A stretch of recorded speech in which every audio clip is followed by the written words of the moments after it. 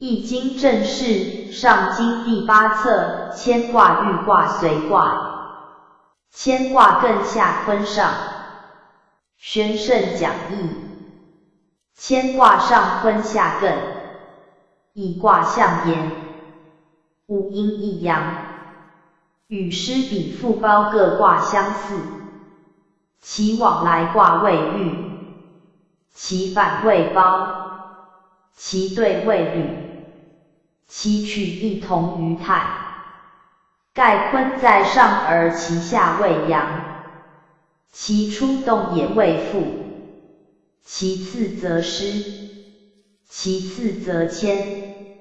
谦谓内卦之变，即坤卦之3爻变乾也。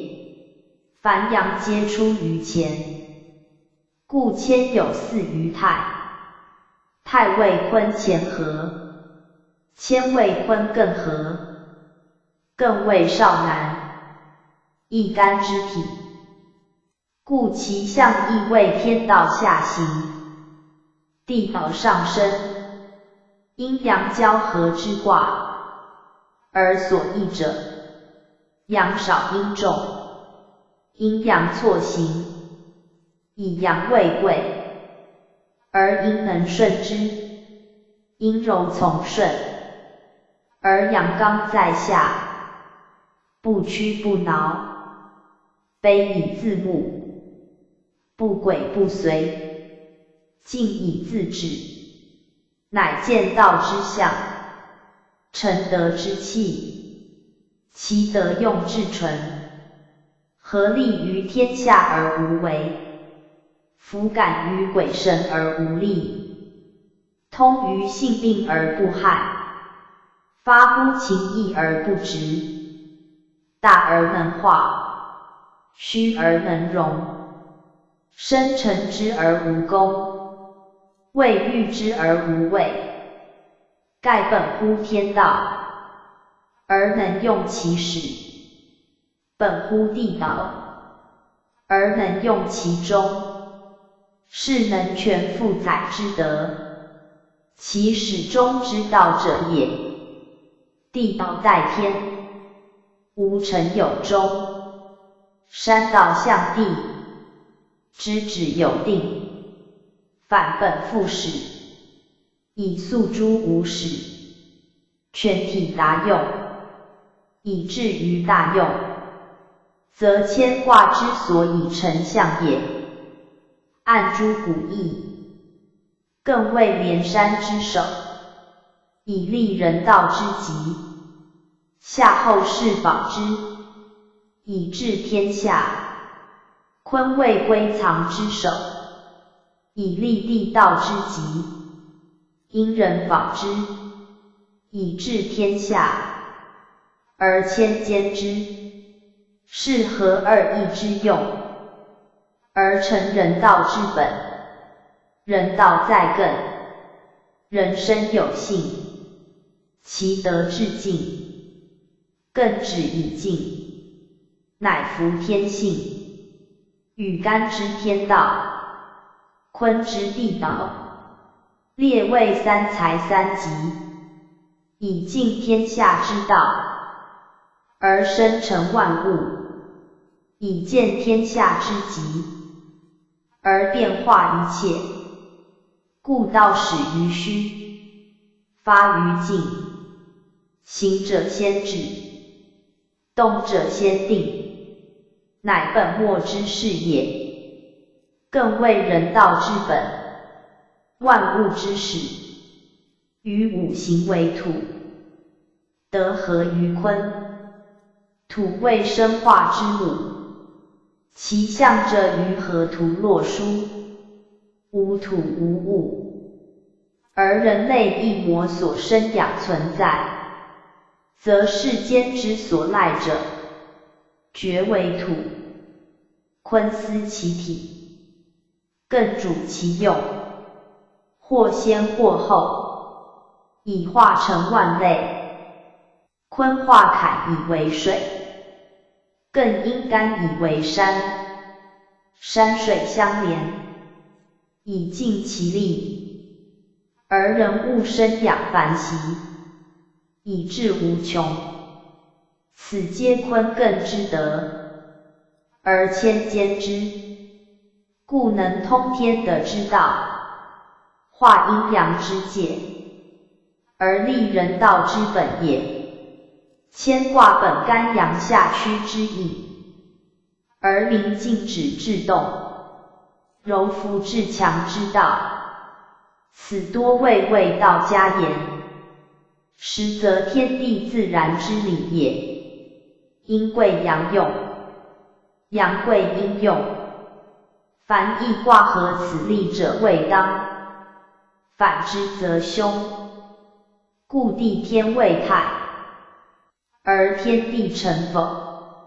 此圣人上察天时，下察地理，发扬为妙，致力终极，而以卦者为治教，玄谓定则也。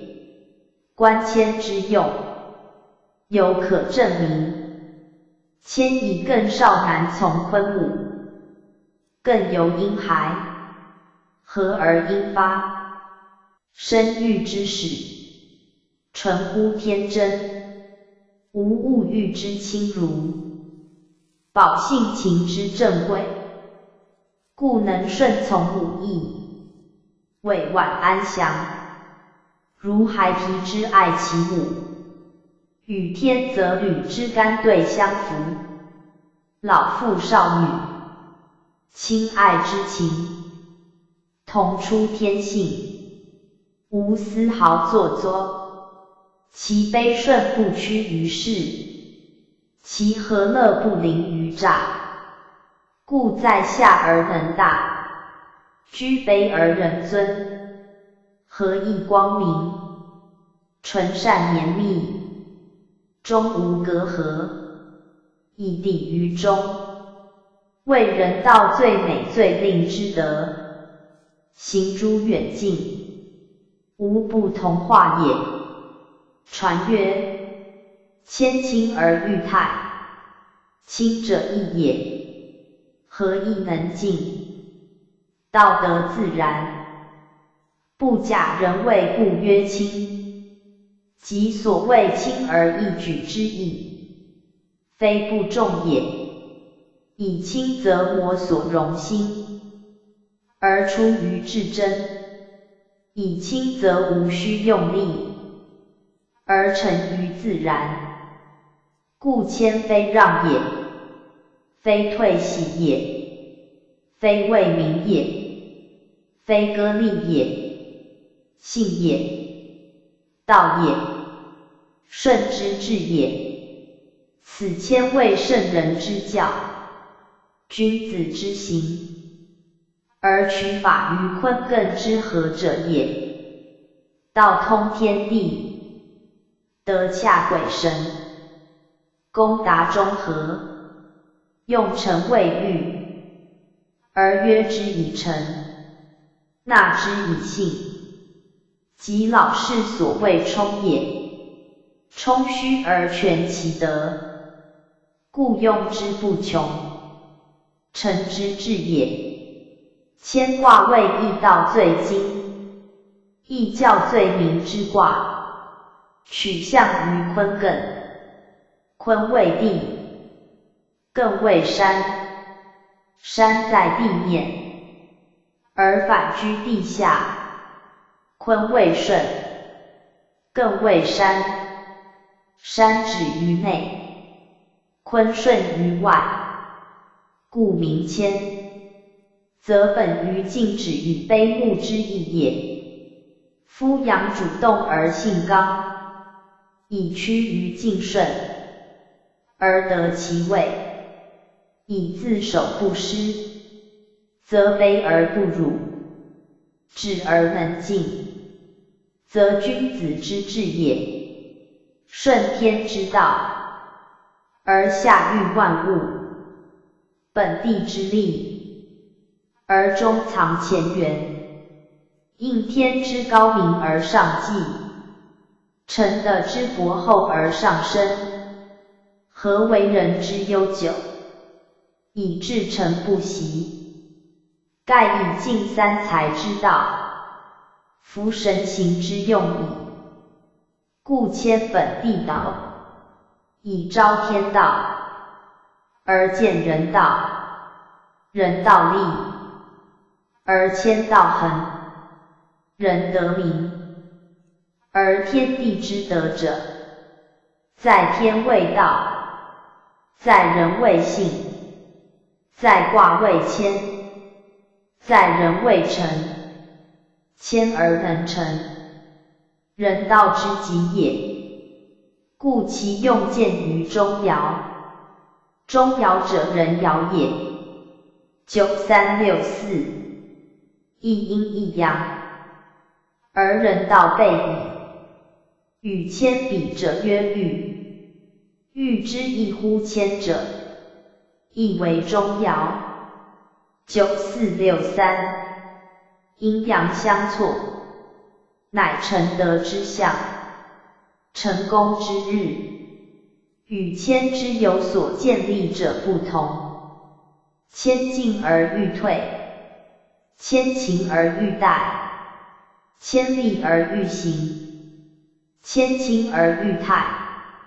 谦为干替以成始终，欲则堂皇以治功业。谦反攻以治其道，欲推己以布其德。故谦内而欲外，谦而欲也。其系在三四两爻之阴阳，谦内阳而外阴，故成道自内；欲外阳而内阴，故立功于外。斯皆人之行也。而君子法谦，以谦之无待于外也。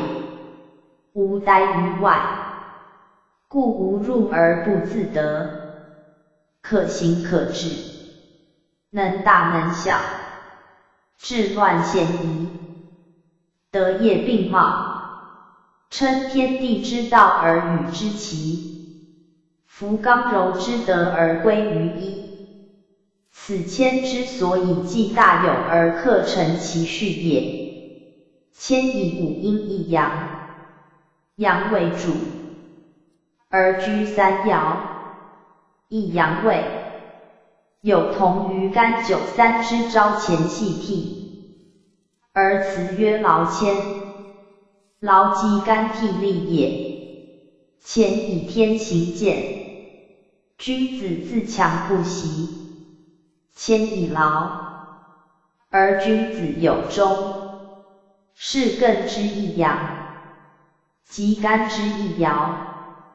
故彖曰天道下济，艮为少南而向山，取义为止，止则有守，山则大生，皆阳德而应用，刚体而柔外也。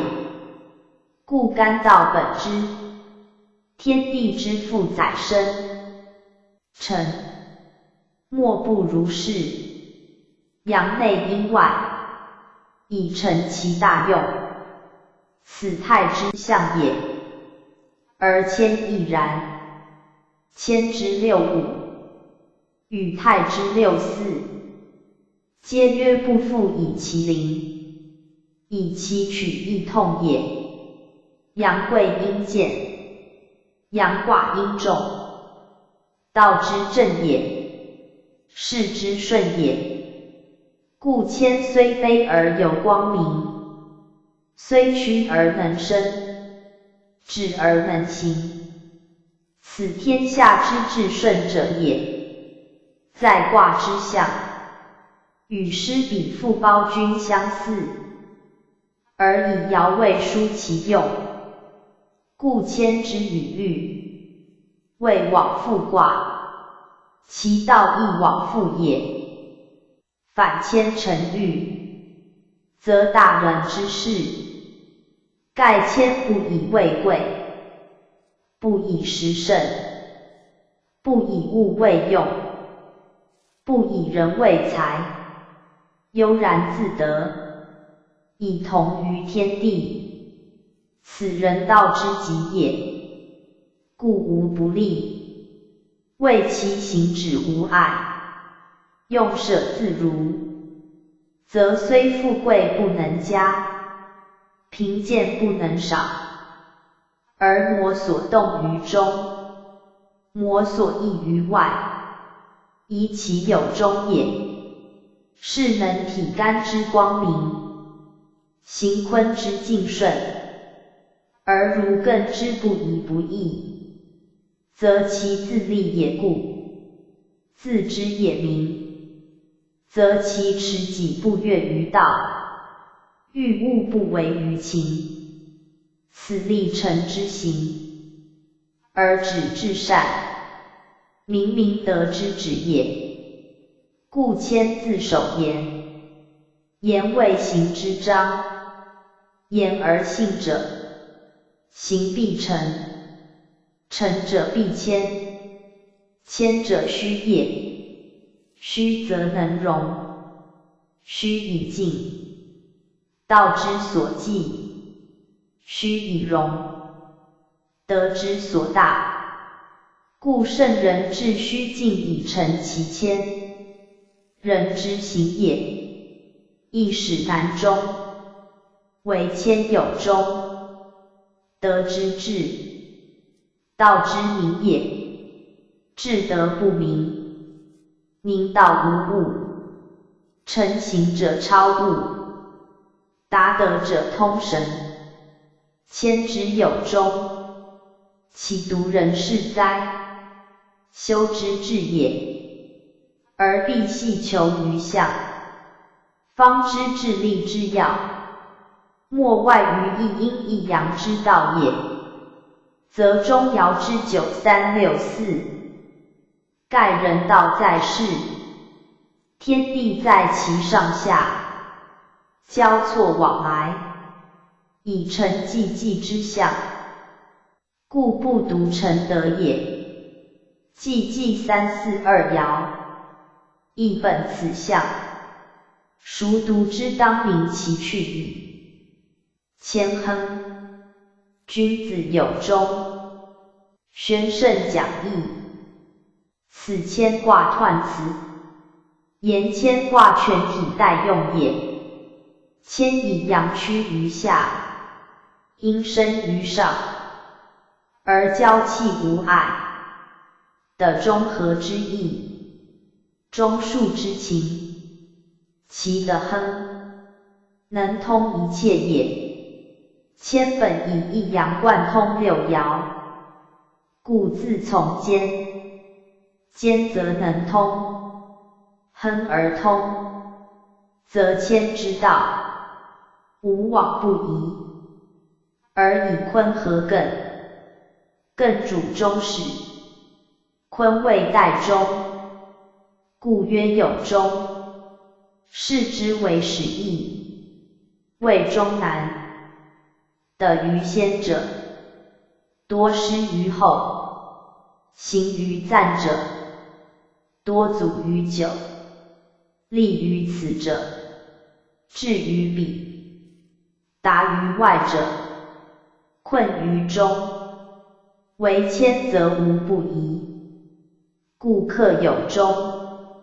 有终则始不必言矣，故为谦克全始终，艮以止而不移其志，坤以顺而不至于物，故亨且有终。斯君子之道也。称君子者，谓谦以德为基，卑而不屈，尊而不傲。处常辨嫌疑，欲治乱不易，故彼之君子。君子以诚德为行，谦者德之最宏，而用之最利，故称亨。而君子以知始终也。夫谦道无求于物，而不侮物，无待于外，而能行外，谓其道之全，而中之故也。道全则能尽物之性，中故则能包外之情。故行止自如，远近同顺，魁之卦象，中故失彼，则有众也。交往欲泰，则自娱也。有众则天下归之，自娱则性道浑然，无忧无虑。天道之玄，可则可象，人道之大，故千间内行外公。天道人事，无不利也，无不及也。宗主附注，乾卦六爻皆吉，人皆知之，而何以吉？则未能尽解，不独取其谦让也，乃谦之卦象所照。卦以五阴一阳，阳居三爻，为人谓之正，而上下皆阴。但就三四两爻言，9、3、6、4，恰符一阴一阳之道。阳内阴外，刚中柔表，本末兼该，体用具备，斯人道正轨，人之德性所见也。故有守有位，能静能止，克刚克柔，可伸可屈，合于时中之盛，而无可无不可也。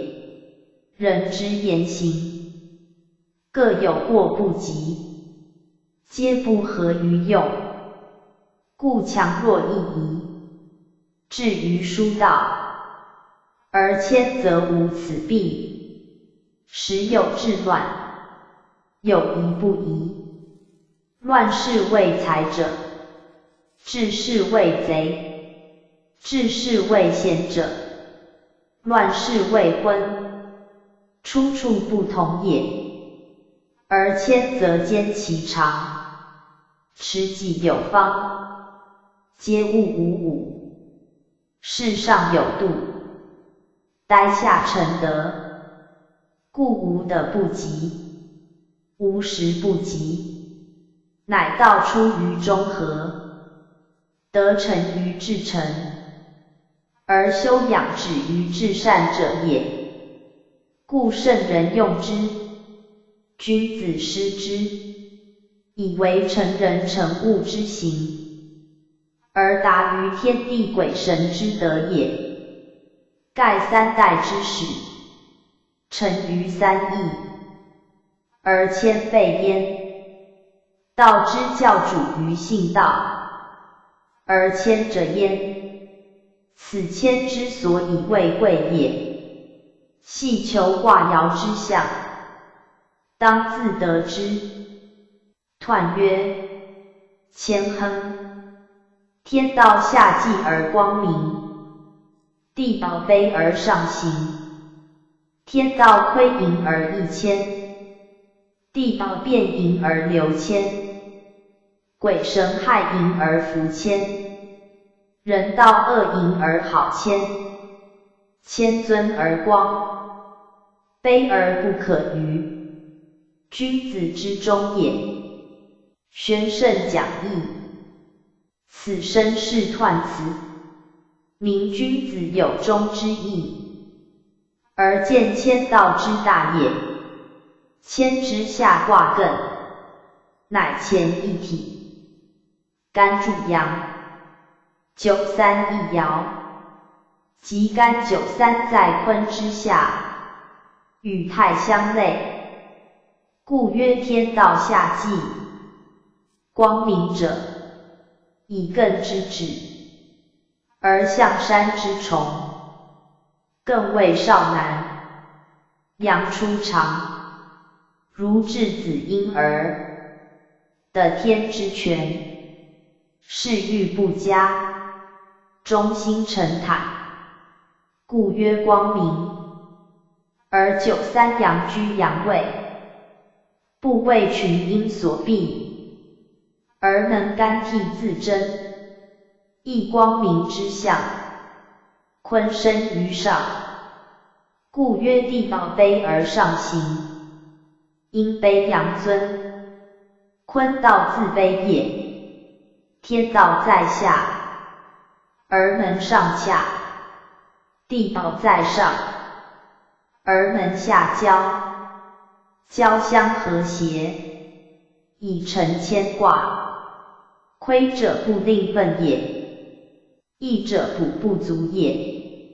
天道下济以益坤，故曰亏盈益谦。亦谓巽正和，以巽阴正阳。正，阳之父；巽，阴之长，故名益。益取补益之意。传曰：损上益下为益，谦之干屈坤下，即损上以益下也。变者，益也；改换也。流者，流也；传语也。坤本静顺，而待乾，则为渐动的本卑下，而上行，则为流变。谦以地之上升，而艮之下，亦谓阴爻。由山之陆地中也。地宝既生，以变易元用。阴爻人在下，以传益于艮之阳爻，是变易其盈而流与谦也。害者恶之也，福者喜之也。鬼神无职，以阳为德，福善祸淫，即贵阳见阴也。人道亦然，人之性也。与神通，恶淫好谦，亦以阳贵阴见。天道下济，以成其善；地宝上行，以益其恶。故鬼神福谦，人道好谦，皆以谦之福于道，合于性也。谦之为德，上有敬顺之坤，以化其刚暴，则与物同和；下有止见之阳，以固其守，则持己不推。在卦象言，谓盈虚适中，刚柔合道。而在卦得言，虽卑而居上，则不逾越；虽尊而自下，则为光明自在。故曰谦尊而光，卑而不可逾。君子以知中成其德，故曰君子之中也。尊而光，指艮之一阳。贵而居下，尊也，而独持其德光明也。卑不可逾，指上卦之坤，本地宝之卑也。而上行以待干有终，则不可逾矣。就卦用言，谦以虚用，德以直诚，道以顺行，故谦之为谦，本天地之道，兼见顺之德，而为人道之基。天道所益，地宝所流，鬼神所福，人道所好，德之至也，道之至也。又谦卦以象的名，以明民用，前半所示，象也。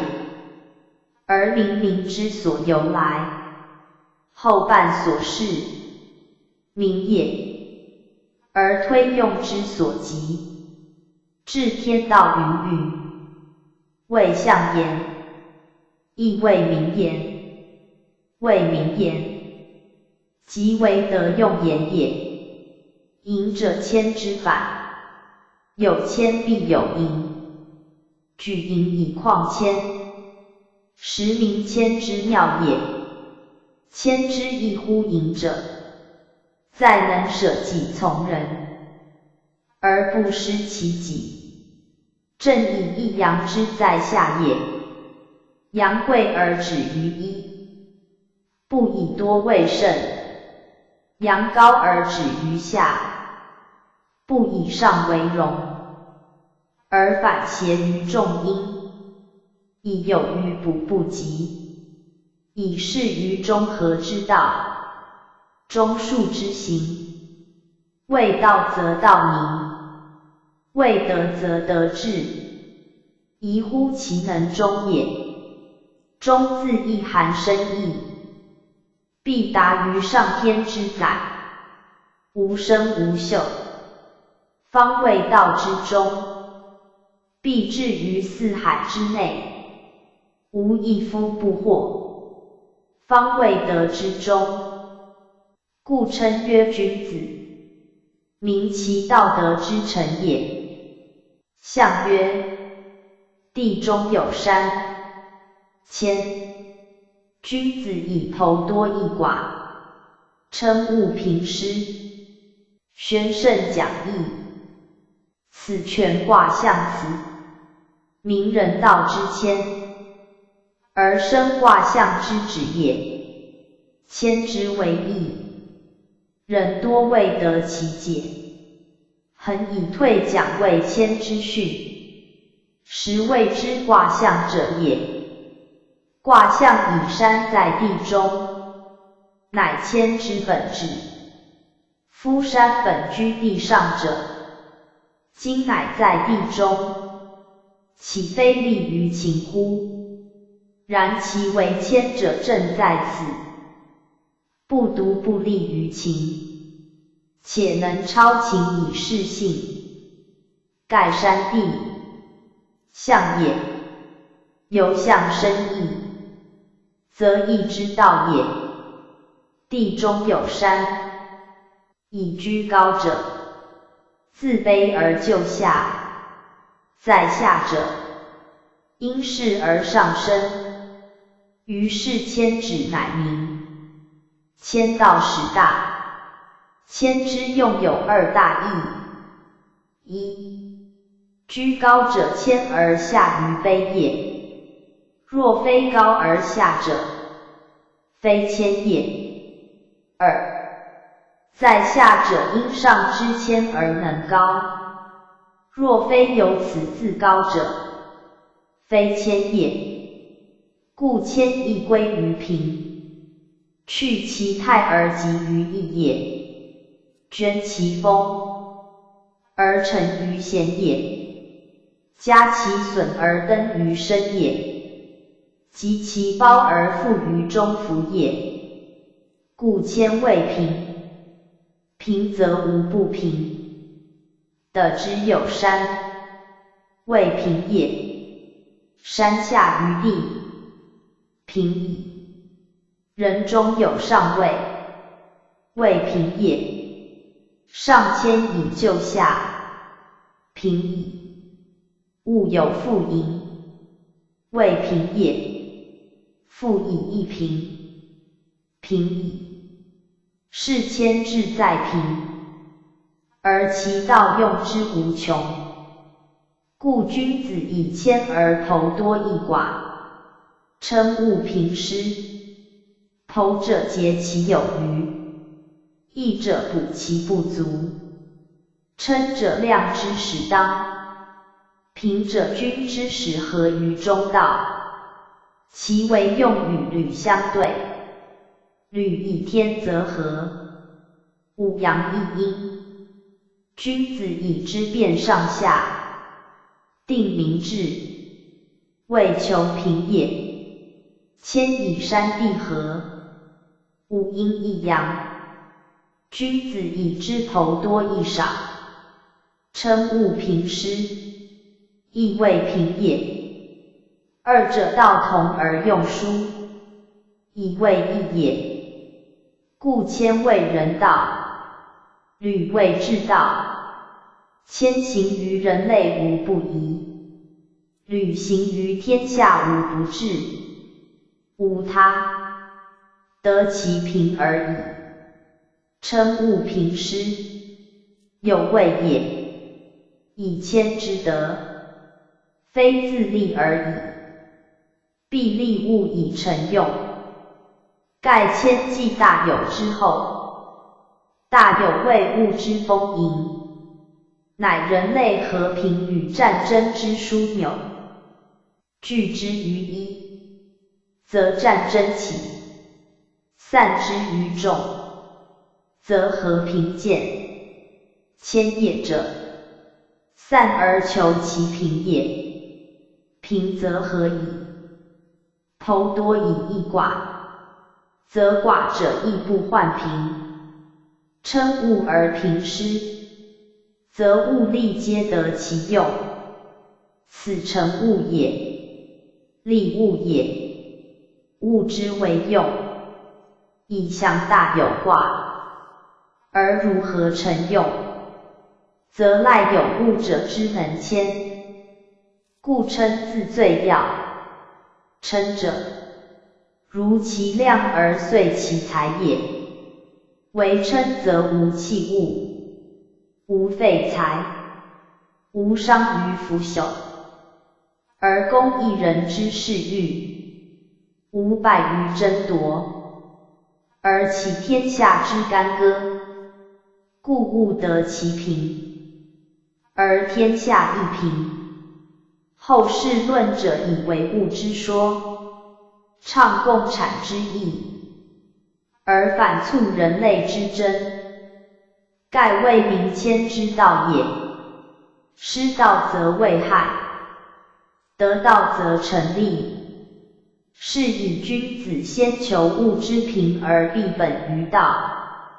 施者给予也，施报之施同义，非以为恩惠也，而必使之有利。所谓惠而不费，则在因民之利立之。盖本于谦之天道下济，其德必光明，以下济而能生地道之悲也。故用在利人，而非利己。然人利矣，物利矣，己安往而不受其利哉？是无经济之争，国无贫富之怨，以其早谓之计也。既谦之后未遇，遇于事先，则有备无患；遇于事后，则安居乐业。故谦卦之反，即欲也。剖多八字，皆谓预谋，而实施其成物之道。且本大有万物丰盈，而昭示其处物之法则，立人道之纲为也。履为礼教治平之源，谦为物我兼立之本。二者相须成用，天下永治，人类永安。其独一时之利，一人之变矣哉！初六，谦谦君子，用涉大川。即宣圣讲义。此谦初六爻辞，名初爻之用也。谦之初爻，即艮之初六。艮本山也，山为指向，为静义，为少阳之动，为有限也。而上合于坤以成谦，则亦艮矣。盖艮为土，坤亦土，两土合，则变。艮主静，坤亦静，两静会，则易变。且艮为阳加阴，其体静而气深，其得土而名山，其用止而治虫，是其变也。先见于艮，故爻辞喻之涉川。谦谦者，以谦之君子而能谦也。越谦越退，而得越进，故谦谦有所行也。且远将至于吴江，则应坤之牝马，行得之意矣。体止而用行，道静而得动，心静而致远，身退而则流无垠。此以艮而涉大川，且未及也。是之物事，或体用不同，本末易志者，皆如此例。而谦以艮为体，以坤为用，艮始于下，坤成于上，故艮之得比坤，而类于牝马之行也。故无大舟，未行之阻者，莫如大川。果大川可涉，则贺往而不达哉？曰用涉者，明其象之非，而本末之意也。若象有涉水，而体用同，则曰利涉。谦固熟于山道矣，而反以求于下，则涉水亦极。此即天道下济之所为也。天亦生水，天道下济，水乃不畏险。关于卦象，二至四户坎，即水也；而三至五户震，即木也。合则雷水解之象也。木行水则为舟，解则无阻，故宜于涉川。此皆爻之变，而属体用之差。本末之书者，乃必之君子，能度大难，越大险，而无不及也。象曰：谦谦君子，卑以自牧也。宣圣讲义，此生是爻辞之意也。以君子无不谦，而犹能卑以自牧，是谦之又谦也。牧如牧羊之牧，自牧者不待人之责，不因外力之迫，即克己也。克己以从众。取卦象93一爻，下济以从五阴也。艮之三爻，二阴一阳，阳本居三，今谦之93，反居坤之阴爻下，故有克己之意。而出六一爻，处位最下，是谦之又谦之象也。出与四应，两爻皆阴，亦谦谦之象，且下卦主升，而阴爻主降。出位为刚，而六主柔，宜升而降，可刚而柔，是其卑以自牧，犹未明者。此全卦皆以谦名，而出六则称谦谦也。然谦之主在93，君子之谓也。93下交于初六，以成其谦，虽卑不辱，虽下不贱，人不失为君子，而能用以行于天下也。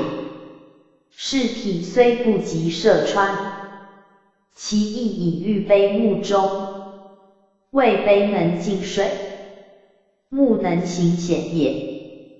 故谦谦君子，卒能治其德于吾将矣。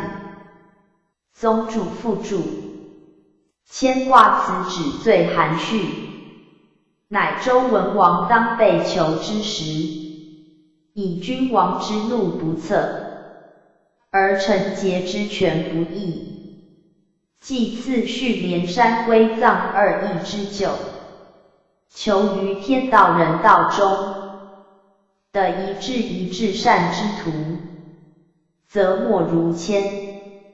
谦本于艮坤之和，而坤在艮上，则止于下，而不惜崇高；进于上，而不失柔顺。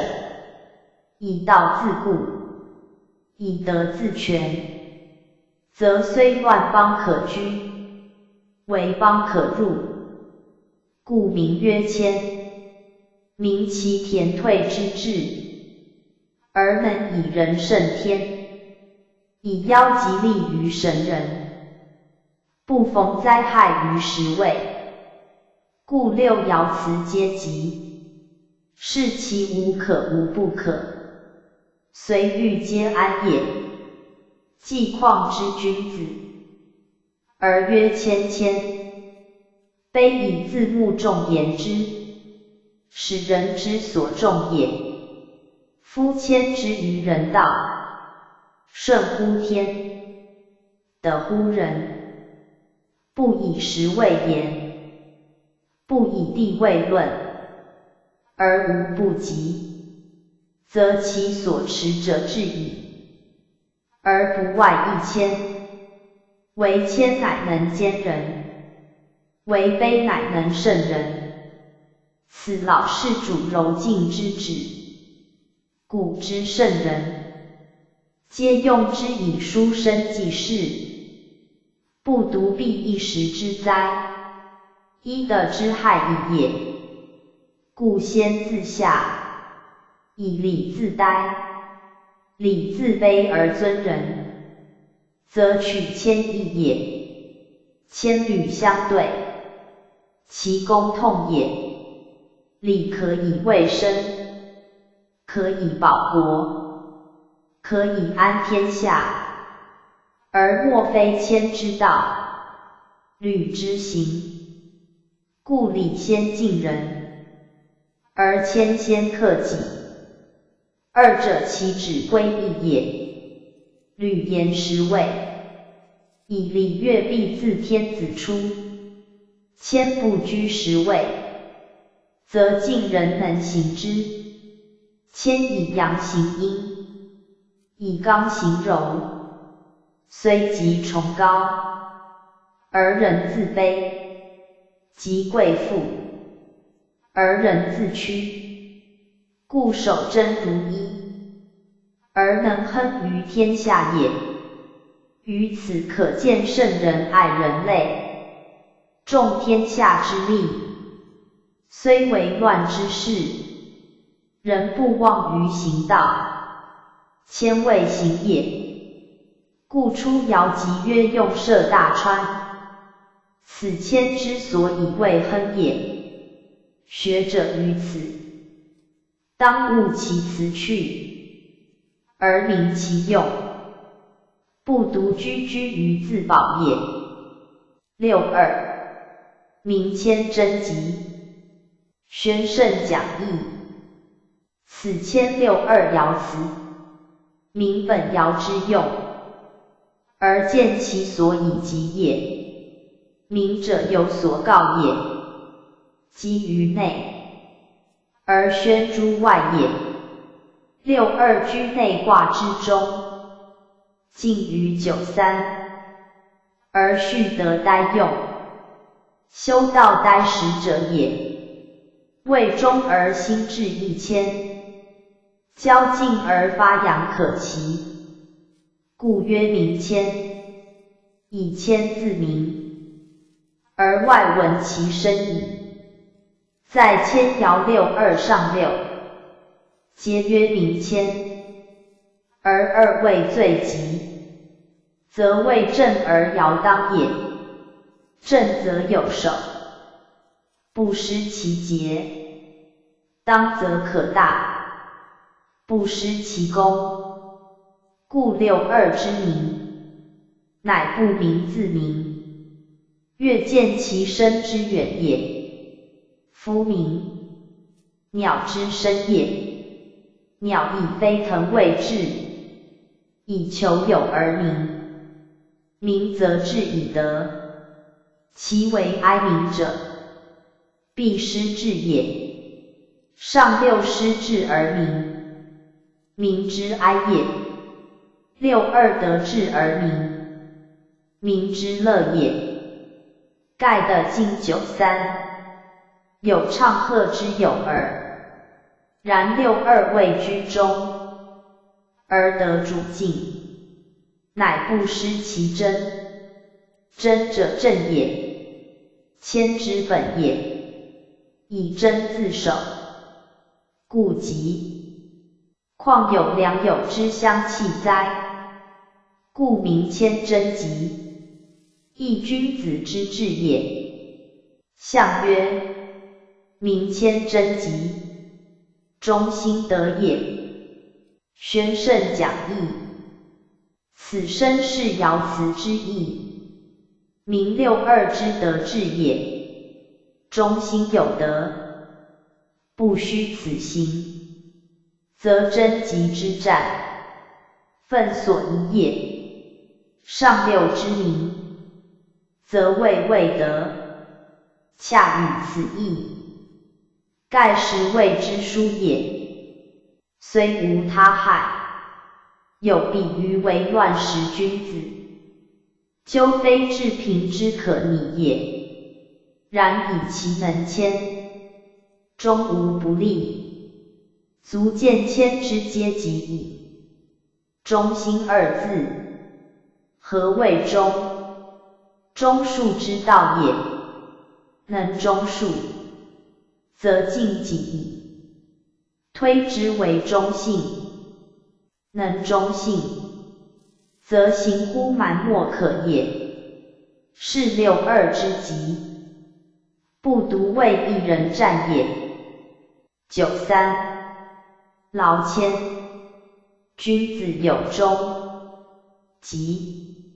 宣圣讲义，此谦93爻辞，言本爻之战，并明权卦之代用也。谦卦以一阳居五阴之间，时即一干爻参入坤卦，此前爻93是也。故93一爻，为权卦主爻，谦之代用所记也。93者，即前93，在干之辞，曰君子终日乾乾，细惕若厉，无咎。而谦之辞，则曰劳谦，君子有终吉。二者辞异而异义也。劳谦者，干惕若厉也，有终吉者，无咎也，而亦犹进一层矣。盖谦93虽同于前，而其064，则坤也。9364，何服其德？不独无咎，且占终吉。若干93则成94。二爻皆刚阳，重刚失中，本有咎也。以君子朝前细惕，今乃免耳。是谦93，既无重刚之嫌，加以劳勤之德，其祸于天者，故不止于免救。故曰君子有终极，此句与彖辞同，则以此爻主权卦也。其意以见前，为93之有终，兼人事言，则以劳谦也。劳谦正如干涕若厉，干涕谓劳中谦，若厉谓谦中劳。朝夕者始终也，君子朝夕不懈，自始至终。干涕若厉，则谓谦者至矣。故曰劳谦人事也。就天道言之，则劳谓劳，如劳来之意。天以君子之谦而劳之，必有终极也。故干称天道以畜人事，谦则重人事以明天道。二者虽同，而致力殊也。夫劳谦因自劳，而得天之劳；因自谦，而受人之谦。则劳者不倦，谦者不卑，其有终极可知矣。象曰：劳谦君子，万民服也。宣圣讲义，此生是爻辞之意，民终极之时，而正劳谦之待用不虚也。天劳之，民服之，正由其能劳谦。劳则与天之行健，同有不习之成；谦则尽人之性德，合乎人治之道。故得天者得福，成人者成己，此其所以有终也。有终含成功之意。天生地成，道生德成，言有终，以包生成矣。故爻辞曰：有终极，而是闻指民为万民服也。夫谦者自下于人，非欲服人也，而其中则人贤服焉，是谦之成用，谓自尊也。而曰谦者，正以谦之用，在人己同成。谦者我之谦，服者万民之谦，人己同谦，此所以谓成也，谓终也，谓极也。大哉劳谦，只与天同道矣。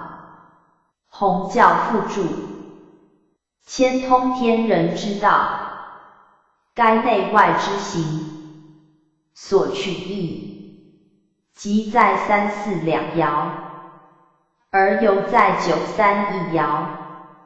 9、3皆阳，而居群阴中，得位首，顺时以行，故可行可止，可大可细，无不自得，而能吐纳天地，交错阴阳，取济济之中心，夫交泰之德用。故在道位诚信存，在德位欲无疆，不独以谦退为处世之要也。又曰世人以谦为私德，为消极之行，图避祸患于一时，亡秦于国天下者，实为民谦用之博大也。夫子详为讲解，使读者知圣人之心，早以防经济之争，共产之害。而求物之平，大众之利，于牵挂寥寥数语中矣。果系物之，当得解决今后纠纷之正道。64. 无不利，为谦。宣圣讲义。此谦64爻辞，言本爻之用也。64为上卦之始，即坤卦之初，下与艮交，而成一阴一阳之象，盖艮之上爻，当前93，而此爻当坤64，二爻恰相偶，以服一阴一阳之道也。且64本坤柔之德，生而居上，柔道外者，未必冒大行，以协于牝马之意，行得无疆，以成其后载之功，其德用最纯，功效足称，与93相得，为人道之权，以合于人一体用之性，是牵卦之大用，当取则于3、4中爻也。3为阳，主静，主有位，故名劳谦，为体于行健不息之道也。4为阴，主退，主自反，故名为谦，为体于顺承待承之道也。为者由归也，发挥之也，由位也，作为之也。为以为退，则如始之下；为以有位，则如至之臣。皆取顺守之意，律循之戒，不自主持而更张之，不因为事而善专之，故曰为。为骨灰字，亦同谓，盖名其听指挥，而为人也。指挥者，令之则从，命之则成，以64下与93应也。柔道也，为人者，无出入其度，常始终其职，以64接93之后，而待之招垂于外，阴道也。阴带阳，以施之于物也。柔并刚，以推之于道也。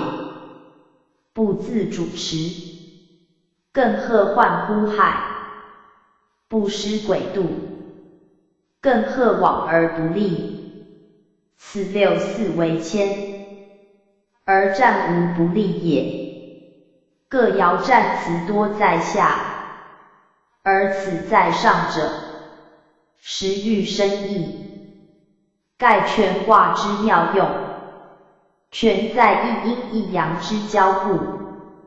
阳在上而居下，阴在内而出外，而93、64又阳与阴之代表也。93以顺上而交阴，64以道成而应阳，此象之自然，而辞亦如之。故93终极在下，而64无不利在前也。夫64之无不利为谦，明其所在皆利，而治之也则谓为谦。盖谦之用，至64正当发挥之时，光大之际，犹在能循守旧业，推展前由也。象曰：无不利为谦，不为则也。宣圣讲义。此身是爻辞之意，言不为于九三之度，而常尊坤之顺承代中之道也。在九三之时，以劳谦之功，得万民归服，是天下已定，大业已成，此后所需，守成也，律度也，不谦不忘，克神前列而已。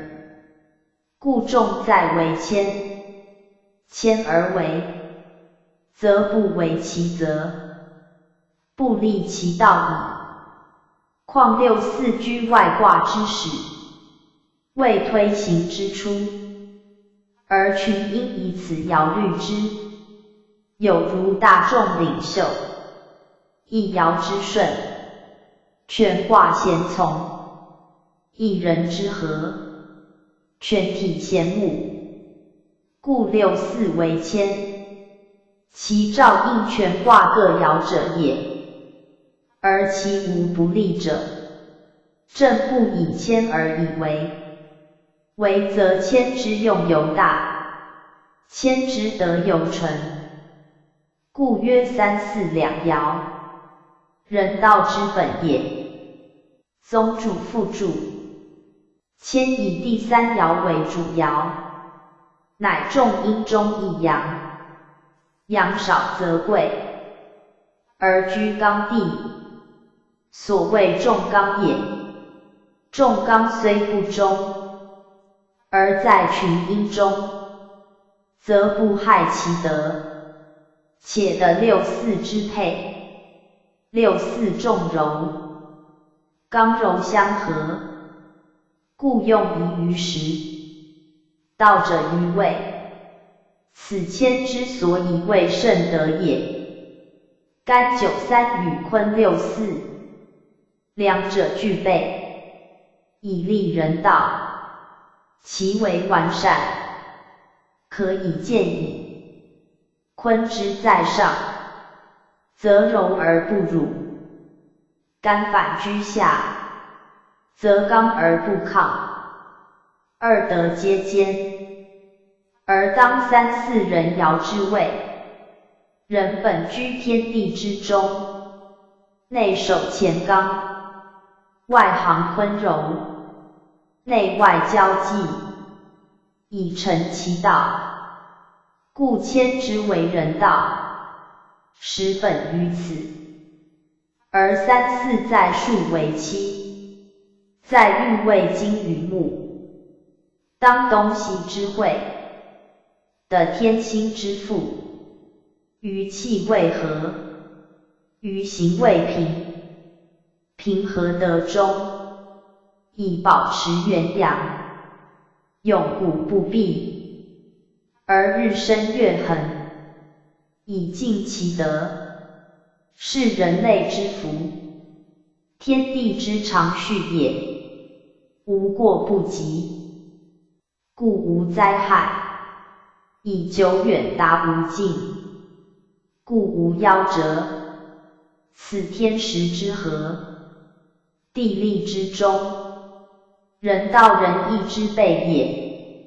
由1岁之春秋，四方之东西，无极寒极暑，偏旱偏辽，故谓平谓直，而无患于变也。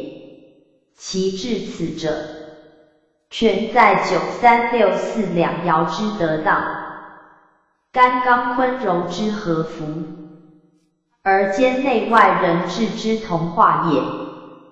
读者于此，当细谓之。又曰：谦与太类，故爻辞亦有相同处，然太谓坤乾，谦谓坤艮，其气数不同，得用异义。谦六爻皆吉，而九三六四最为吉利，以居中爻，为人道之基也。九三以阳领阴，六四以阴从阳，凡卦皆以阳为主，阴为从，未顺，反之谓逆。谦之三四爻，顺之至也，顺则利矣。六四以无不利三字观全爻，名其为至顺至利也。唯有如臂之使者，手之使指，指挥自如，亦不为扭，亦顺利之辞，唯从手从谓，言如手自谓之。是之义者，多以指掌反手谓喻，以其动则有成，举则有功，不劳不困，而能挫致如意，故曰为。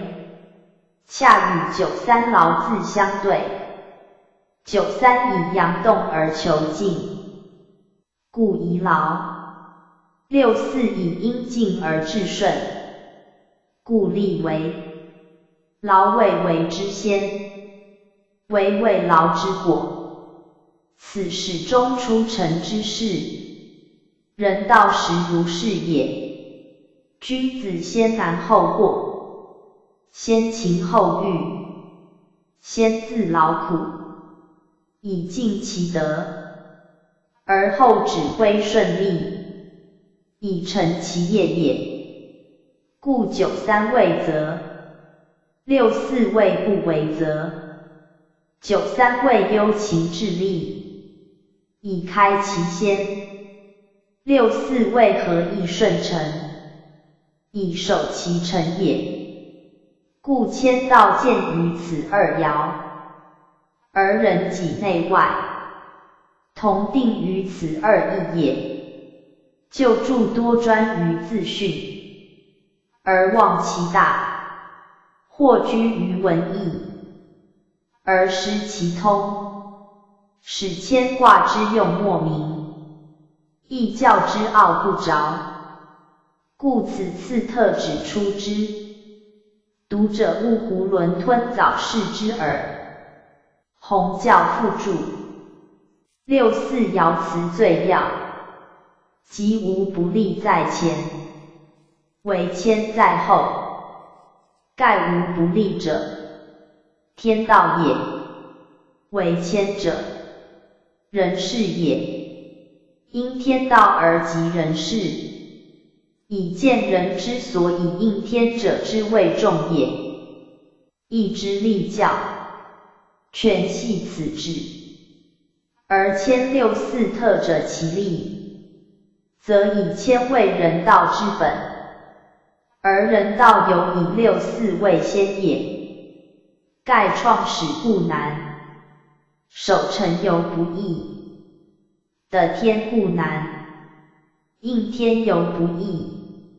此一时圣人朝垂万古，特谆于文字间也。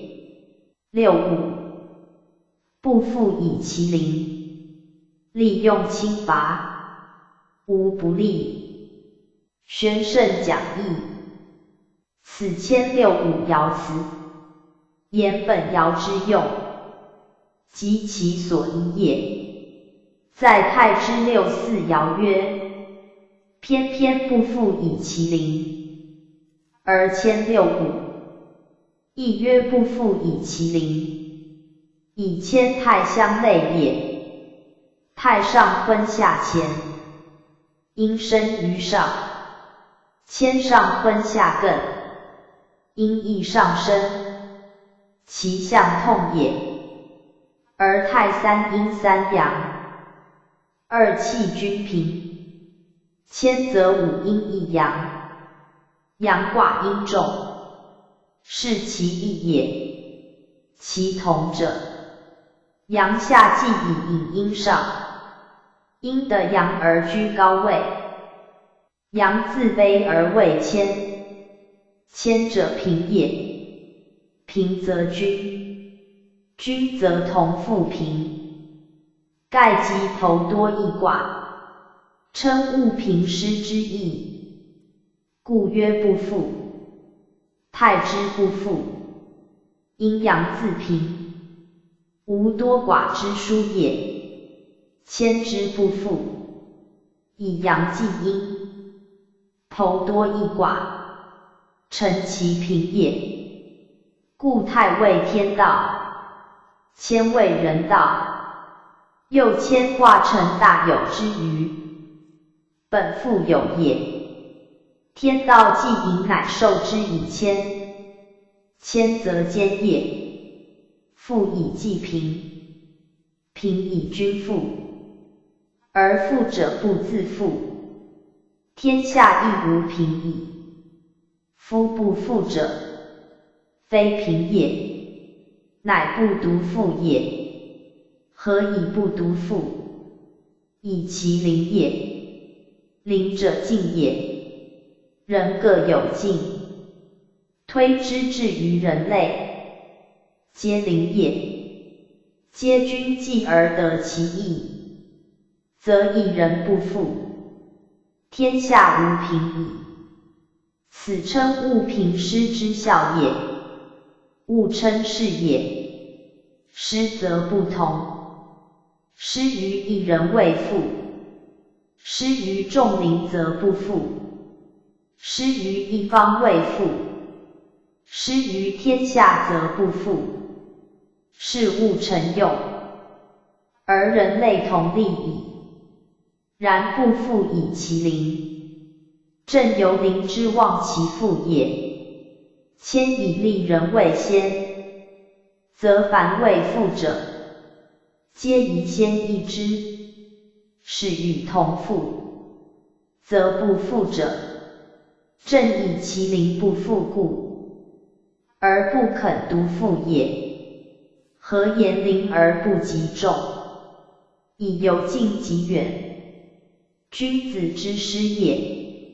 若徒言兼爱，而厚薄不分，或厚者反薄，薄者反厚，是莫也，非君子之志。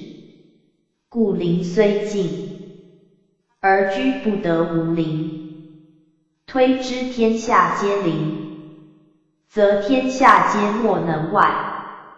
君子之师，故无营也。取义于牝马行的之象也。其行无疆，其始足下，是以其邻者，近有远也。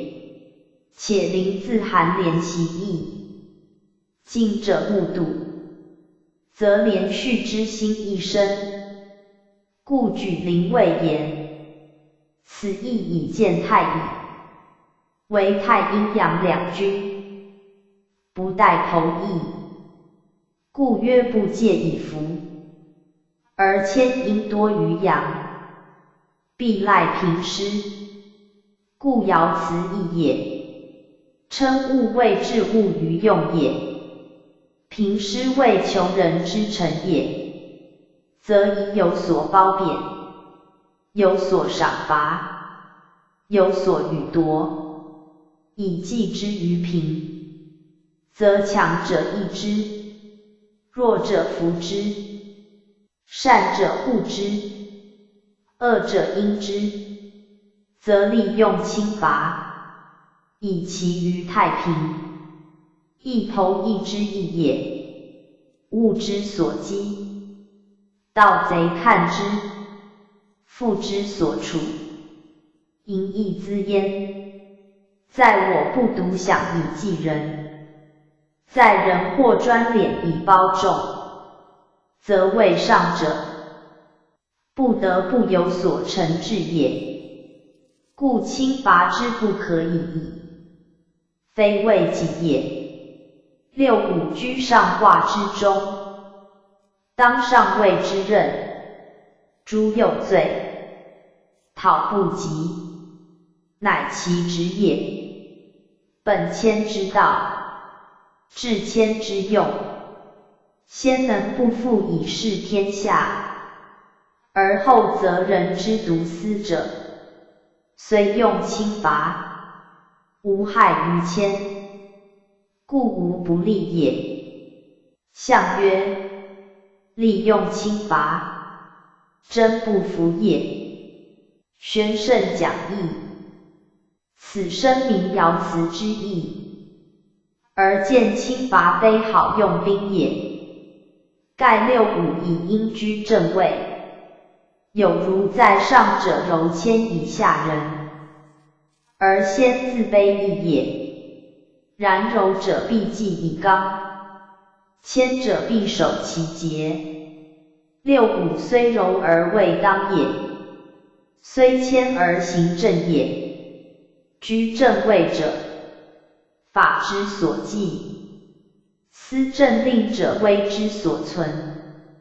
六五与九三相应，的阳刚之辅，所谓三五同工也。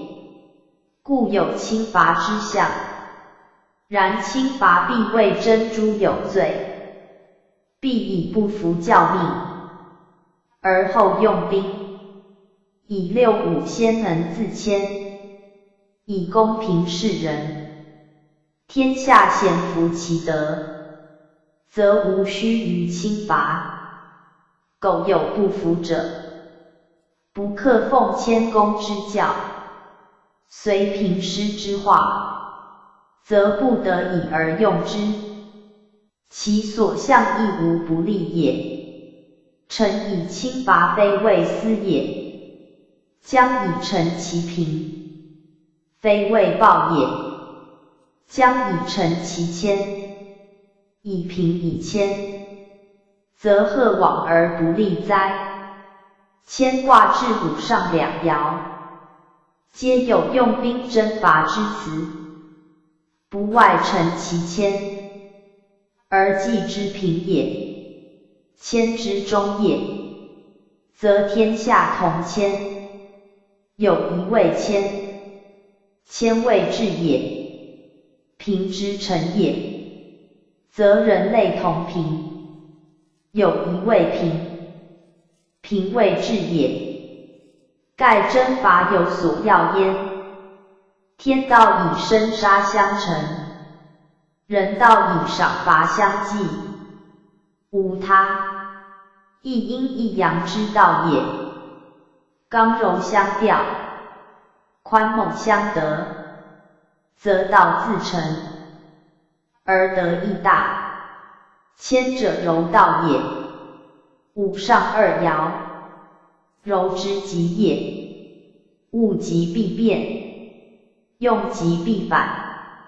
柔极必以刚济之，谦极必以威成之。故谦卦有失之象，谦亦言之矣。征伐之事，师卦之意也。师以坎和坤，亦五阴一阳之卦，而谦卦内亦故师象，此用兵之合于象也。师与彼反，谦道不比，比之匪人，谓道寇之象，亦不服也。故用师以征伐之，谓纠之于正也。正则定矣，天下正定，而人类安和，则轻伐之功，与谦卑同其用矣。上六，民谦，利用行师，争一国。宣圣讲义，此谦上六爻辞，言上爻之用。即谦卦之至极，其道且变也。上六当谦卦之中，居最末之位，乃全卦之极也。而由内外言之，乃推至无尽之域，由得之极，以行之且穷也。谦以坤道恒的无疆，至上六位坤之中，一行之极，极则变，变则反，故上六之变，谓欲之出也。迁欲谓往复卦，迁反谓欲，欲复谓迁，迁之中，即欲之始，名迁之意，以见六二爻，皆以迁名示于众也。迁而名，其德至矣。六二之名，以居内卦之中，当迁之正位。迁以自卑为德，内正其真，恰服其德，是成德之始也。故在内名，上六在外卦之末，迁德既大，天下望之，是成德之中也。故名于外，内名者，求己以敬，上谓真信于人，明之以照人也，是谓中。上六之外名，则推以之意，近者以悦，远者且来，而犹或有未洽者，则名以广其迁，是谓数。又上六乘六五之余，当高位之地，以谦推之天下，摩所不应。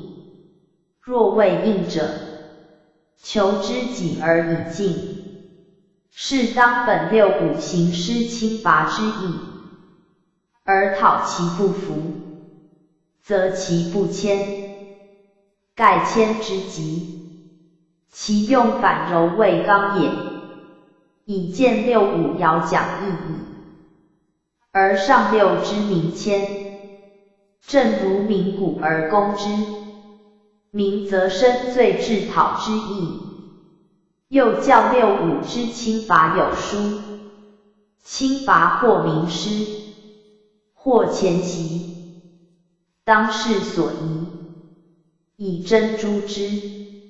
若上六则不服者，罪益者，害谦者，众所怒，唯有声明其故，而出师征讨也。故曰名谦。利用行师征一国，一国者，属国也，非所执治之国。在今日言，则远彼之国，盖其居远，不得亲受政教之化耳。如袭诸侯国下之意也，非天子自封，不直立于王，故横梗王化，而害于教令之普行。谦之不克及于天下，是谦之用未尽，谦之治未得，则居上者，以谦行谦，不得不用师以成谦，即所谓用柔成刚，用阴成阳也。谦之对师谓互相，师用于外，谦用于内。谦之谓达于远者，必利用于行师，而生征讨也。一国之象本于坤，坤为土，凡虑土者，莫非国。苟有国民，即当虑王教，虽非直治，而得用由天之父的之载，无不备也。况国异而人同，谦者人道之本也。有不虑人道者，人类之贼，必有天诛，则征讨者，由生天诛也。故谦之行师，谓成谦之治也。治未得而后用师，用之而谦用越大，故利用师以大谦，则谦道无不包备，无不虑循，而天下人类无不知谦之美且善，则民谦。时谦自民矣。象曰：民谦，至谓德也，可用行施，真义国也。宣圣讲义，此生是爻辞之意也。坤之上六，曰龙战于野，其血玄黄。师之上六，曰大君有命开国成家，小人勿用。谦取坤而用师，故曰利用行施，真义国，皆本刚柔相济，内外相成之意也。上六与九三应，九三为刚，且为权卦主爻，上六应之，故有行施征讨之辞。上六以柔极反刚，而所居地位极高，征讨之任不得辞，与六五之轻拔一异。而九三在卦之中，将权卦五阴隔绝，阴阳相从，而升降有别。阴在内者易从，在外者难服，以处的书也。故六二名谦，未顺以往外之时，其志相得。上六名谦，未密以推行之计，其志不得。以上六居极地，若不反，则将穷也。故是文曰：名谦，至谓德也。此与六二之中心德也一语，恰相照。同一名谦，而六二未得，上六未得。盖上六之志在外，不得于外，由外之不服也。六二在内，内以从矣，故无用师征之语。且谦之护师，在三爻，即二三四爻不坎，五上出爻不坤，合成的水师也，则三爻为内卦之中，上爻为外卦之正，是以反出为中矣。故用师为反行，为逆推。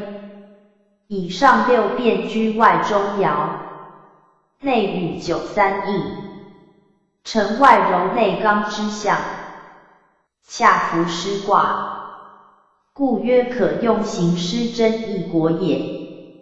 凡用户卦皆如此例，或从上户，或从下户，谦从下户，则为水的比。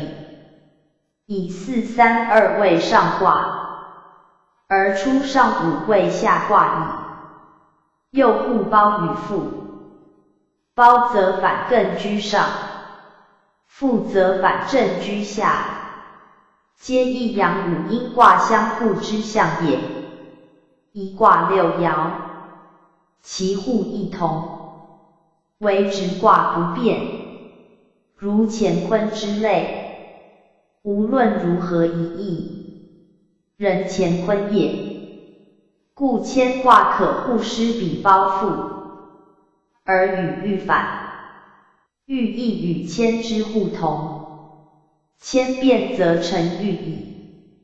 谦以五阴从阳，而阳自卑，故曰谦。言其本高而自下也，以艮之一阳。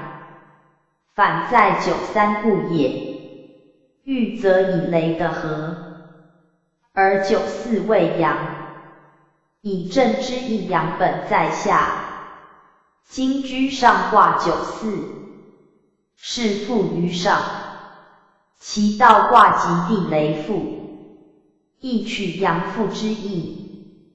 而地位有高下，则其所行有远近，所达有难易。复远欲近，复难欲易也。若与谦比，则谦远而难，欲近而易，皆以阳言。阳主身，以至于上爻未至也。故谦位不足，欲位有余；谦位真，欲位利。即以谦之内外言，亦谓内真外利。而有卦得言，则内谓真，外谓晦。以利则易晦也。有余亦易晦，有余即过，过则毁也。故在六二曰贞吉，在上六曰利用。虽不及晦，悔自弗焉。盖以谦之德能无过也，故必曰明谦。若离谦，则有悔矣。虽用刚而利犹在，能始终于谦也。谦之为用大矣哉！宗主附注：谦卦至上六，以谓谦道之中，而与欲相接，故欲之用。即在此上六一爻，谦欲相反相成，一往一来，一逆一顺。谦往欲来，谦逆欲顺。谦以阳下济，未往未逆，欲以阳复生，未来未顺。往而逆者艰难，故必谦。来而顺者变易，故名欲。谦以己从人，而自守不屈，乃能成大有之业以不虞。欲以人从己，而自欲不为，乃能全谦之德以交服于天下。然谦为己，亦为人也。成败利害，皆其之于一，故有吉无凶。欲则成人以成己也。得失荣枯，各有所盼，故忧乐恒视其德。吉凶亦半焉，此则用之有殊，而持之有别也。则由阳爻之在上与在下，所生成者不同也。在下则道长而长虚，在上则途径而易满。虚以自紧，则有备无患；满以凌人，则多欲害得。欲之名誉者，圣人恐其过于易欲，而忘其害。欲其实自替利，而有所欲也。欲则利，不欲则害。大哉欲乎！岂徒悠游侠欲之谓乎？故君子因欲而知戒，戒则富于谦矣。又曰谦位坤艮合，卦皆主静，而说卦称谦轻，人多未解其意。轻者轻视一切物也，以性主静，而气长止。静则寡欲，止则克己，故能清诸利害。独往独来，不为物易也。又轻者，辟之轻车简从，摩所牵累，行止自如，不求人众，而先自卑，不以民众，而欲自益，虽浮游于天地，如一羽之莫成，虽吐纳于鸿胪，无一毫之备损，此即所谓轻也。轻则轻，轻则深，天之上浮而虚者，轻也。道之无往不入者，轻也。唯能磨砺至于纯精，而后能超然高举，不至于俗，唯能剔洗至于极细，而后能萧然直往，不拘于形，故曰化。中庸称至诚能化，孟子称圣人大化，皆必先有谦之德用，亲之道力，非一蹴可及者也。大道若虚，大德无名，谦从地道之纯净，以习于虚，自山道之知止，以静于大定，与佛教止观定慧，同一法门，又兼连山归藏二义之妙用，以发为道儒两家之治教，故自从言兼，兼止兼二义，通二教，连山义，原名兼山，言止至诚。孟子所谓之言，诚必始于言，故谦德非独退让也，乃人道根本，合天地之道，而得其中和，明性命之理，而通其妙窍者也。谦其一言哉？是独夫子讲义，当知其经运矣。弘教附注：谦谓人道根本，而所取亦由于一之谦卦。关于卦象卦辞者，皆至精要，并非图示卦也，乃只是谦德的名与成用之道。此本于连山归藏二义原意，而复今文王推演谓辞，其卦合坤艮，即连归二义之首，故包举三义之权，定人生道德之本，无论为道为儒，举不能外此为自修及安人之备，故称谦为吉卦，言其克服天地人三才之德用，而能协性情之正者也。豫卦坤下震上，宣圣讲义。豫上震下坤，与复卦同体而异位，皆以阳爻为主，阳上升之卦也。再复以震居坤下，一阳始动，为阳气出复之象。再遇震反居坤上，一阳在第四爻，是为阳气奋生之象。其意在道之远近，谓之高下也。豫与谦谓来往卦，谦以艮在坤下，一阳居第三爻，反上位下，故有谦退之象。豫以震出坤上，一阳登于本位，故谓豫义之象。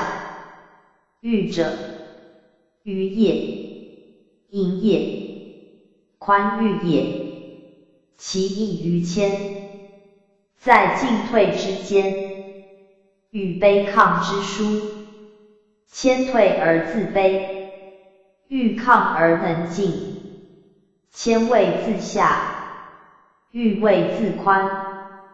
其德用不同也，欲以有余，而德的有位，故宜于静。其动至顺，谦以不足，而志在下计，故宜于退。而其动也必争，故谦以真用，欲以利成。欲之利，成利也，利于天下，利于万物。盖能体坤之顺，应干之刚，一阳在外，五阴随之，故至行而用力。此干之大利，利天下，的坤以顺承之，而行的无疆者也。欲之卦象，五阴一阳，与谦赋诗比包无卦同。其对卦为小处与构，小处为正对，构为错对，盖构与复对也。故体阴而用阳，以一阳在外也。阳外则推之于远，阳在四爻，本正之初爻，在正位出动，在御位之上，以元在下，而今居上也。与谦之艮卦一阳元在上者，宜居下卦，其意恰相对照，故谦位自卑下计，欲位上升以高以远。其卦爻阴阳数同，而地位异也。四爻为阴位，而阳居之，阴阳相济，与六三相应，六三九四，乃为济之象。而欲以的六二之辅，乃变为和平之象，则不因中爻之交互言也。谦之为道，取中爻9、3、6、4合于济济，乃为下济。而欲则以9、4、6、2相应，乃为刚应。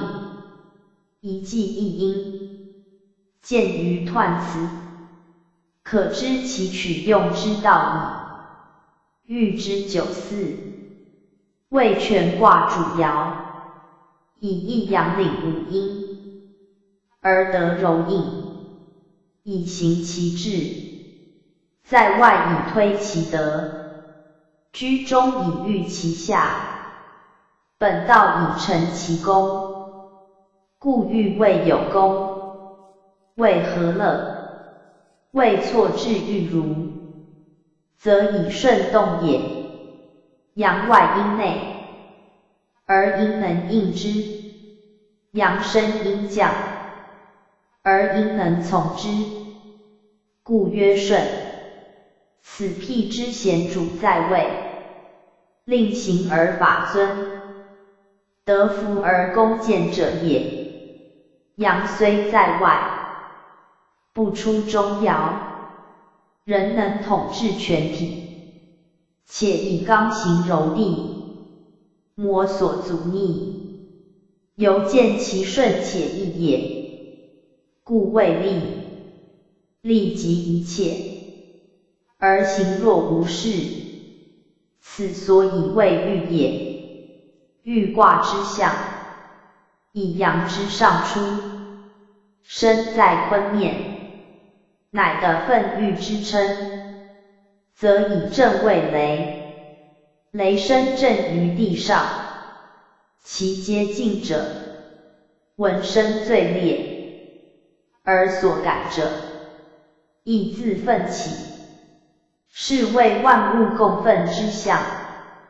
辟之春日，雷声既鸣，万物皆出，天下同春之象也。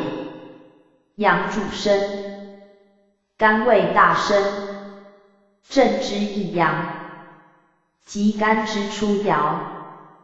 肝动而成正，正而合于坤，即阳气生于地，的为人物所忌，的受之，人物亦皆受之，故奋欲之用。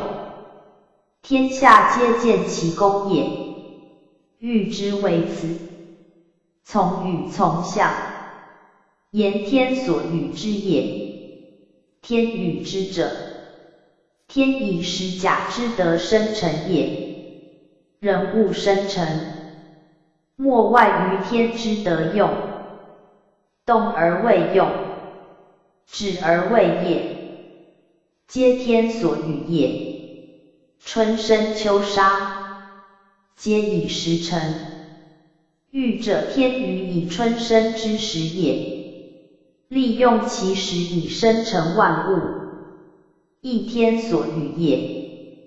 故欲为天与之象，而与自称之辞，欲之所得，由天与；欲之所成，由自治。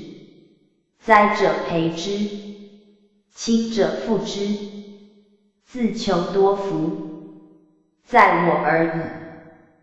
故从与，言我所得之天者，当有以象天之德，而推之万物，共成其欲也。欲因谦以成大有。序卦曰：有大而能谦，必欲，故受之以欲。可见欲之来，非偶然也。由大有之后，而克成之以谦，使祸亨之以欲。欲者，抱谦者也。非谦不得欲，非大有亦不得欲。大有以复数之，谦以安和之，而后天下同欲矣。盖欲者，天所厚也，人无以顺承之，安望能久享有乎？欲自从欲，其止生矣。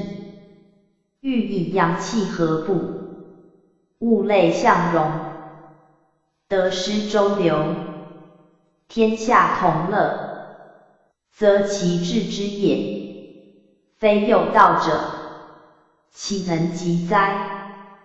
故谦欲皆重在人道，以卦爻言，阳爻皆在人爻，可见圣人命名之意。故侧重人道，而不图名天时之用也。天以时相假，人以事相济，则积之为德，散之为功，行之为道，治之为用，无不欲也。而欲亦永久不变矣。为人情恒乐于欲，而不思欲之由来，很好用欲，而不知欲之所至，生欲而荒淫，心欲而闲荡，志欲而流连忘返，事欲而懈迟无度，欲不为利，且易害焉。是果天之咎耶？人之咎耶？圣人知其将至，则求所以警之替之，戒之免之。欲而曰愤，计其各自愤其也。欲而曰殆，计其有介于殆荒也。天所与者沃矣，人必有以成之。天所假者后矣，人必有以绍之。欲从与者，实含此意。而欲谓实言，则谓意欲；谓是言，则谓备欲。能喻于事，方喻于时，不喻于前。安望其喻于后哉？此喻之为喻，天道也；亦人道，成物也；亦成己。内魔所欲，外亦将促魔所归。己魔所欲，物亦将惶魔所视。人魔所欲，天亦将惶无所属。是欲在天，而成欲在人；欲在物，而用欲在己；欲在外，而思欲在内。果能体喻之象，行喻之道，广喻之德，推喻之用，则功业亦大，而不复大有与谦之先烈矣。大哉喻乎！读者当续之。吾以顺动之为义，逸乐之为安，而忘其分与代之教也。宗主复注：喻者喻也，喻也，亦为宽喻，亦为预谋。盖有宽喻之时，足以喻谓之谋。然常人之情，乐于遐喻，而忘其预备，竟令忧郁之时，轻易过去，而不克有谓。一旦事变发生，无不手忙脚乱，以致愤世。此不知喻卦之用也。天所以与人以喻者，非无故也。必有勤劳于事先，以挫一切于安定，而后悠游于今日，以图将来之发扬。是欲为预备者多，为遐喻者少。且无预备，终不得遐喻也。喻虽天与，而在人能善用之，以全其始终。若用之未善，贪一时之逸乐，忘百年之忧余，迫切利剑，奚有余欲哉？故欲为谦之报，谦为欲之师，互成因果，不可或离。无师安忘报？有报故记其师，报即尽矣，则欲岂能久乎？亦以欲赐谦，而传称为代。盖深知人情之弊，而急欲其精思永行，以体愤喻之意也。弘教附注：喻卦辞多与谦相应者，以谦喻本同体卦，在用者之为主谓客耳。如用谓谦，则其对面即喻，用喻亦然。凡谓往来卦者，皆是若宾主，亦由一物之表里，一气之内外，无不相连者，欲以愉快为志，故曰喻代。要在用之者以代为戒，则无不喻矣。喻，利剑侯行师，宣圣讲义，此喻卦彖辞也。喻之名辞，以见前讲。按字义言，喻谓何意？谓宽容，谓绰有余裕，其趣谓乐悦，谓舒徐，未有可畏之时，当可畏之谓。盖皆本于卦象也。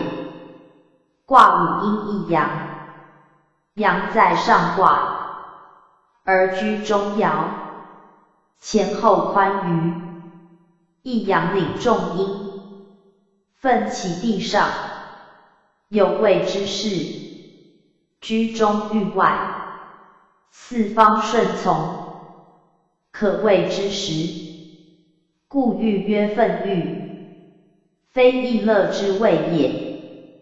而喻于事者，先喻于心，喻于物者，先喻于己，喻于后者，先喻于前，喻于远者，先喻于近，喻必有所备也。或备其利，或备其谋，或备其智，或备其领，皆以德为本，道为主。备者必有所成，有所失，以喻之先，必成于有余；喻之后，必失于无尽，则始终皆喻。而克成喻之大用，设有一不备，非真喻也。亦以喻少大有谦，而其随古，大有谦喻其前，是成也。随古喻其后，是失也。喻以顺动，故继之以随；喻以有位，故继之以古。古者是也。而喻之大用，则在治道。此人道之最者者，天地不推，日月不过，寒暖以时，昼夜有序，皆治道之明显于天地间者，圣人则之，则以喻成人之志。盖喻故有位也，有时也，有可畏之时，有能畏之地，则其成志，不以顺乎？彖辞明示之曰：欲立见侯行师，治道也。治道万端，而以见侯行师为主要，盖赏罚之事也，政治之柄也。天下虽大，人民虽众，而政不必繁，令不在多，赏罚得，则皆从矣。故曰见侯行师，治之本，喻之用也。夫见侯行师者，立国之本。古者画土分疆以为治，必建邦国，封诸侯，将以赏有功，奖有德也。将以分其权，而专其职也。将以平其政于下，使亲民也。将以属其土于位，使守御也。故建国有制，而立侯不二，位重在治道，不以分裂位贤，位则在德服于众，不以亲私而训之也。先测其地，得其民情，而后封之，以地属之，以民附之，使尽攻其职，遂服其众，维护其土，无或逾越。此赏之最大者，若有位移，不与封也。虽小不待，虽大不移，必视其德，而论其功，方为建国，国义，而天下人同。方书，而民情仁一，虽远无殊，虽近无逆，故侯国皆天王之辅弼，而民心无离耳，而天下安治。此上古封建之治，有益于后世者也。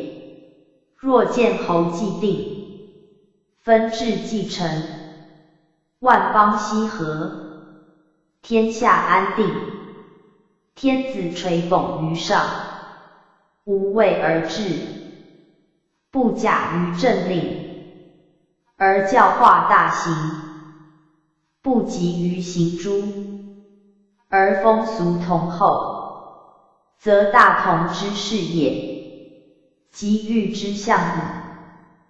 苟有侯国，为体先王之德政，而为一道之典模，则天下恶之，诸侯责之，而与师以声讨，用刑以纠罪，虽圣治之事，或有不免，则行师之意也。盖有国者，必有赏罚；有见侯者，必有行师。师者众也，因众治讨，足见其珍珠之正大矣。师之行，为民法也，为政治也，为安天下也，为整人民也，非为生一人之危，快一人之志也。故行师而民服，而天下亦治。此皆治道之大者，欲之大用，即在乎事。利者顺也，顺以成利，则杀之有生之，罚之有赏之，为其赏罚皆公，生杀息平，公且平，天下尚有不服者哉？故列土分侯不畏泰，兴师治讨不畏瑕，封之无恩，杀之不怨，予以国者，天所希也，非天子之殊遇；杀其人者，天所诛也，非天子之私仇。生之无恩，杀之不怨，是与夺皆欲矣。欲则与之不畏多，多之不畏薄，为其德中也，得民心也，得天时也，皆欲所护有也。欲以一阳居中，象天子在位，众因拱服，象侯国进贡，而吾应听命于阳。正与师比相类，有比之邪行，必有师之征讨，故欲取行师之意，以成其伐罪之功，而治其安吉之治也。谦讲牵卦，以谦与欲为往来，谦以真为德，欲以利为用。盖君本坤德也，而人道亦然。人道以利道为先，以利真为本。欲之利，即谦之真。真于先者利于后，真于内者利于外。谦真以持己，故曰君子有忠。欲利以成物，故曰见侯行师。以二者为成治之本，即成人成物之道也。由己推人，由近及远，由内达外。由少至众，皆欲道也。故曰利见侯行师，言此为顺利之事也。欲以正之以阳，奋出地上，远在下，而今出居上位，必得有所福，力有所厚，则其动也必顺，顺则利矣。见侯行师，动之大者，有且顺利，则所行无不利矣。见侯之利，天下已安；行师之利，天下已定。如春雷一震，万物同生，而雷霆昭威，妖孽消积，即欲所谓也。盖以刚阳主位，而柔应之也。刚生柔服，安有不归服者乎？赏之故乐服，而同攻其职；发之亦设服，而共为其威。怀德未威，天下咸定，赏罚之能事尽矣。欲之利用亦至矣。故曰：欲治道也，成人成物之道也。彖曰：欲，刚硬而志行，顺以动；欲顺以动，故天地如之。而况见侯行师乎？天地以顺动，故日月不过，而四时不推。圣人以顺动，则刑罚轻，而民服。欲之时亦大矣哉！宣圣讲义，此身是彖辞，有同乾坤之文言，明是欲之时义，而见人道之与天地合也。欲卦上震下坤，震动而坤顺，故曰顺动。坤为母，震为长子，子随母，而震阳也。坤阴也，阴从阳，上下相应，刚柔相从，既动以顺，复应于刚。其行至宜，其志亦得，故曰刚硬而志行。本正以推于外，有阳以备于远，内无谓之阻尼，中无与之汉格，则其志行可知。志见于中，行真于外。震动者行也，阳上者志也。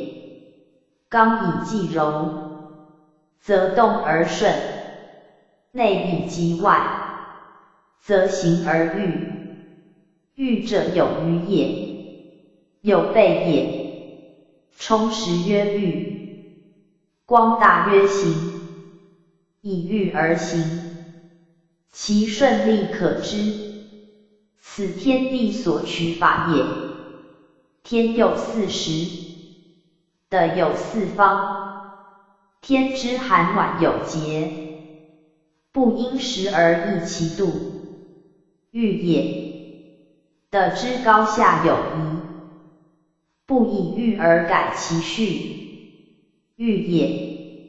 为其有余于后，有备于先，从容中道，以合其用也。如夏暑，而有春之温；冬寒，而有秋之凉。不积聚以仓足，则舒徐而安和。高山之崇，而有悲谷；大海之污，同挖一座屋屋，而有崖岸，不翘削而泛流，则康庄而坦坡，此玉也。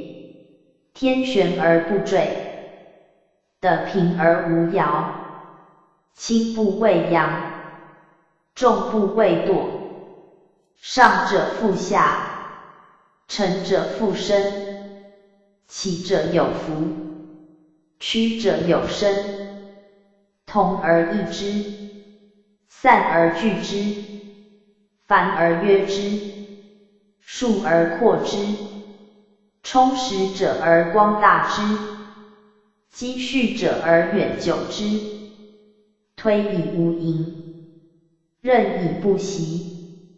天地之所以复载，日月之所以待明，皆欲之道也，皆顺以动也。悠久无疆，而法度常在，中和不失，而得用弥穷，人能养之，其用可甚言哉。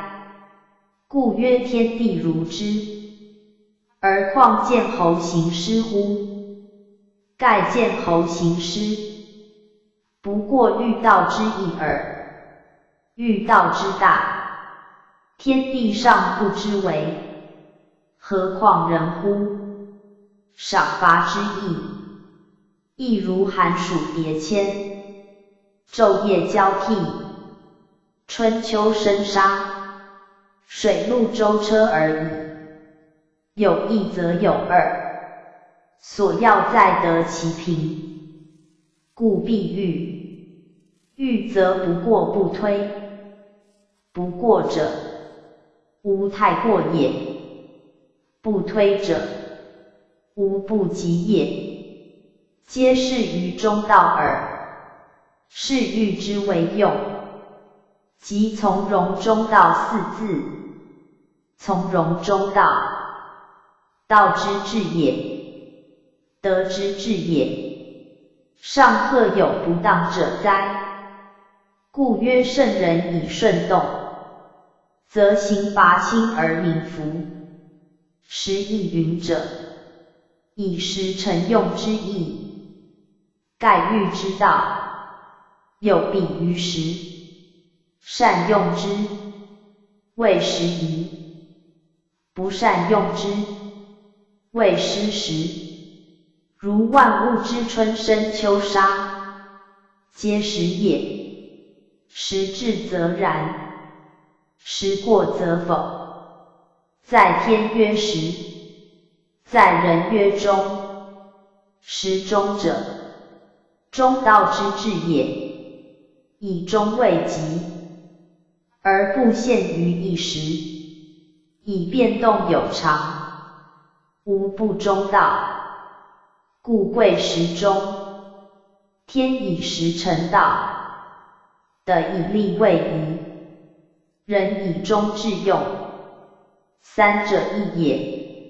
欲主动，动必以时；欲为顺，顺者顺时也。动为其时即逆矣。故欲以时亦为贵。欲卦既成大有之余，得其备也；又在谦之后，得其义也。而后动合乎时也。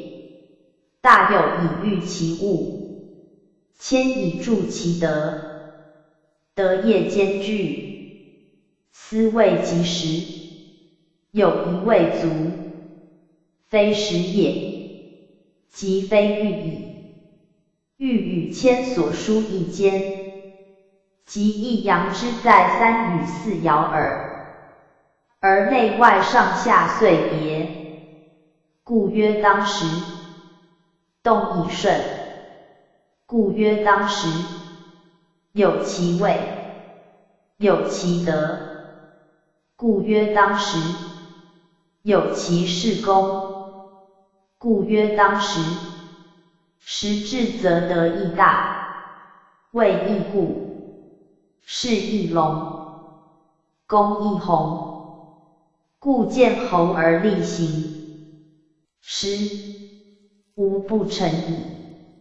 正如日月中天，40手序，江河行地，4方服化，无畏而无不畏，无劳而获，无虑而终，无言而信，无失而改，改至顺也，顺时而已。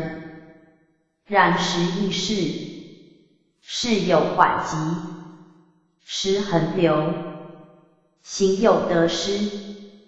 苟不知欲者，当时而估之，非时而为之，乃与时为，遂不克欲。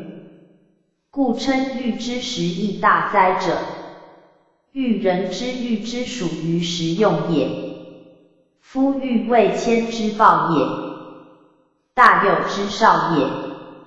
由是言之，成功之时也。由道言之，则无时非积得累功之日。盖道以不习未用，人以至诚未归。至诚无习，一习则时是矣。积德者，备他时之用；累功者，成他日之业。皆观时义也，皆虑也。然时以道用，欲以道成。中道者无不合时，道有时之影，时有道之光。欲而后知时之可贵，设不欲，安有碍于时哉？故欲曰时义，正与随卦之随时同，皆本乎顺动者也。欲以正婚合，随以对正合，皆取阴阳相从之象，刚柔相济之效也。动以行时，则时未贵。若静止者，不问时矣。故谦无不利，位不择时也。欲则贵时，非时无以成其欲。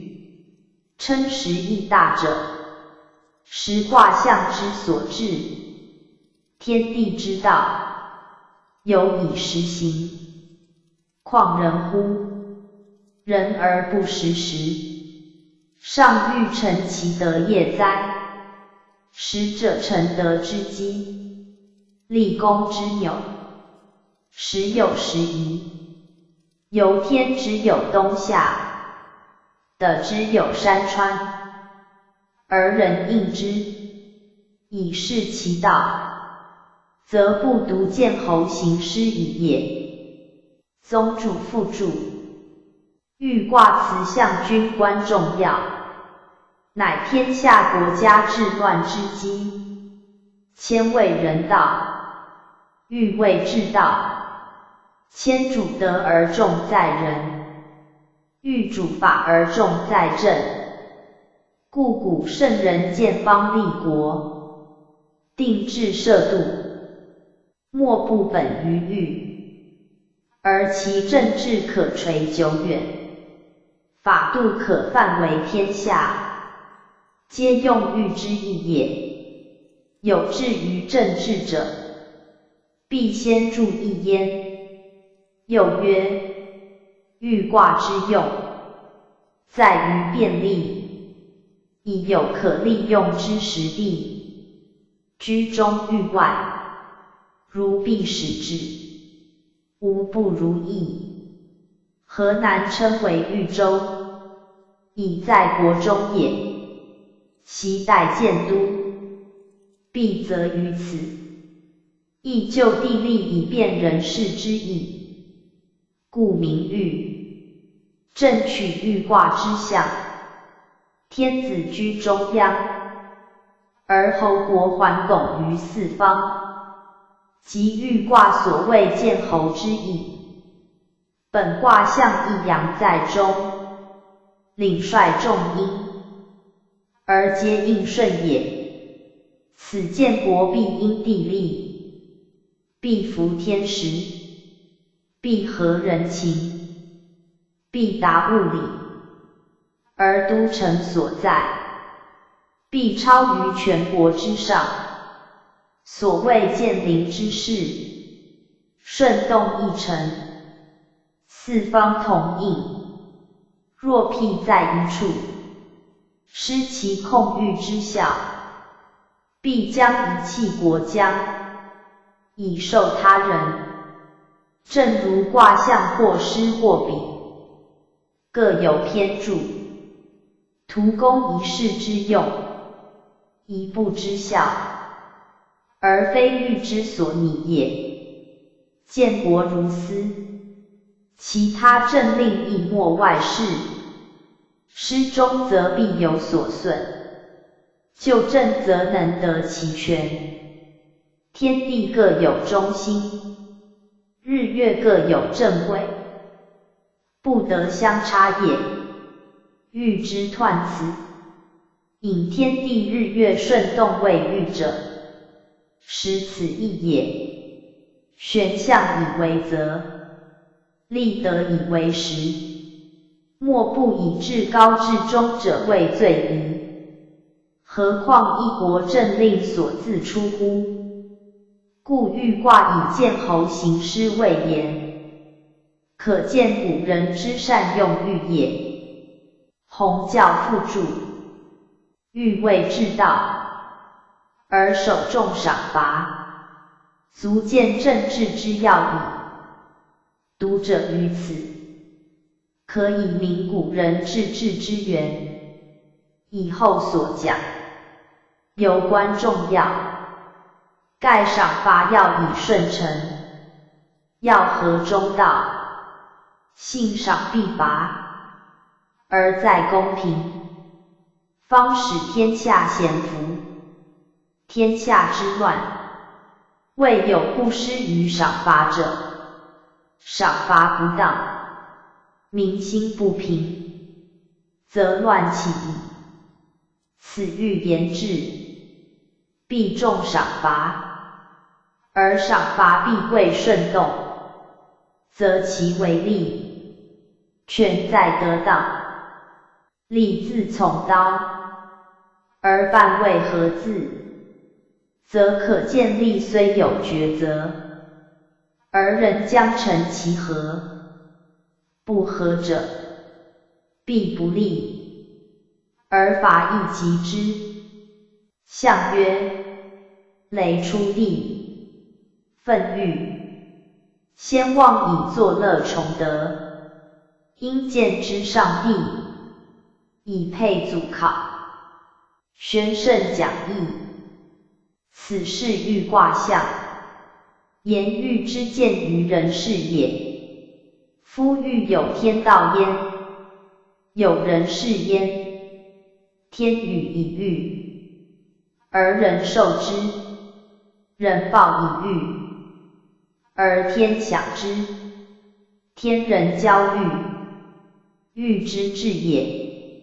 此欲重在人事，而守在报德，为祭祀，为报德之本，而天与祖痛享之，犹见天人合德，以成其欲也。雷出地上，乃生气之升腾发扬也。雷以动之，天下同振，其势勃然，其气崛起，有如物生之苗，泉流之涌，故曰愤。以当冬令折葬，久服思起，而逢春动，愤出土中也。是欲为天下同春之象，生生不息之道。年有春季，物以春生，生于春者，阳之动也。欲以正卦一阳直生于坤之上，象地中之物，起生于地面，义也。为生者有本，出者有自。何本乎？天地。何自乎？阳也。正之一阳，的夫干者也。故生之本，天也。人之所生，祖也。祖有祖，莫非同出于天。祭祖者，不忘本也；祭天者，亦不忘本也。祭祀之义大矣哉！或者为周以孝治天下，故重祭祀，实则由来久矣。人莫不有其祖，莫不有其生。生于天，则祭天；生于祖，则祭祖。祖由天也，不有天，则生安本；不有祖，则生安自。育者于也，有本始育，无本者，朝生夕灭，莫之所存，何由育哉？故祭祀谓育之道。上有所育以育下，下有所育以奉上，乃生生不已。育之无穷，穷则育绝矣。阳在天地间，循回摩矣。或升或降，或消或息，阳不绝也。绝则生断，有生者，必有此阳气，而育者其用焉。夫治民者，先育之，后教之。育由生之也，教由育之也。为教先孝敬，正以育之不可已也。孝其亲，以知身所育，而复育其亲；敬其天，以知性所育，而复育其天。天人同育，祖孙同育，而后天下永泰，人类永安。此有国者，必先以孝敬教其民，教之先其身，身行令从，天下同化。故喻之象辞曰：先望以作乐崇德，因见之上帝，以配祖考。身作则也，喻以与象成义。喻之象，是有效也。先望不止一人，莫不如是也。作乐崇德，喻之道也。不喻何乐可作？何德可崇哉？祖育其孙，天育其人，乃得作乐崇德也。夫乐者，心之诚，德者世之光。心有成月，以奉于先人；德有光辉，以辟于上帝，则作乐也，崇德也，礼仪思备，而诚意可接，光耀斯灵矣。此乃神人交会之道也。因者勤也，不习也。议诚则治专，理隆则尽致，故不倦怠也。作乐崇德，为祭祀之本。盖古者祭祀，必先有其德业，有其功勋，有诸中，而行于外，发于心，而见于事物。在人曰德，在义曰乐。乐乐也，心所乐也。有德即名，有功即物，而后心乐，非贪享富贵之为乐也。有德者天下服之，有功者众信归之，故乐。乐而发为歌词，谐以音律，而乐以成，故作乐与崇德。犹一是也，崇先人之德，而自崇其德。德应永续，方为至孝，故时念其祖，应见于上帝也。配祖具，犹曰以祖配也。古人祭天不敢忘祖，祀祖不敢先于天。祭上帝且配以祖考也。见者，有所献也，即乐与德之谓。乐以抒其情，德以致其敬也。犹曰吾继承祖先之余，受天地之赐，而克欲其德也，欲其兴生，而天下咸服，众信永赖，皆祖与天之因也。则心发乎诚，理发乎敬，以乐与德，献于天与祖，而报本也。故欲乃不绝，本固之容，身后则远。天人祖孙同乐，而欲思无穷，盖莫不同此一阳之化也。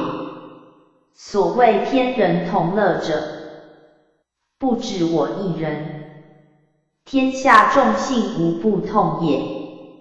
然必我之先欲，而后欲及天下众信，人各有其祖，各受天之恩，则其所欲，故如我也。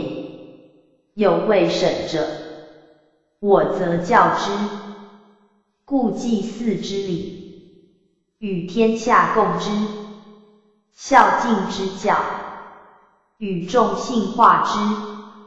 天下无不知孝敬，众信无不重祭祀，则以欲及天下矣。岂独一人之欲哉？此先忘因欲而崇祭祀，而教孝敬，由来久矣。夫农者，春其秋报，乃利之常；仁者，追远反本，性之正也。而有生之物，莫不死所自生；有情之伦，莫不念所自出。况在上者，而不常求其报本之道于。故因欲而知天之恩，祖之责，谓不义也。欲者义也，必得其时，必视其位。如物之生，必及春，其起者也，必因雷。故以雷的愤欲，而更增其报本之情焉。在彖辞所言，皆崇德之欲也；而象辞所言，则性情之欲也。彖以天道及人事，重在治道；象由人事以成天道，故重在祭祀。二者异也，本末始终之事也。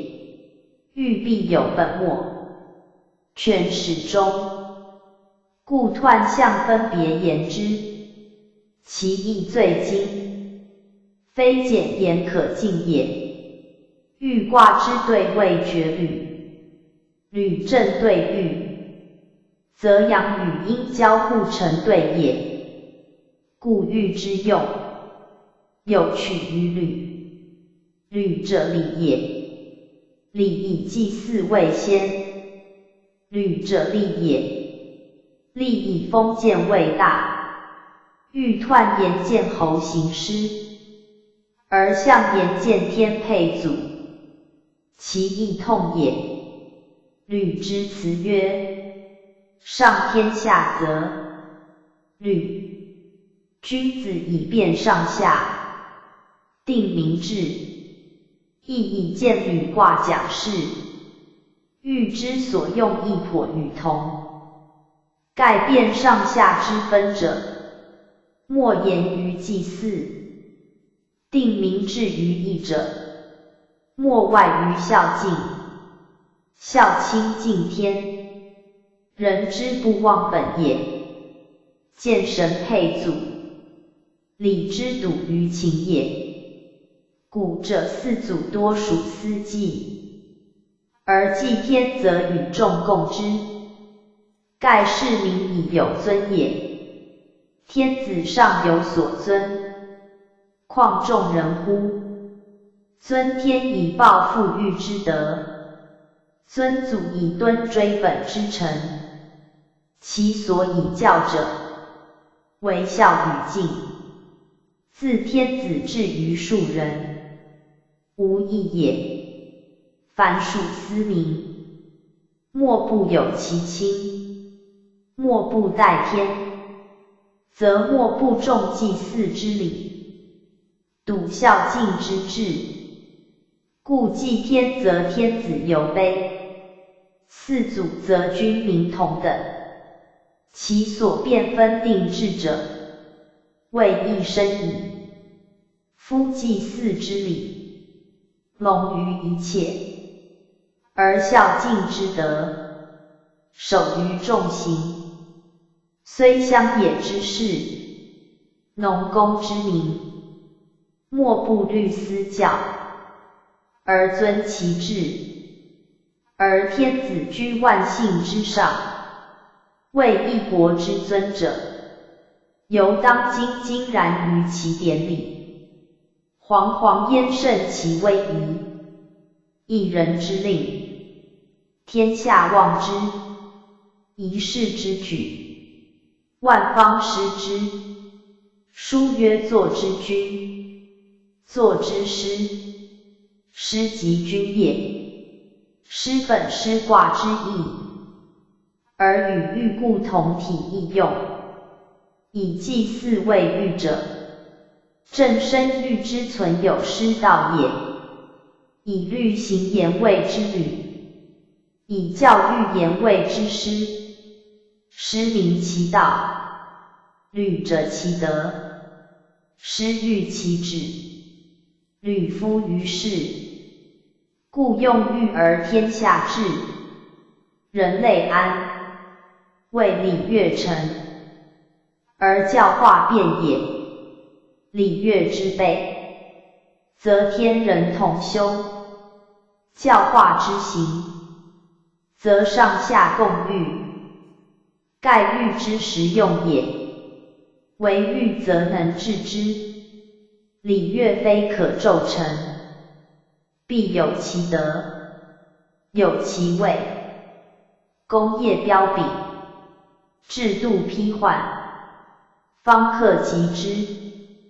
而喻故以喻如矣。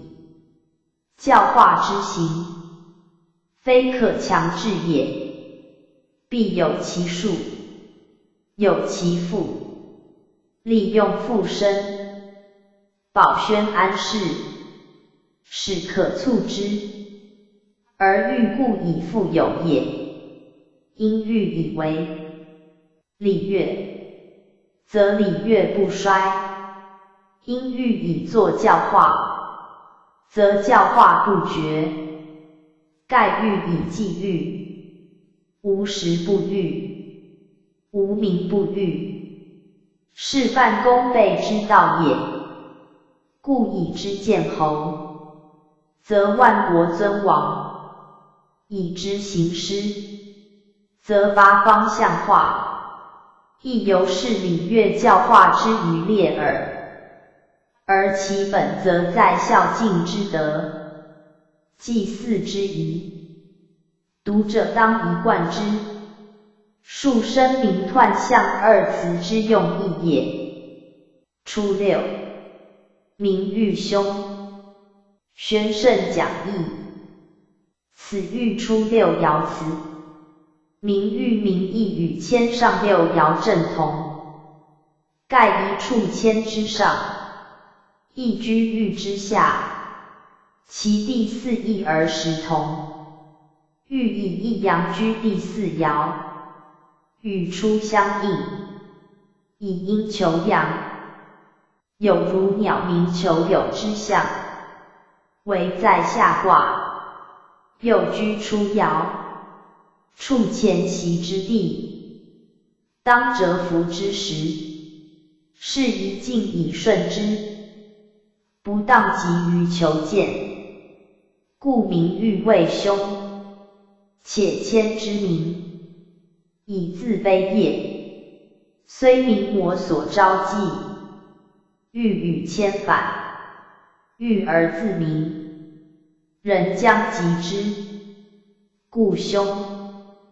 盖喻之名，多自负而耻态，不知天下不喻者多，以己之喻，而名于众，犹斗奢争富之意，人将比其俗，而度其夸，或且招盗贼之觊觎，为祸害之媒介，情之所通，势之所迫，献富而耻其贫者有之，施求而怀其怨者有之。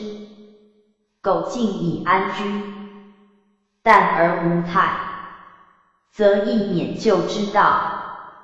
今已在下位，无功德以闻于人，素易乐，为自慢以骄于众。君子喻之，不过吃其鱼而已；小人喻之，未有不怒其妄，而私有以泄其秽者。故喻不异处，犹不异名。果当功业既成，德则以远，己不明，而人皆喻之，则又何凶可言？初六之名，不当其时，其所谓凶，自取之也。象曰：初六名喻，至穷凶也。宣圣讲义，此生是爻辞之意，而见至之穷也。就卦爻言：阴主降，德主进。初六在下，无可降，而不能自进，则所往皆不免于咎，是其志当穷也。在他卦以极为穷，多指上爻，而欲之穷在初爻，则以全卦仅一阳，而在外，其内纯阴，魔所复利，又当欲之计，以宽裕为贵。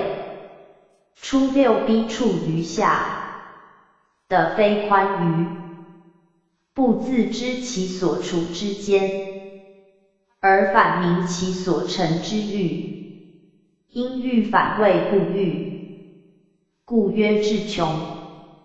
穷者绝也，言自绝于欲也。正如富家子弟，成先人之业，故可安居士性，乃蠢然不识人事之进退。冒焉自是家资之富足，而以财不惑，日趋困穷之欲，盖有己志不立耳，故曰志穷也。夫谦上六曰民谦，志未得也。今曰志穷，其义故同，其用则异，谦以卑义，无所得救。志虽未得，尚无凶也。欲意自满，其气浮夸，其志乃穷，而不免于凶，故成欲难。处欲犹不易，况出六之欲？其力既弱，其年又至，其地既卑，其父又无人，则其志穷，亦可见矣。或曰：智者心所知也，志穷，心往于穷，犹自求其穷也。人未有自求其穷者，而因不得向于达，乃反而趋于穷，虽非初心，犹自欲之。譬如子弟不孝，日趋下流之意也。何以处欲而志穷哉？则由天道之有偏，而人事无以就正之也。如居上流，易于随波而下，苟无识途者谓之千晚，未有不日就下矣。初六在下，而恰与九四相应，人之求显，物之求崇，乃常情也。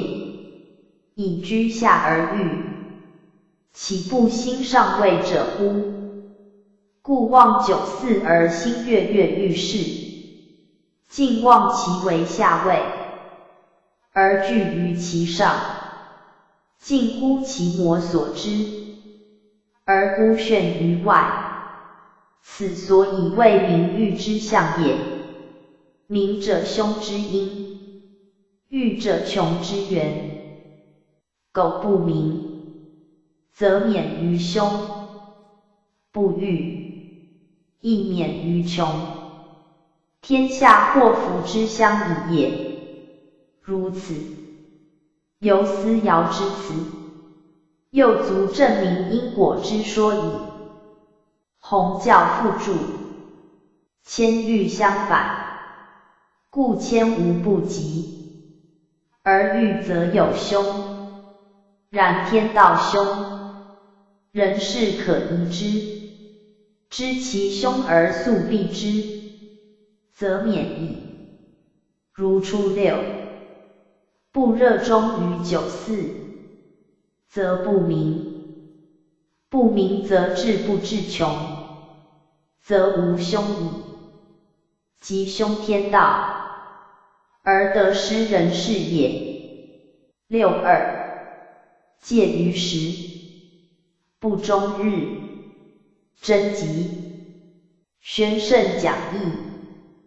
此欲六二爻辞，名本爻之用，及其吉凶也。欲之六二，即坤之六二。坤居下而六二位正位，相主位，六位阴。辰二位阴加阴，乃重阴。上与九四相应，同宫异位，又非同性，一刚一柔，柔比于刚，有介于时之象。时刚而所介者柔，柔则善退让，以顺从人。故不终日极解，言不久持也。六二的内卦之正，夫真静之德，纯本坤之行也。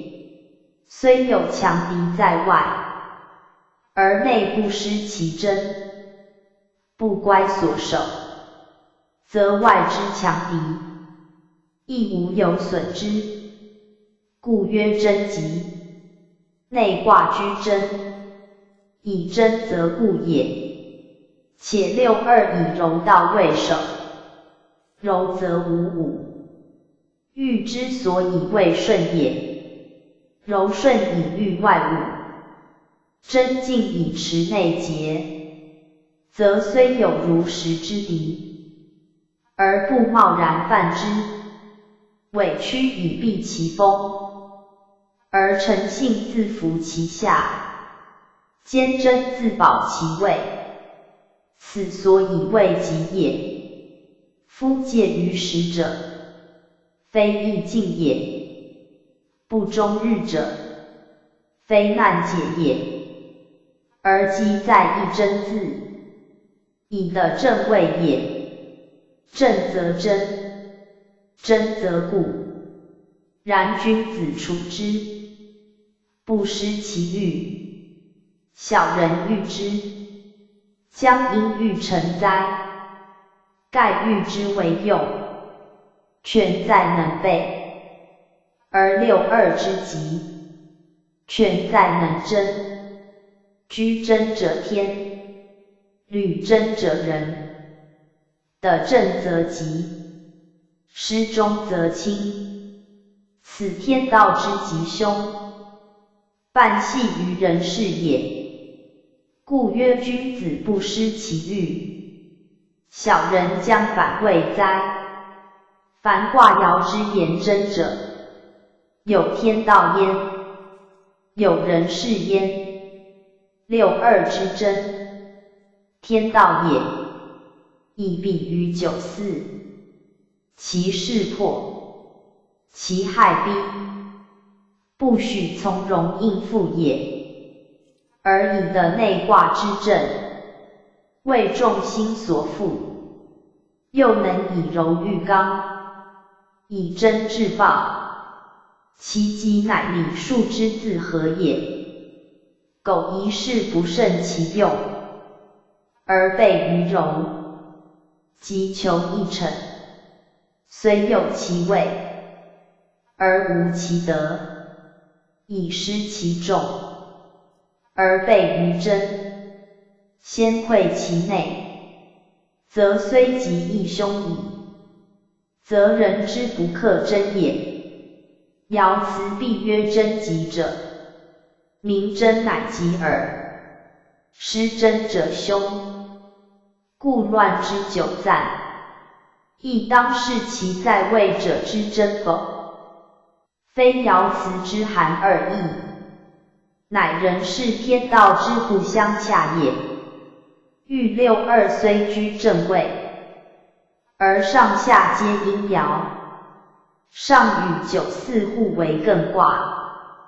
艮者止也，有山石之象，而63在其间。63位阴沉阳位，亦与94近，且上与65互为坎卦，合之变简卦。简者，难也；坎者，陷也，有艰险之象。故自62以进，有越行越难之象。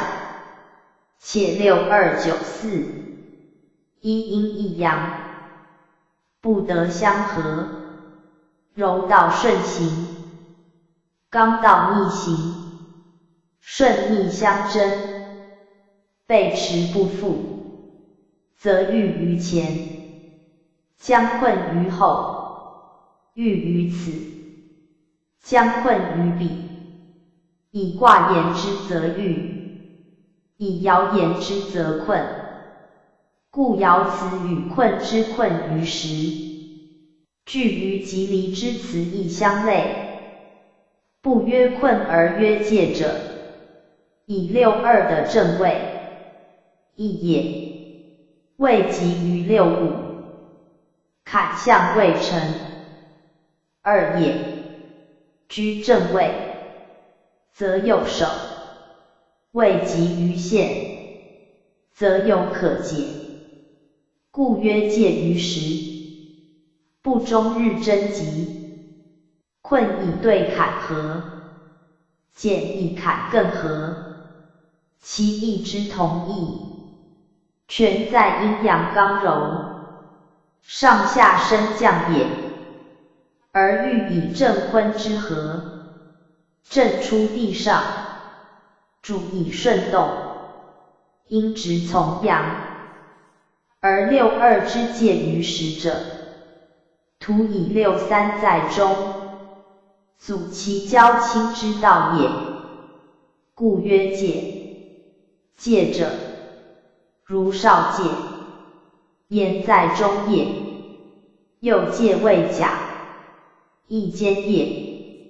重阴必阳，重柔必刚，以敌言，则为强敌；以己言，则为自坚。盖阳与阴匹敌也。六二之正，应在六五，上下皆阴，有同于坤。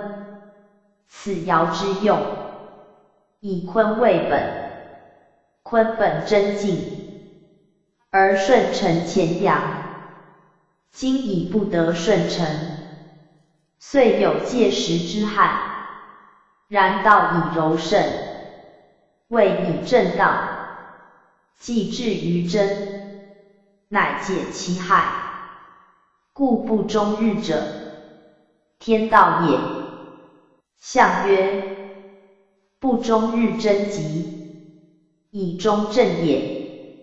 宣圣讲义，此生是爻辞之意也。中正专指谓言，而人重在真字。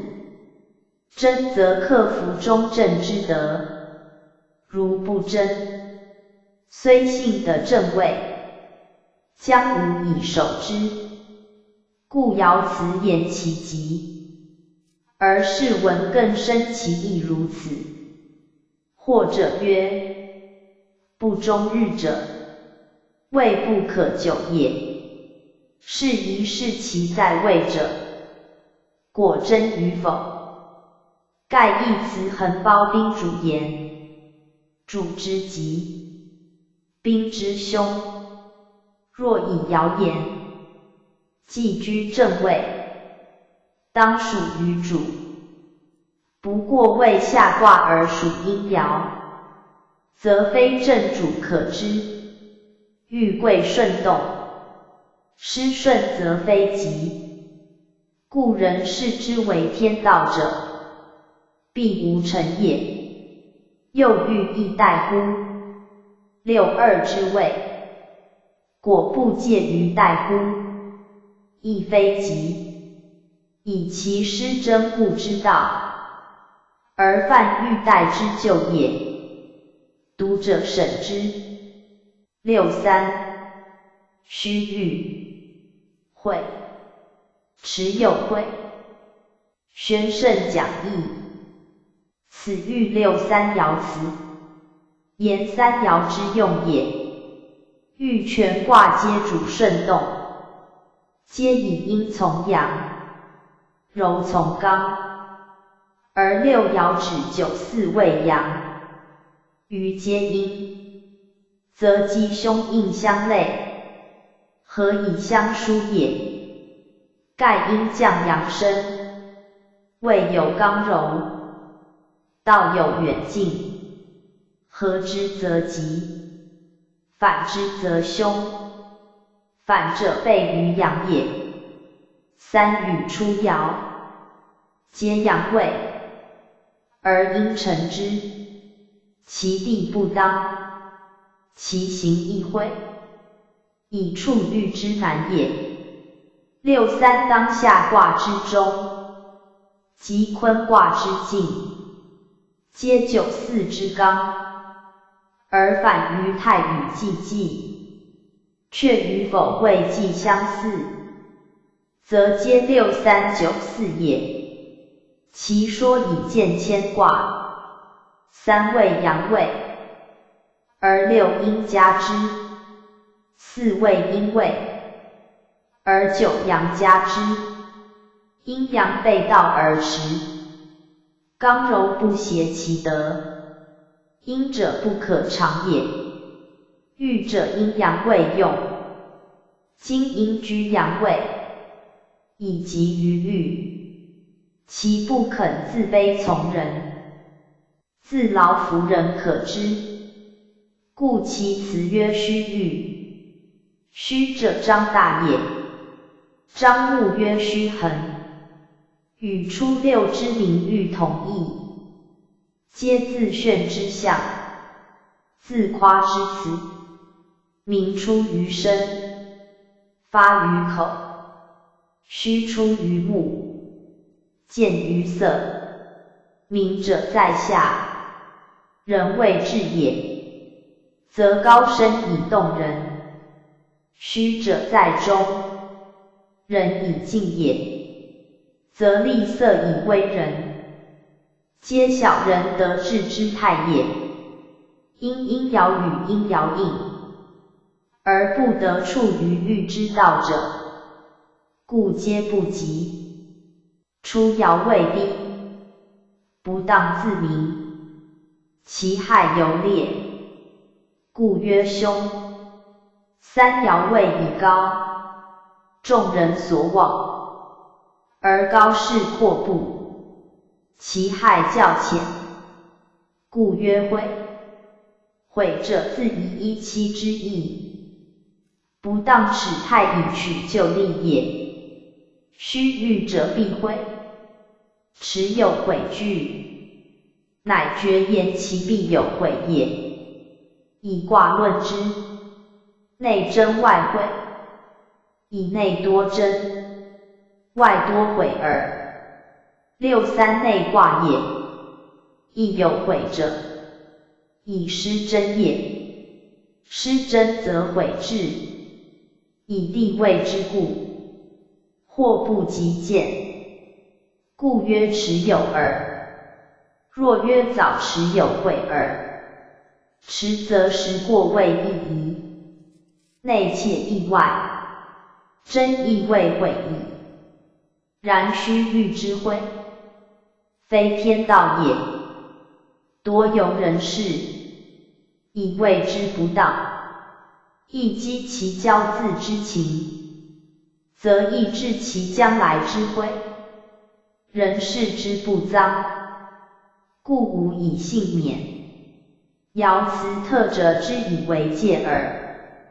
凡欲卦各爻辞义，多属垂戒之语，以恒勤处劳易善，处益易恶，欲之为道，在劳中求益。若因欲而自怠荒，以逞其欲，则欲不为福，反为害矣。凡处欲者，以欲为可忧，而时思免其害，方可长保其欲。如初六六三二爻，皆望欲之有害，而视欲之为福，备乎欲待之训，忽愤欲之辞，则在初六之欲，而名以兆凶。六三之欲，而虚以来晦，其害之与欲，如响之应声，福之与祸，如干之见影，岂不大可慨哉？爻辞明示吉凶，将以谨后人之处欲者，不独为是卦爻象也。夫欲出三爻皆不及，而六二合以及，则以得中位，而有真德也。得中位者，身微足以服人；有真德者，诚信足以服众。虽介于时，而人吉也。初三二爻，其位既偏，其德又失，以阴居阳，则不胜其位；高明自恃，则不足于争，其为不及，不亦宜乎？象曰：须欲有会，谓不当也。宣圣讲义，此生民爻辞之旨，更续后人之谓之可贵，而宜慎保之也。谓自褒德言，有位者必有德，有位无德，位非其有也。六三之位，逼于九四，而在位之人，又须虽自治，则其德位已乖，其毁必至。虽获一时幸免，而终不能自彰，是闻明其位之不当，以见毁之难免也。说者谓持自当属上句，以为须臾者，毁持必有会。言果自知欲之难处，能烛照于先机，而追悔于俄亲，则尚可免；若悔之不早，其悔必见。由曰早自改其所为者，可无悔；迟则有悔耳。盖以须当审视讲，而悔迟当改或不速讲，亦通。总之，欲之不易处也明矣。当其欲，未可自以为欲；当其以绝为欲，即以失处欲之道。欲故不得存于心，行于外者，发于其心，害于其事；发于其外，害于其身。欲必自殆，而百事已废；欲必相卫，而百恶已极。故行欲者，不以为欲；处欲者，不以自欲，则无实有欲，亦无实非欲。此君子兢兢业业，自强不息，而后谓之欲也。若小人之欲，遂以自其情，快其志，在下而明之，在上而教之，不知欲且远，害立志，上克足与于用欲之道耶？欲之大用，在成天下治平，在挫人类于安养生息。苟我不欲，人将息欲，而我之欲，即不息也。我息，人不得息矣。天地自息其机，世间上有何物哉？爻辞以明欲须欲位不及者，良以处欲不得自以为欲也。欲即息矣，至诚无息，故能成人成物。此亦宜细思之。九四，有欲，大有德，勿以朋合簪。宣圣讲义，此欲九四爻辞，言本爻之用也。欲以九四一爻，为全卦之主，以其独为阳也。在乾卦一阳居内，即九三爻，而豫卦反居外，为外阳内阴，阴居阳位，而阳成阴爻，恰与谦反。铅之代用在此，玉之代用亦在此。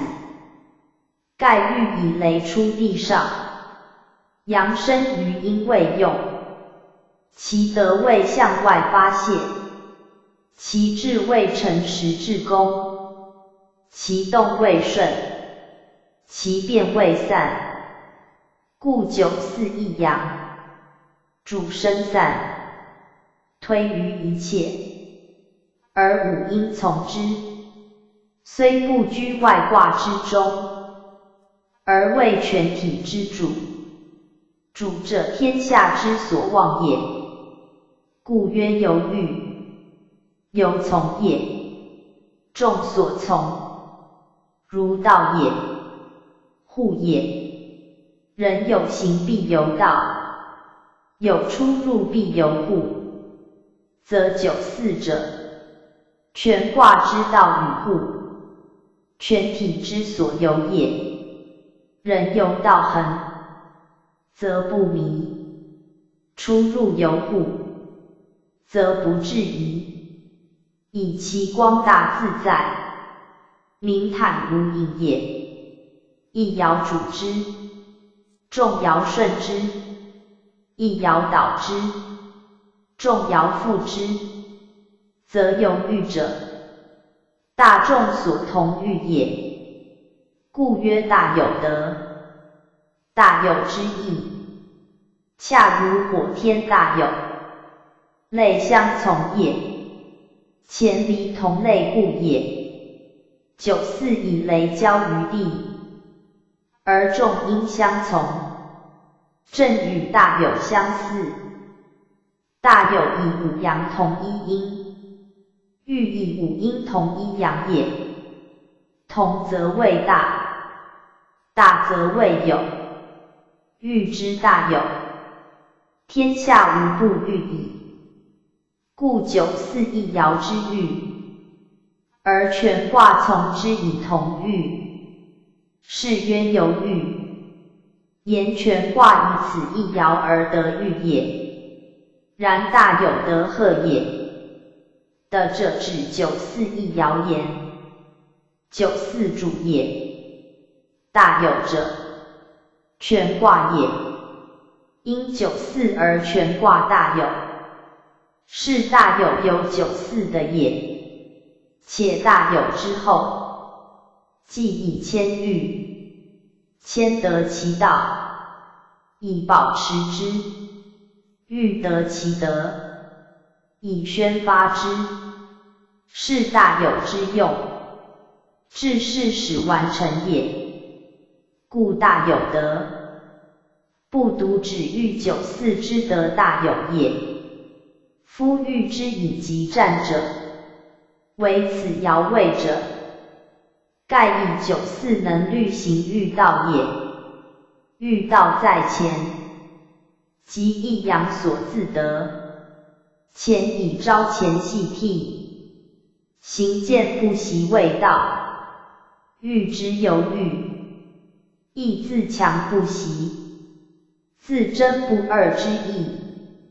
因干而成其道，则由欲虽一爻，有比于大有，而欲本于坤也。坤以静为道，以真为治，则九四之一阳，虽发于前，而成于坤，由欲之极，由其真也。真则由之不失其道，故曰勿疑。疑者不信也。由欲以疑，则失乎干之干替之意，坤之真顺之旨，则欲之为欲，亦将如前爻须欲之有会，明欲之有凶矣。唯其不疑，则干替在心，而不至于骄恣；真静处事，而不败于殆荒，则由欲不独无咎，且未及矣。所谓勿疑者，对人言谓信从，对己言谓信欲，皆谓行欲之要道。欲者将以御天下，非欲一人；将以御万事，非欲一时，则其于所欲也，必致其诚信，以服天下之望，必推其尽性，以安远近之心，则由欲非一人之功也，必有其朋类也。朋合簪者，志同道合，而聚首一事之谓也。簪以具法，欲以具众，合者合也，而不约合者，言其具如户之合，能自辟也。故合本一字，合簪。如以簪具法而不乱也。言九四能以一阳统五阴，而使不纠纷也。既不疑而共处，又何至以听命？故曰物以朋合簪，言其如朋之极，如法之总，毫无离心也。或曰物疑，教人无自疑耳。朋合簪，是人之相投合，谓朋谓类，如合簪也。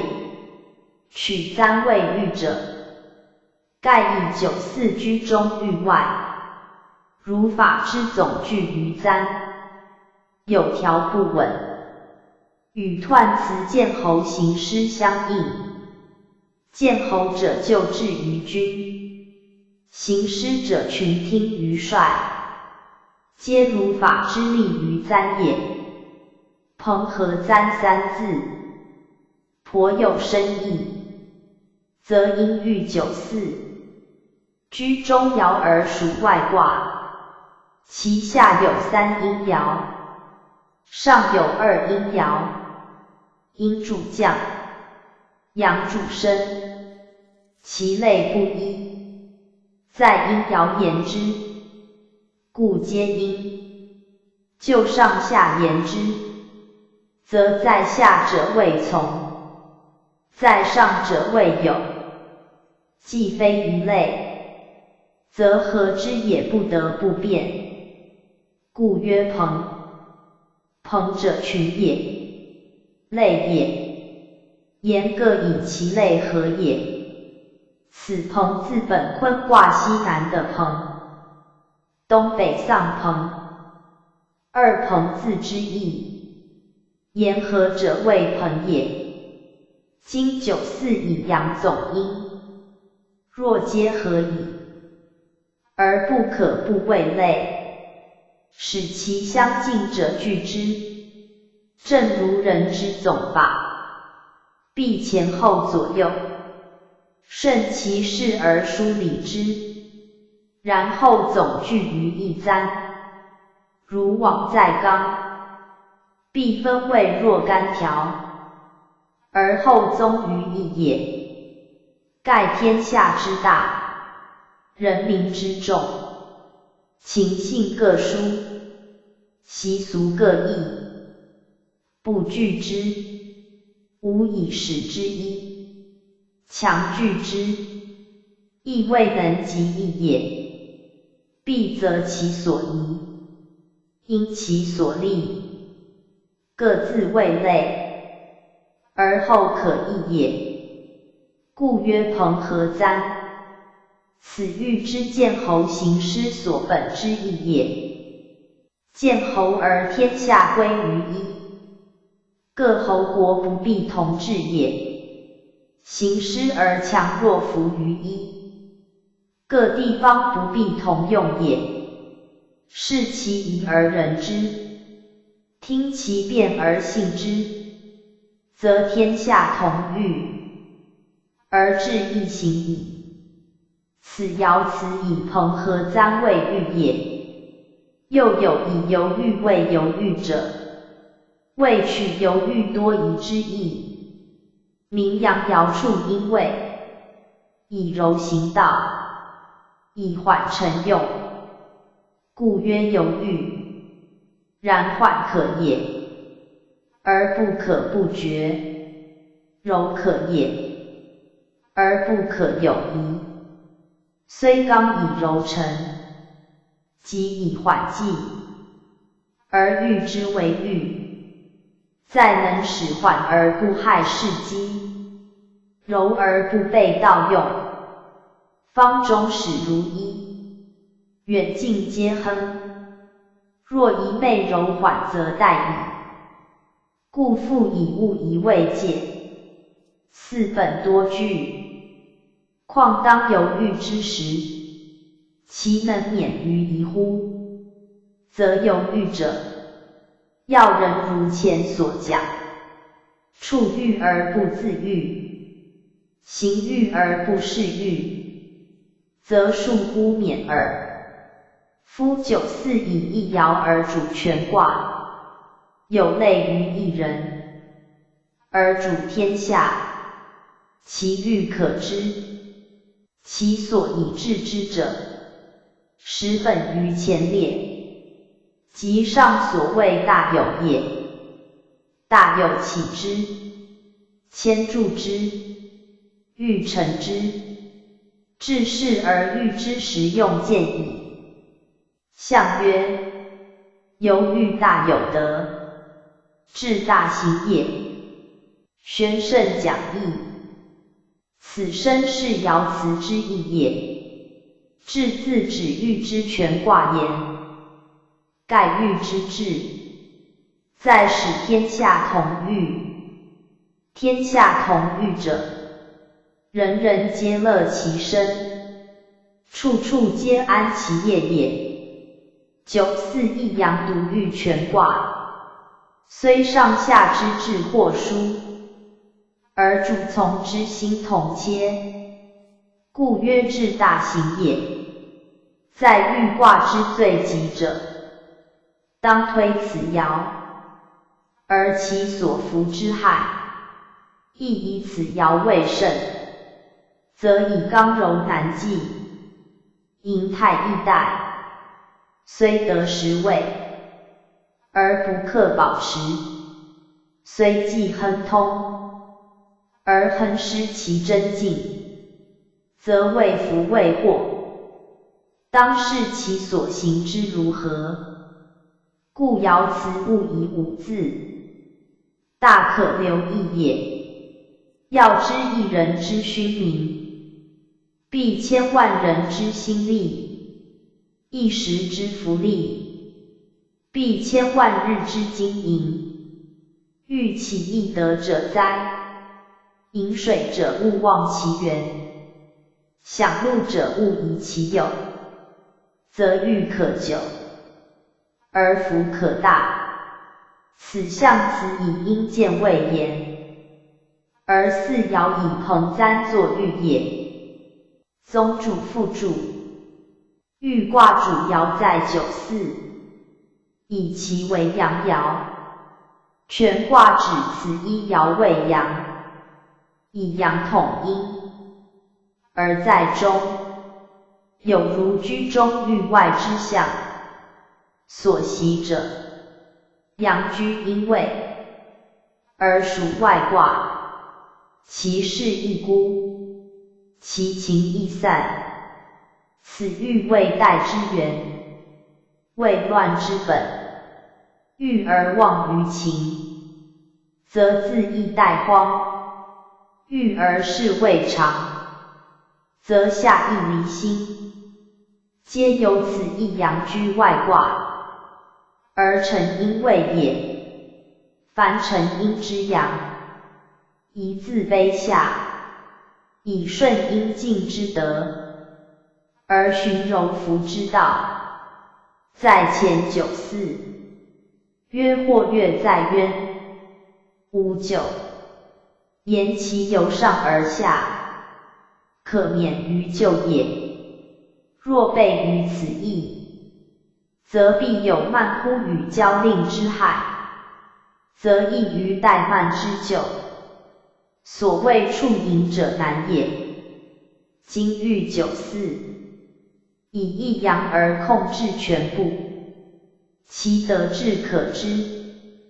徒以63以下，皆有邪恶之心；65以外，又生轻慢之志，则大得志者，稍亦不慎，必反受其灾。灾者，相见不以诚，相遇不以信，则虽成功亦难久。故爻辞以物宜未戒，物宜则得其用矣。欲之所以异于谦者，正在此一字。谦则交福，欲则互济，即由于一阳在内在外之殊耳。盖在内则谓既济，既济上克宜乎？在外则谓未济，未济自难服众。是在用欲者善未备之，勿使相宜济耳。65. 贞吉，恒不死。宣圣讲义。此欲卦65爻辞，言本爻之吉凶也。65居外卦之中的全体正位，而近于94之阳，下与63应，与62对，皆为阴，而以阴居阳位，为柔成刚，阴进阳爻，为克逼主。以上阴爻对下阴爻，为重阴。以63与5相应，为同病。盖63亦柔成刚也，5与62皆为阴爻，而内外重阴，其象与坤同，为中隔94，则异于坤。坤主敬顺，正主动愤，65居其间，两不相得，在相位阴盛阳，邪临正，故有疾病之语。以柔成刚，柔道以真为正，虽逢疾苦，不失其真，则得5之正位也。5在中，而数为阳，得属真性。气服后土，则于疾苦，有可治疗之象；于灾害，有可解脱之望。盖土的中气，得和太和，如人之脾胃未败，犹能食饮，虽病无害，故曰恒不死。在事理言之，欲者以娱乐为志，娱乐过度，反为忧患。忧患之易见者，莫如疾病。疾病之来，源虽不一，而其出必自不慎，或乎于饮食之过节，或源于起居之失常，或为情欲所伤，或为一劳不当。所谓一时未盛，而6淫兼之，厥气不和，而5邪干之，皆非一朝一夕之故。故病起于欲，欲损其真，而邪淫乃至；欲伤于和，而疾苦思生。病者不和也，和则无病。干辞曰肝道变化，各正性命，保和太和，乃力争，则可知疾病之至。乖于前道，为于太和，害于性命者也。干之正性命，保太和，皆以欲道治之者，故必终日前前，自强不息，少有不慎。性命失其正，太和失所保，则疾病已生，灾害已见。是以善养生者，必欲行其干替之戒，而守其正保之道也。六五之极，故犹乖于正保，忘于前替，而所信者，得坤静之教，犹能不失其真，不忘其中。真不失，则太和可复；中不亡，则性命可正。是虽急，恒不死也。六五在正之中，正出于前，而成于坤，其体备变化之力，其行多疏于之忧，故传曰欲代，谓乎于其变化之时也。若永久不变化，则魔所害。六五之极，由于变化而待，其不死也。由于手中保真而反于恒，恒则不变化也。恒为雷风合，乃乾坤的其中也。上正下巽，恰成一男一女，配为三阴三阳，无多少轻重之偏，刚柔其正之过，故曰恒。谓不变也。能悠久者谓恒，得中者悠久。六五之恒，以谓王中也。象曰：六五贞吉，成刚也，恒不死，中谓王也。宣圣讲义，此生民爻辞之意，而见中道之可贵也。柔成刚，乃变化之源。如以小人居大位，未有不招变乱者，而即不死，则在中位未失，中道犹存。爻辞所谓真也恒也，是其不死之由来也。真为其因，恒为其果。真则变化不为害，恒则人复于中和也。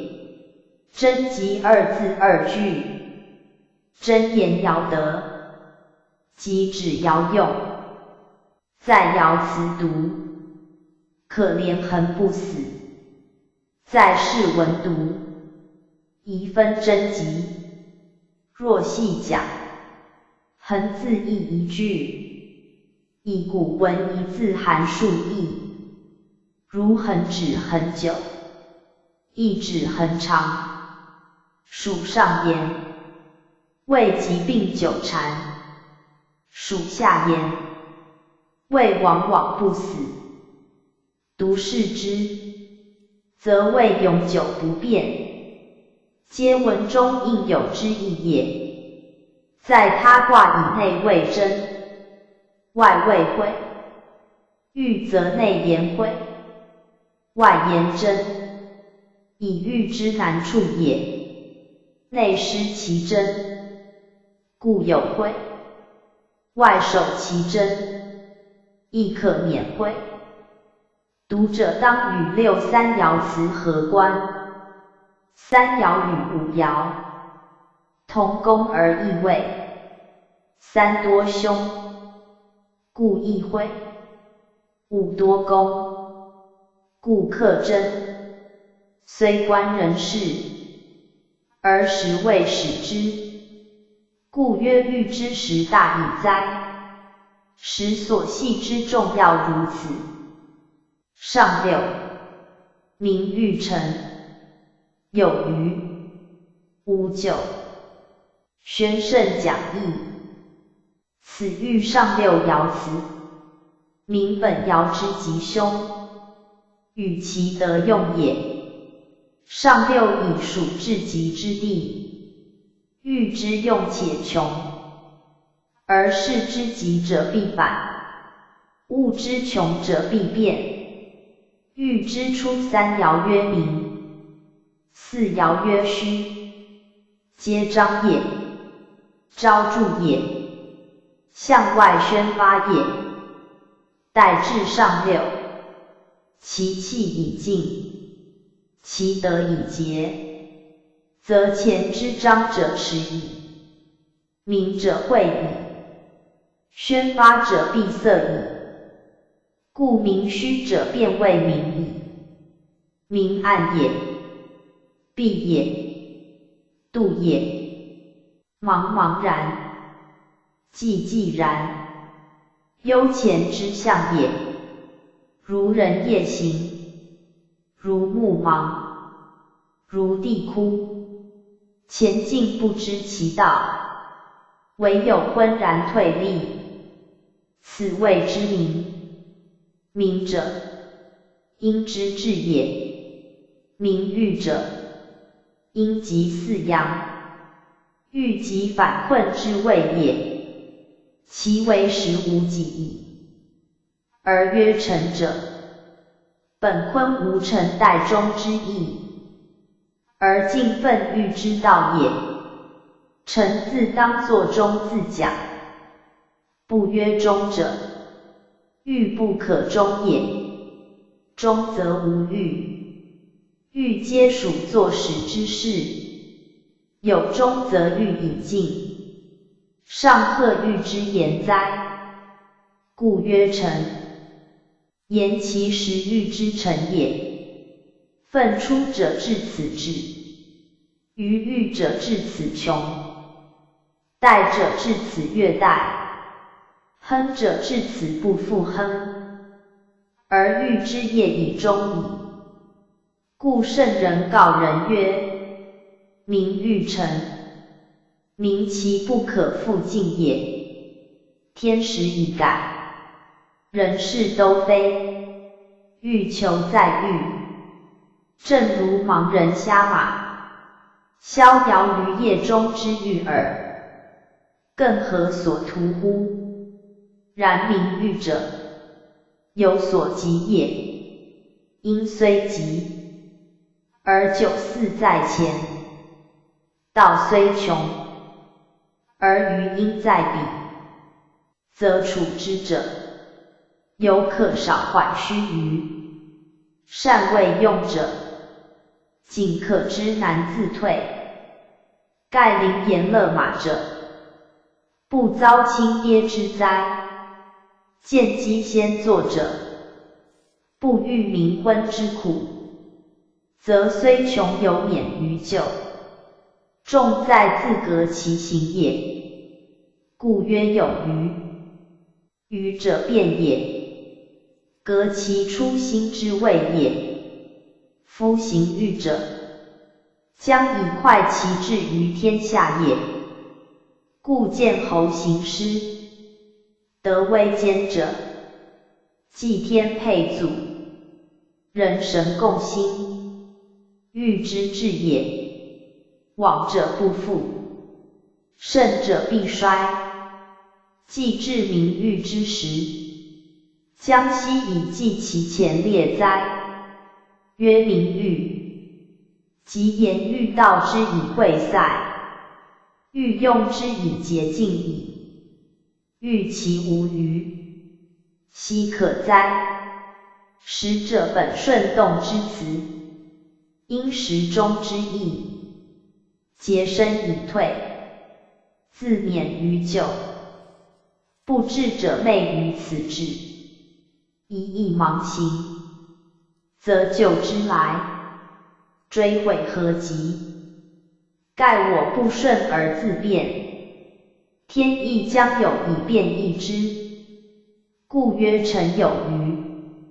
言其必变也。象曰：名誉在上，何可长也？宣圣讲义。此生是爻辞之意，言明必变之故，而促人先自省耳。夫名誉之辞，与虚誉恰相对，一则有名，一则无见。有名者，上不可过，以遗后归；无见者，岂能强留，以自取就利耶？无咎者，言其有咎也。有余，若就人言，指左右斜耳，远近分离；若就事言，指时事变迁，规章改革，皆于也。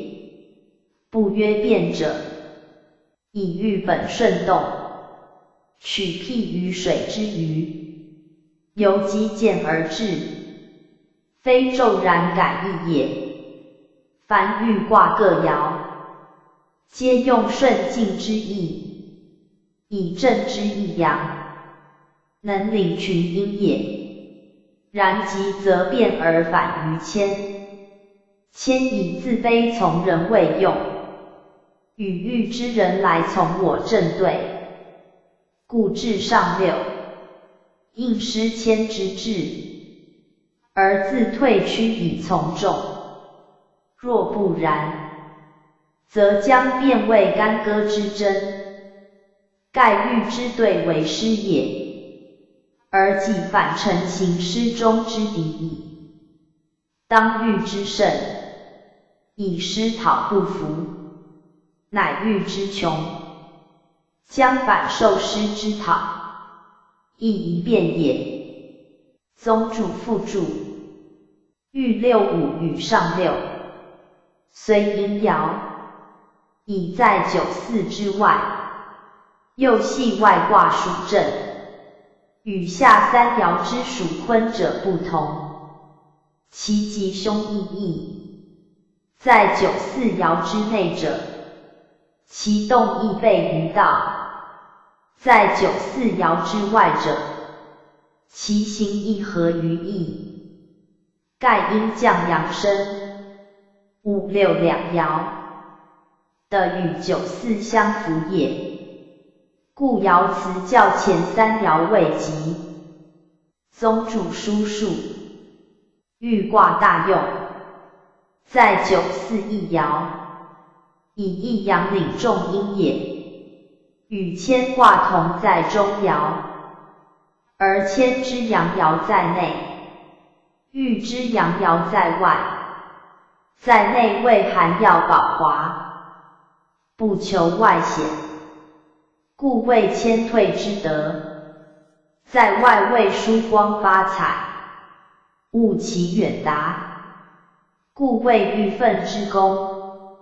一则重道在公，修乎有容，而天下望之；一则怀才待用，挥乎有度，而天下服之，皆所以为人道之本也。然谦以艮之上爻，退居坤下，位高位自卑；欲以正之下爻，生而出于坤之上，位乾德自发。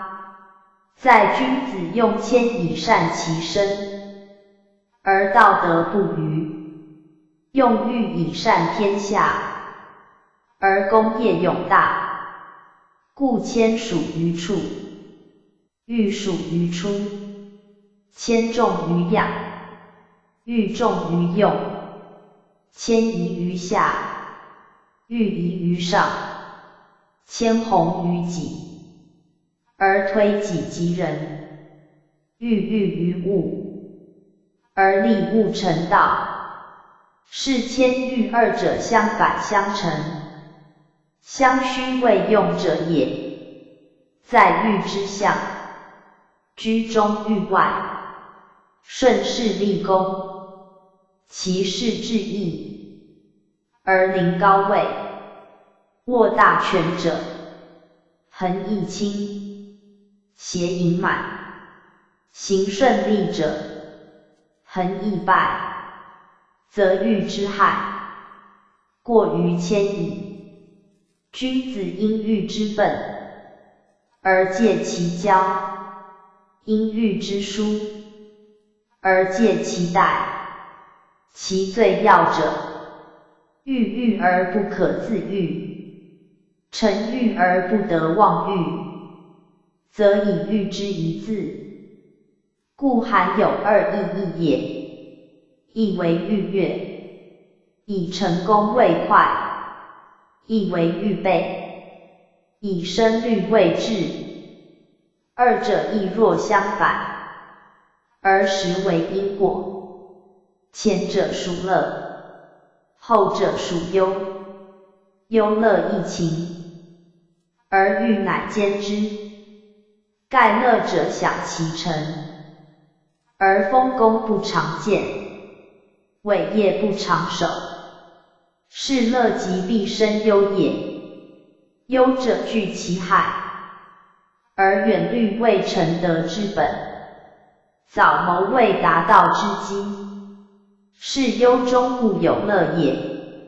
人之生也，先哭后喜；物之欲也，先趋后斩。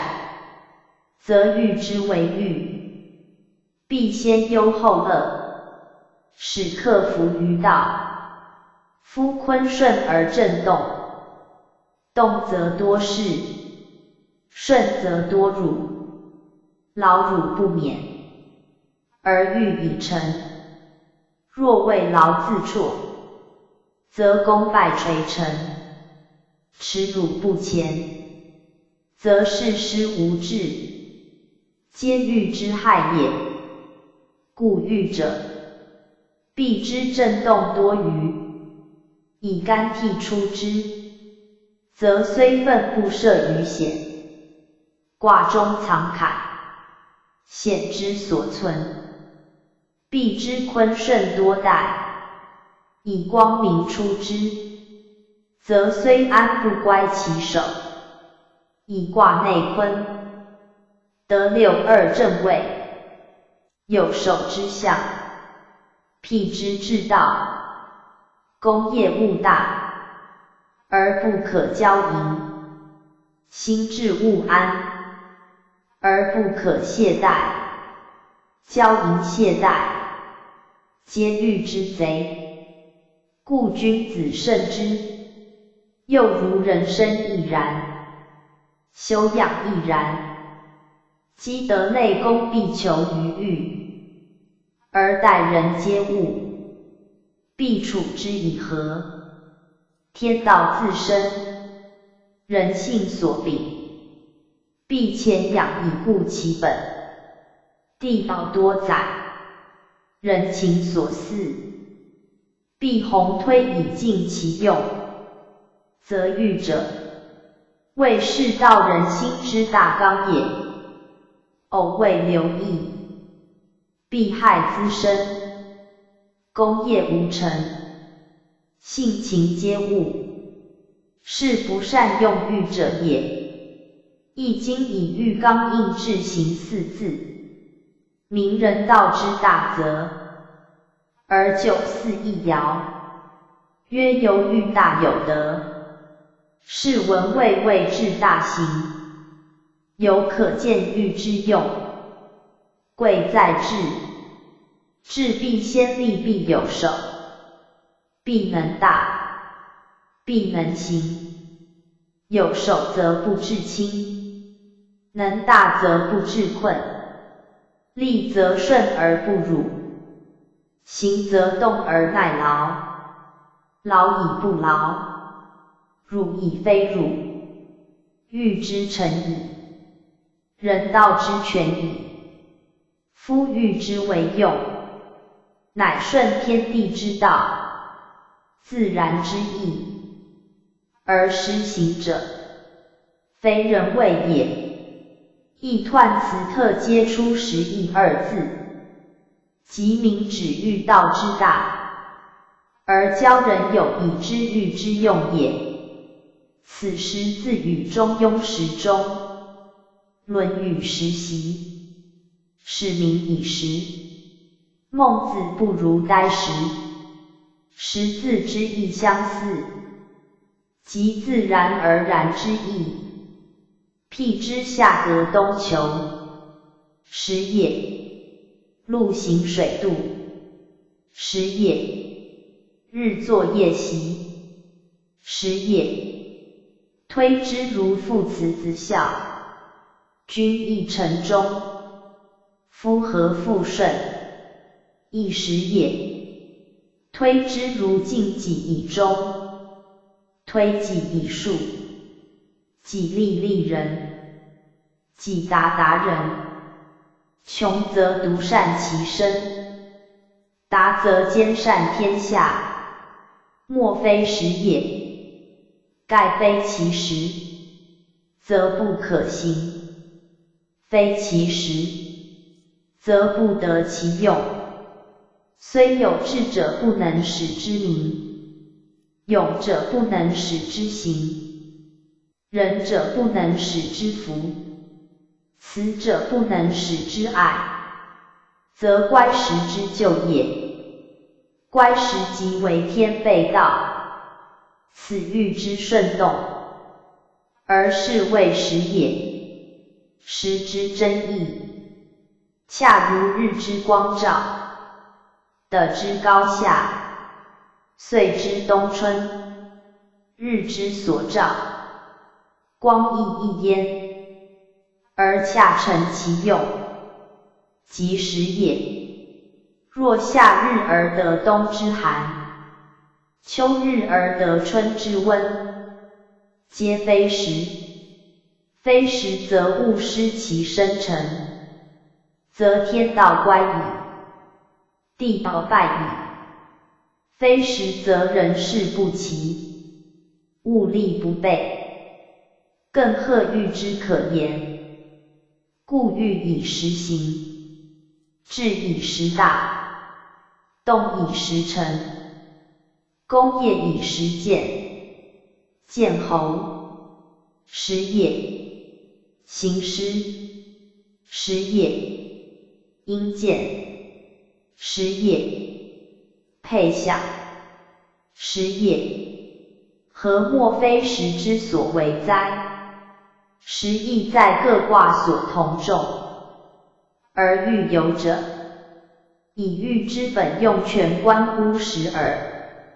如颜欲悦，必有其可乐之时；颜欲备，必有其宜忧之时。果失于欲者，必有其受害之时；得于欲者，必有其成用之时。皆不得离时也。天道上以时成，地道上以时明，而况人乎？而况物乎？而彖辞以刑罚未遇，亦指赏罚必以时也。时即顺动，顺动即时。时至则欲至，时行则欲行。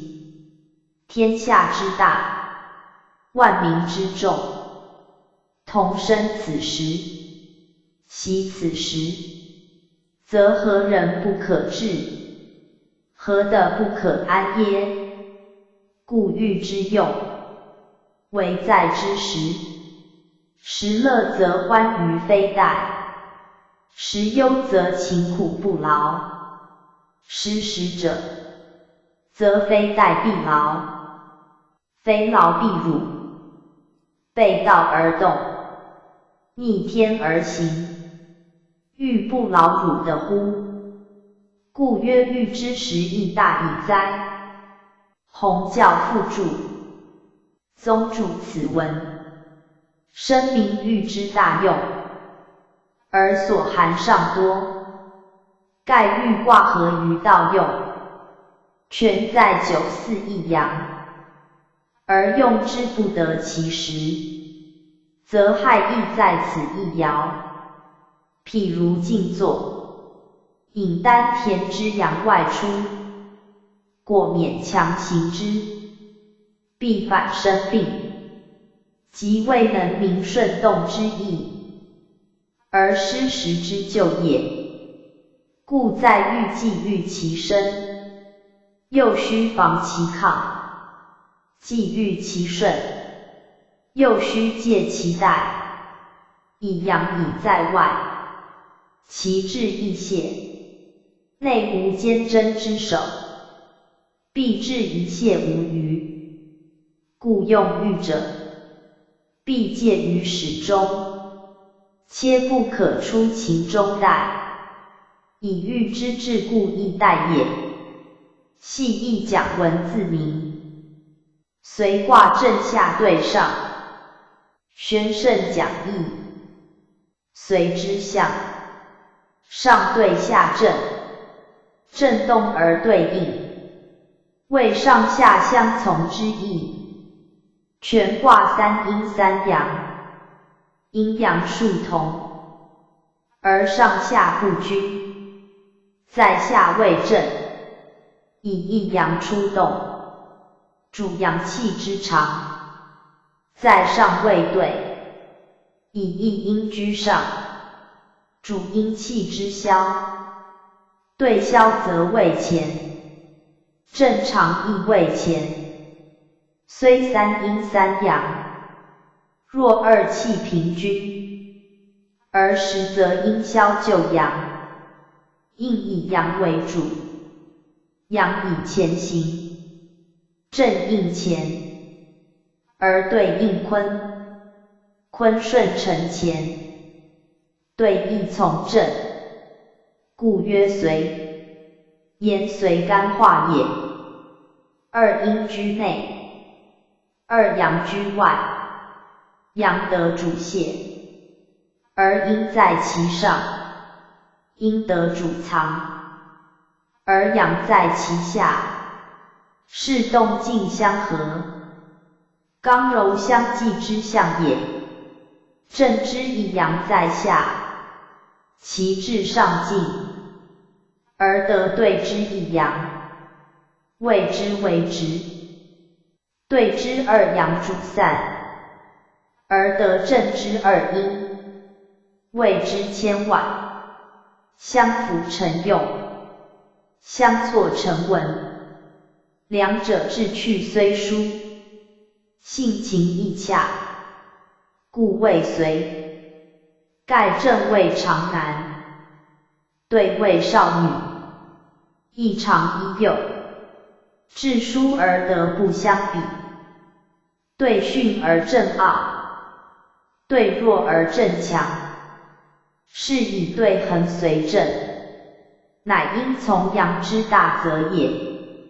阳者正也，从正则道大而用光，攻弘而得美，此随之四德具备，有同于前也。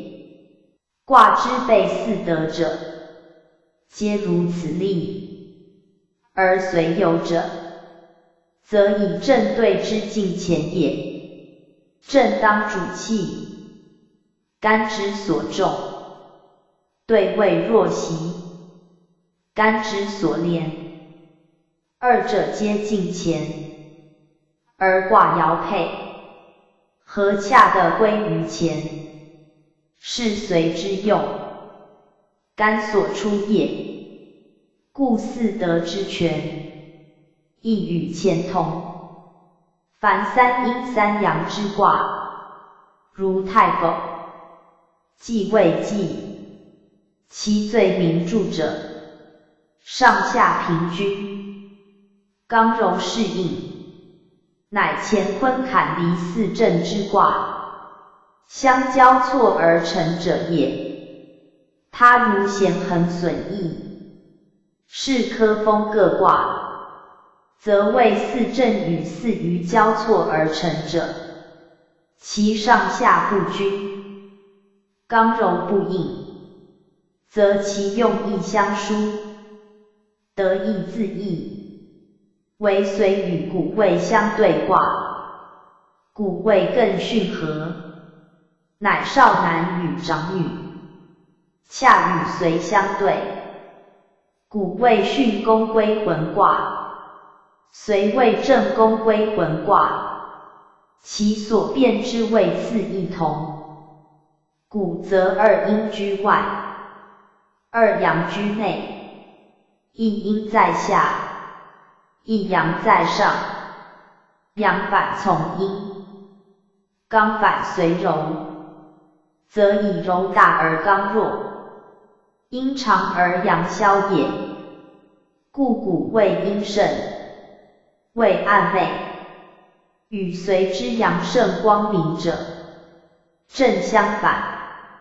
此在随谓得干之用，而古谓得坤之用。随谓上下相顺于正，古谓内外相比于坚，以义道尊阳从正，则随谓即卦也。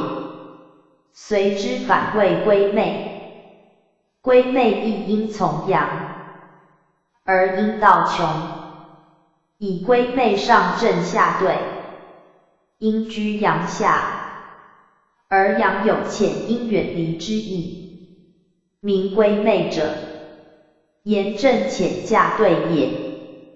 对正一男一女，而非配偶，不似咸衡。咸衡以长女长男，少女少男，两两相得，故彼之婚姻夫妇，随归昧与古见，则一若姐妹，一若主仆，以刚柔之术有差，而尊卑之极以别也。在随与古，以事言为正辩，以人言为主从，以道言为正邪，以德言为刚柔，皆由阴阳消长之殊也。随之下刚上柔，柔能顺刚，虽上下不谋，而内外相应。阴所悦者阳，阳所亲者阴。此随下动上说，内刚外柔，服于道用，合乎人情，四德以全，道恒于天下，乃卦象谓之也。夫随既遇者也，传曰遇必有随，此一人多未明。盖遇之用在顺动，顺则为柔，柔则易悦，动则为静，静必以刚，刚静而欲柔悦，是随之所由来也。正，动也，刚也，对，悦也，柔也。欲以九四一阳克率众阴，阴以从阳，刚以化柔，阴柔既化，理数乃服，而其变为三阴三阳，两得其平之象。自太否至此，时乾坤在错之一度也。虽卦非出乾坤，而内含乾坤之象，亦由太否之交互也。随以象太，故以象否，其不同者，乃错非交，交则为正，错则为变，是随与故，乃乾坤之错，而太否之变也。故二卦以变为本，而变之最者，即由千喻之一阳五阴，变而为三阳三阴也。千喻得其正顺，而道以平，随故成其变动；而道以广，则随故一正一邪，一善一恶，相形成用，而后事情亦显，人心亦明，而道乃易复，用乃易杂。此作义者，体会其变，皆诛其故，欲人之道之不可久，而用之不可穷也。故欲之后受以随，随生则欲尽，随行则欲穷，欲以顺动，而持其长，随以应变，而革其旧。传曰随无故也，故即故旧，变则更新，欲变成随。是世道将心之象，无故云者，谓欲之旧制，不复存留，而随之举措，皆从改创。或曰无故者，无亲也，以正阳刚，而息服阴柔，有灭亲之意，然非其本意也。故者久也，无故，谓久也，以随之得同前。干本天道初见，混沌始分，其非久有可知，随以欲变，而大异于前，亦有初创之意。且故者即经历也，俗曰是故。故犹过也，以往之事皆故也。随以变身，而删除往事，本刚动之德，治根章之功，其道颇宜，其实亦合。故曰天下随时，时至则变，时至则兴。既曰随时，自非守旧，凡称时者，必指心言。欲知时亦既穷，随时之象已起，则随者，乃与众俱心之卦也。宗主复注，随谓对正合，乃阴阳平均之卦。而阳与阴皆，阴能从阳，故名随。以随字一言，如小儿之随尊长，仆从之随主人，相陪于前后左右，若近若离，似合非合，与太否继位继各卦迥异。类同于弦衡之象，则以阴阳爻交错，而谓云配也。对为二阳一阴，阴在上，正为二阴一阳，阳在下，在阴阳数言，谓相对。在上下卦言，则不谋。而有尊卑先后之殊，主从左右之别，故名曰随。随乎正也，阴阳皆得正位，亦与既济相似，而其用不同，又与否卦相类，而其道不一，则由出上二爻之阴阳，不相悖，且相得也。阳生阴降，初中相济，故也。故随为四德俱全之卦，而辞多极战也。隋元亨利贞59宣圣讲义。此全卦彖辞也。易卦备四德者，除乾坤外，唯屯临无妄格与随，则其用的乾坤之正，或其备也。随之为义，有随和、随顺、随律之意。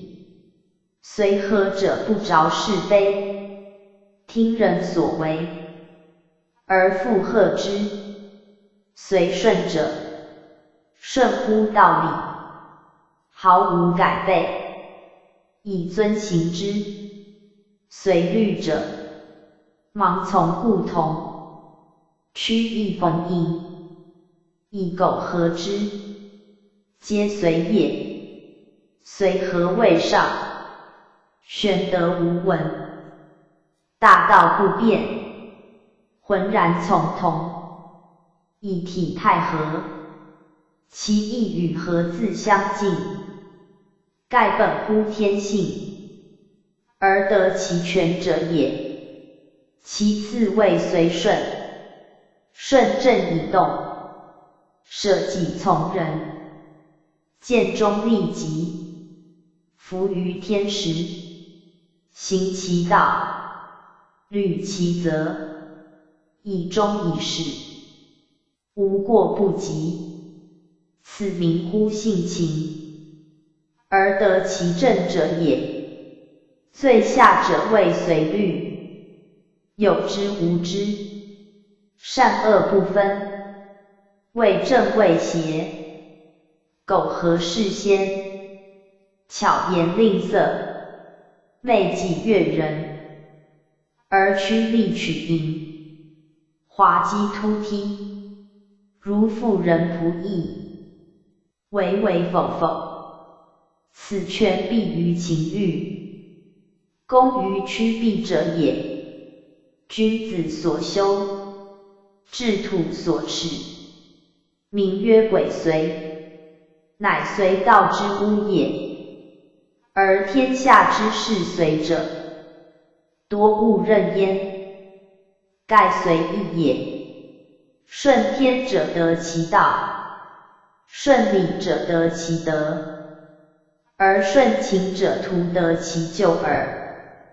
故随谓全德，而人道必自立真实，立者义也，真者正也，正义不明，而言随，未有不取就立者，此随之大用，以四德之备，而就立之免，谓准则，否则非随之道，将受其害。君子审诸，随自幼含岁自义，随由岁也，遂其生成，使之顺遂，遂者成也。故随有欲成之意，即顺以成之也。干谓大生，坤谓代成，生成者乾坤，遂之者随，生成必因天时，必因地利，随亦包具其用。而在人事，则以时宜为先，随者随时而治其成也，随时而予以利，随时而得其宜，斯无悖于随岁之意。此随之四德比乾坤也，随以包含一切，而治其用，为利为宜，其道必大，灵者大也。而随有同于灵，随以顺时成德，依天地之生成而遂之，体万物之常欲而成之，成者屯也。而随有四于屯，谓屯出生之象，临以常之象，出者得其成，长者志之大，皆随之用也。随以正为本，顺正守道，以发未得业，居真尽力，以抵于元亨，则内有其成，外者其善。成善者，无妄也，而虽有辟于无妄，虽以辩为主，顺辩不居。因时利益，求一未至，福利未行，不逆于久，则得日新；不执于故，则道日进。心静者格也，而虽有取于格，未随和正坤之德，秉干兑之功，震动以生之。对月以益之，万物同生，而天下乐益，故有近于无妄与格也。无妄得其成，干替之意也；格致其变，待中之意也。正出于坤，而复于乾；对出于乾，而归于坤，一刚一柔，一阴一阳，合之为用，乃通乎常变。乾坤为生辰之母，正对为常遇之基，二者得同治合，故随卦之辞，皆本此意，而其境也已见。则逢山见，乃卦中之互象也。见已尽，则便不失其道，心不乖其咎。由正对之出于乾坤，而其得用不为乾坤也。故六化之阴阳同，为错综异。异者用也，同者本也。百变不离其宗，随之道也。譬如天时，一岁属易，而年年如故；譬如地利，四方互殊，而处处有同，则随之道所者也。元亨则通于天下，而无不疑。力争则应于事物，而无不变也。随时之意大矣。随时者，顺变也。顺变不魁于正，道与格同。格为变之大而显，随为变之约而已，则时有未至，事有或疑也。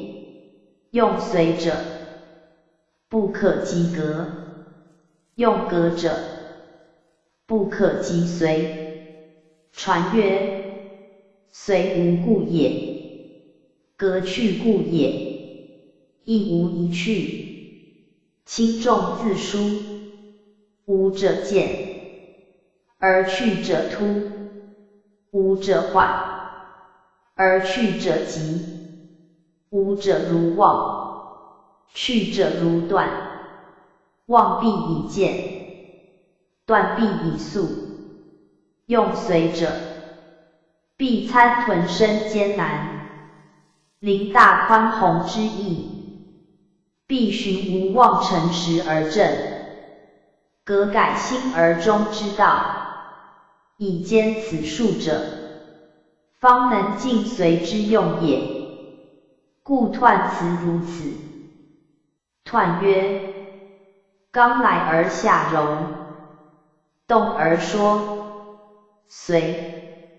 大亨真无咎，而天下随时。随时之义大矣哉！宣圣讲义。此名是随卦全体代用也。刚来而下柔，柔字或属下句斗亦可，以随卦之初爻为阳，而四五两爻亦阳，阳主身，故曰来。阳在外，而初爻分处于内，是能下也。阳为刚，得能下人，以柔用也。内卦二三爻皆阴，而随出爻动，以与上爻应，是柔之动也。阴本降，而内卦二三爻乃随阳生，上爻虽急，而下与五四两爻交，是相得也。相得谓说，说同月，以相爱月也，故曰柔动而说。若属上句，则谓刚能下柔；若属下句，则谓柔能随刚。二者一异，不外相交相济而已。初爻之阳已动，而得上爻之阴为月，在数言。未出刚中柔，在是言；未内刚外柔，在道言；未体刚用柔，不外于交际之意。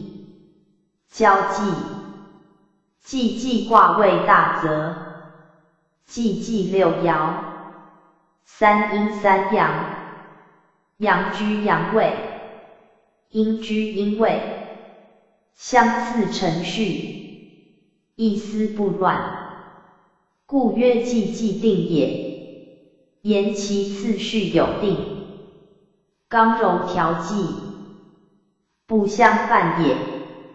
虽卦亦于是，而初爻为阳，上爻为阴，亦协其位，内得二阴，外得二阳，互为调配，亦服其道。虽内阴外阳，有乖之术，而出刚中柔，足盖大用。是亦谓交际之卦，而名曰随。盖如六位皆协，则名济矣。以有强弱之差，次第之别，而能相协相报，故名随。由行路者相先后也。随者必相得，必相虚。得则为和，和则为大，虚则为木，木则为亨。盖其用弘，其道通也，既大且亨，而上下不失其正，即六二与九五也。二者卦之正位，乃乾坤本德。的正位守，是即真也。真以守正，亨以致用，代以告成。天下随时，而无咎矣。随时之意大以哉一语，总括随道之全，而名随用之妙。盖随者，必有所凭依。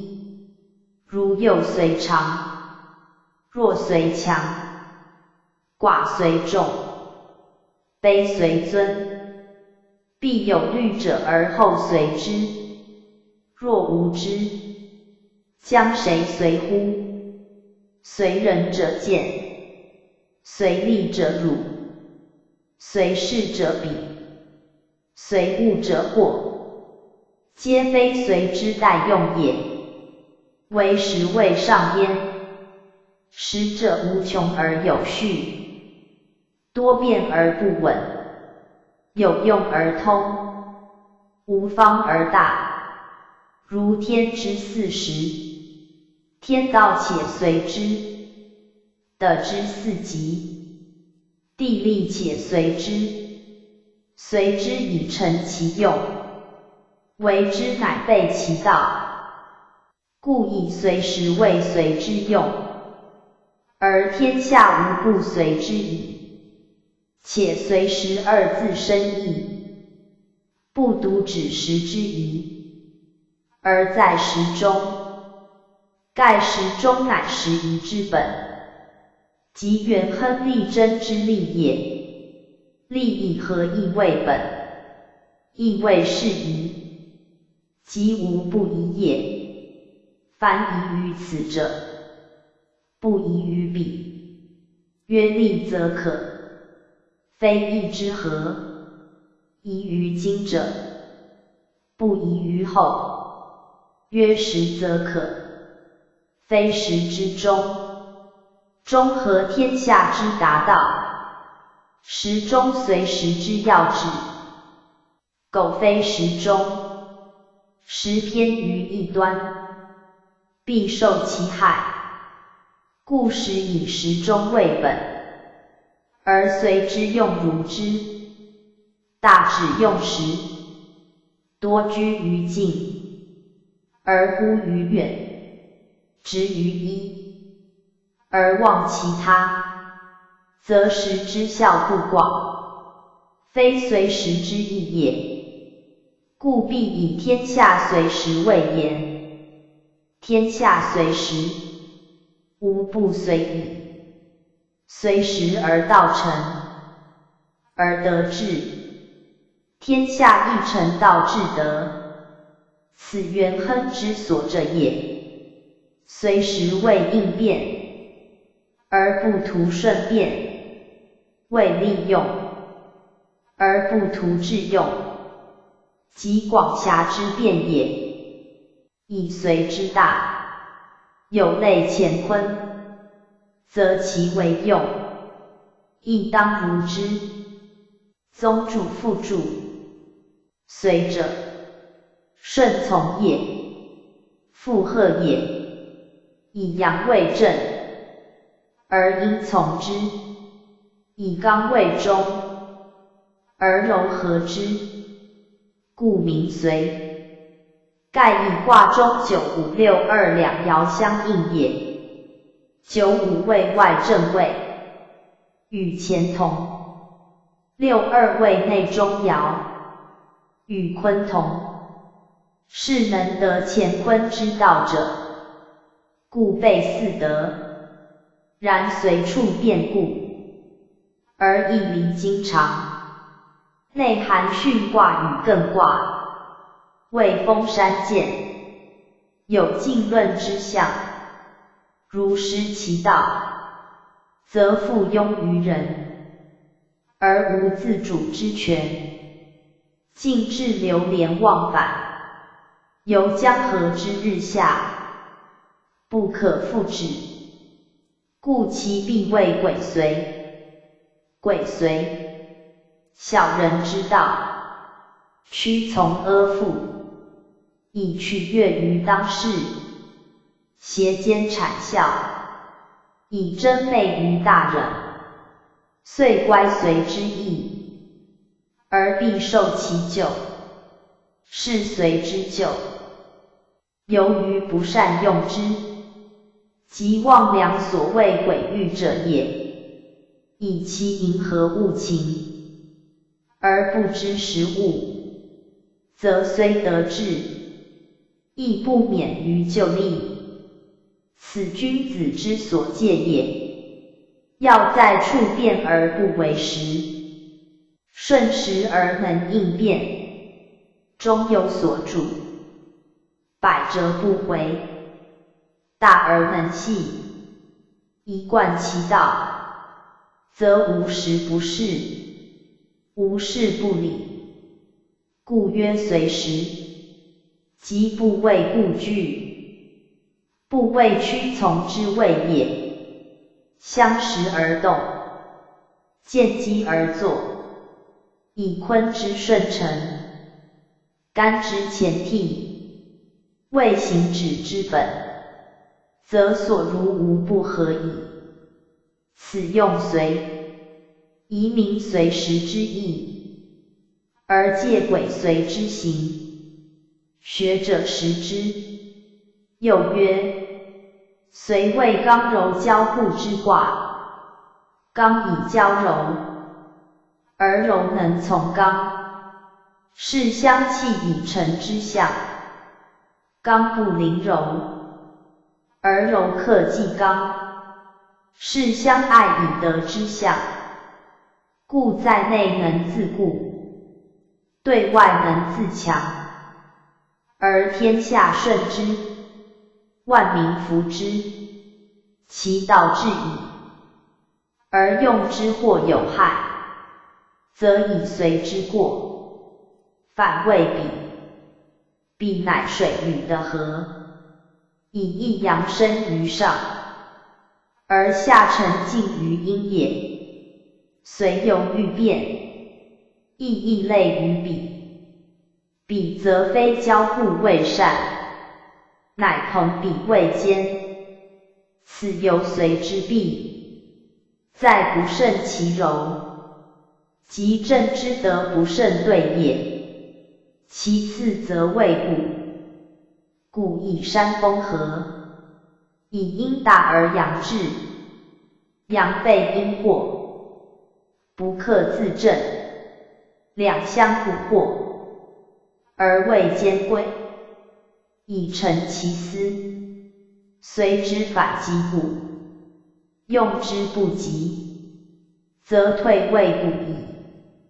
此亦随之弊，而由阳刚不正，失其真正之故，至谓益者反成损，谓害者反成否，皆谓于随之正用也。随之正用在时中，时而中，则无弊。盖因从阳失其中，谓大过。过则类比，阳交阴失其中，谓不及。不及类故，是皆知有随，而不知时中之意。徒以随复交结为用，而不择邪正顺道者也。故其志，必受其害。所谓救也，救在图随而忘时中，图顺而忘正义，是以彖辞称无救，而视之以随时之意。可见圣人垂教之至意，就其天道所与哉。备时即为天，失中即逆道，此所以有救也。苟明四德之意，而达时中之行，更贺救之可言哉。故随之救，人治之也。象曰：则中有雷。随，君子以象会入宴席。宣圣讲义。此是卦象，言随时之意，明人道之意也。随时者，以人顺天，以是一时之谓也。则中有雷，阴中有阳也。雷生于泽，阳出于阴也。则谓低洼之地，雷乃生腾之物，则有润物之用。雷成云雨之师，二者升降虽殊，功用相宜。谓类虽异，谓道则同。故曰随，言随从而见其德用也。随以随时为大，时以成用为本，用以及时为先。不关于事者，不足名用，不见于用者，不足名实，不合于道者，不足名德。德也，实也，用也，是也，亦以治之，曰随时。盖人道不得备乎天，为乎时，以生习也。此象会厌习，名是随时之意也。人之生也，有作有习，不可却一，乃体天也。天有日月，有寒暑，有昼夜，人有起居，有动静，有作息，亦也。未有久坐不息者，亦未有息无其时者。天之寒也，日之夜也，皆习之时，人亦如之。而最著者，一日之时也。日出而作，日入而息，人之常也。既作皆兴，既息皆没，治之定也。人道依天立志，以教天下，则天下化之。无不随时，一人随时，一方随时，一事随时，一物随时。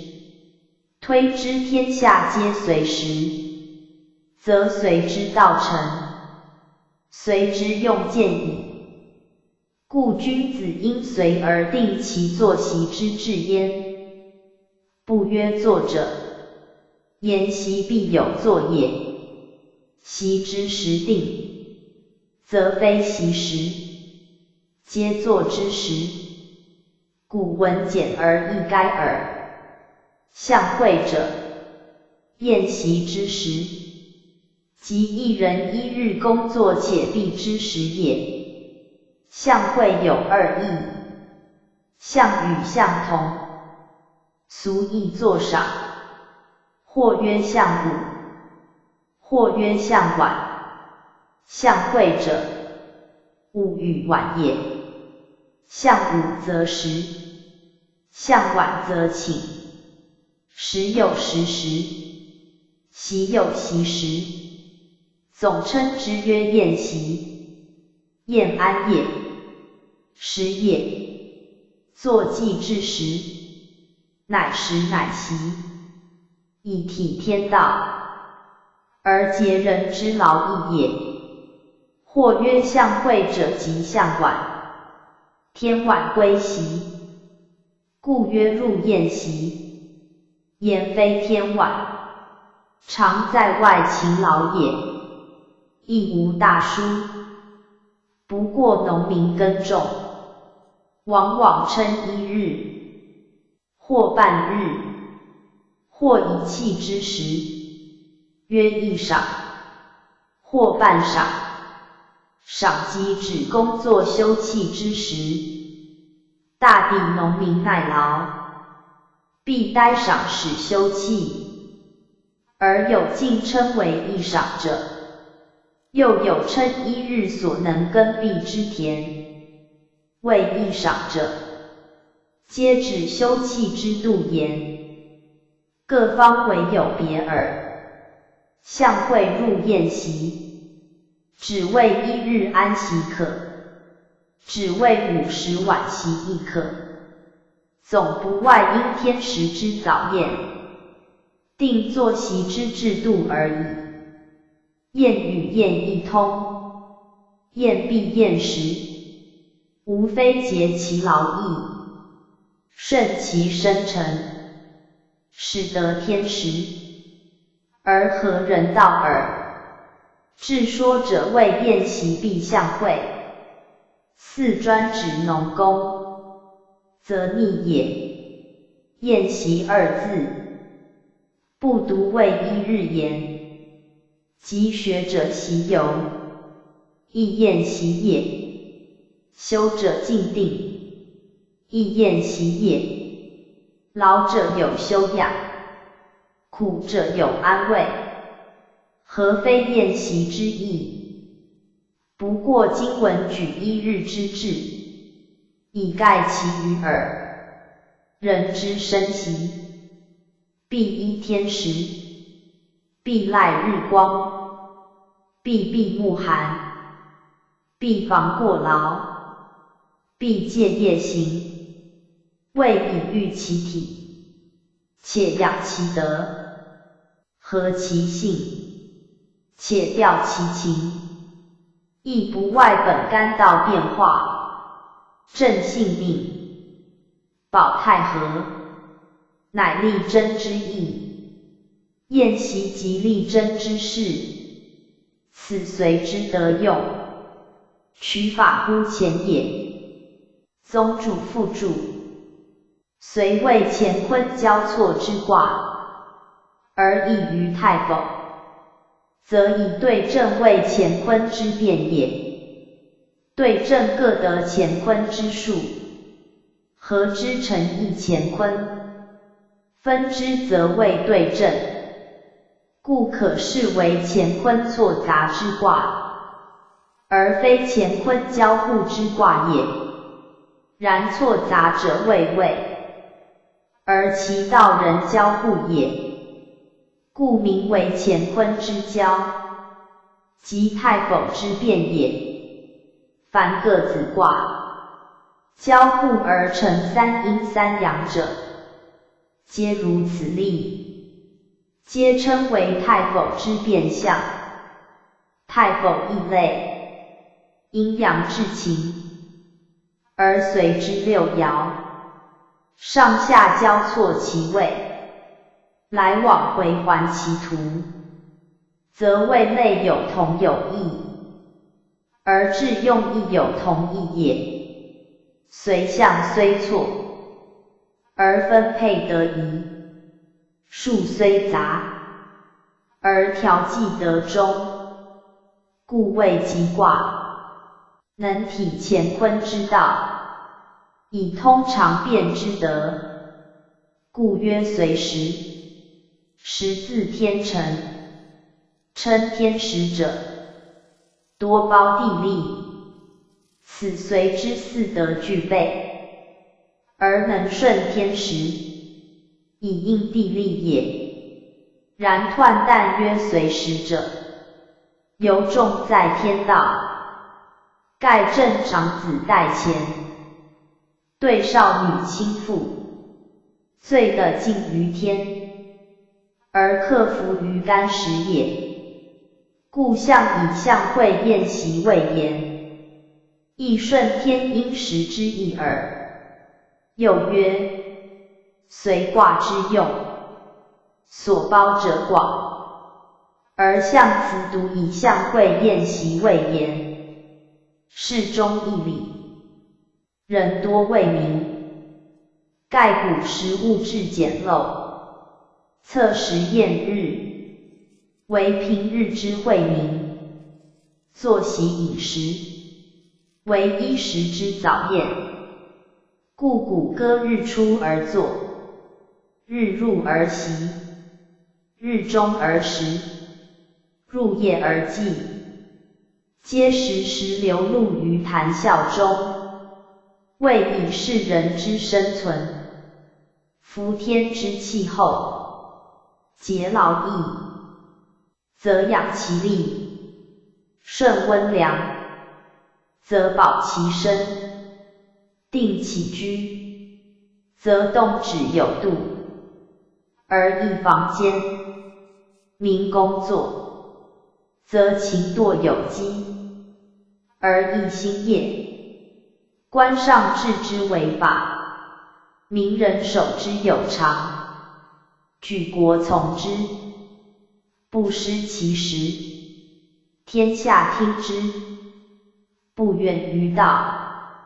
故人生与天道相合，物业随时令已成，是为固然。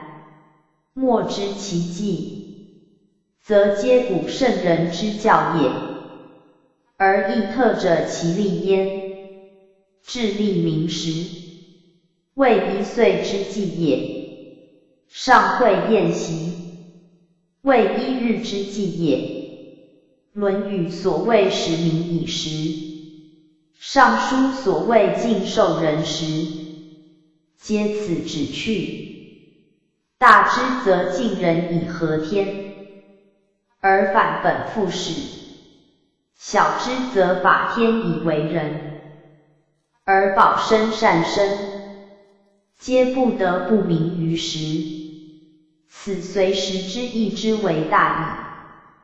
智者见智，仁者见仁，百姓日用而不知，此所以谓之大。故随时之精，推于体天利极，谓欲无疆，而其粗，则起居饮食之事耳。举细足以明句，这亦足以知难。随象辞之谓乎？故象会者，天道之自然；宴席者，人事之节制。天道不变，人事顺常；天道无穷，至诚不息；天道往复，作息有时。此义之含有3要义：不义、变义、知义，而皆见之于随卦也。随者顺变以为常，因常以达变，变而不变，不变而变，此随时之义，而序所谓谓无故也。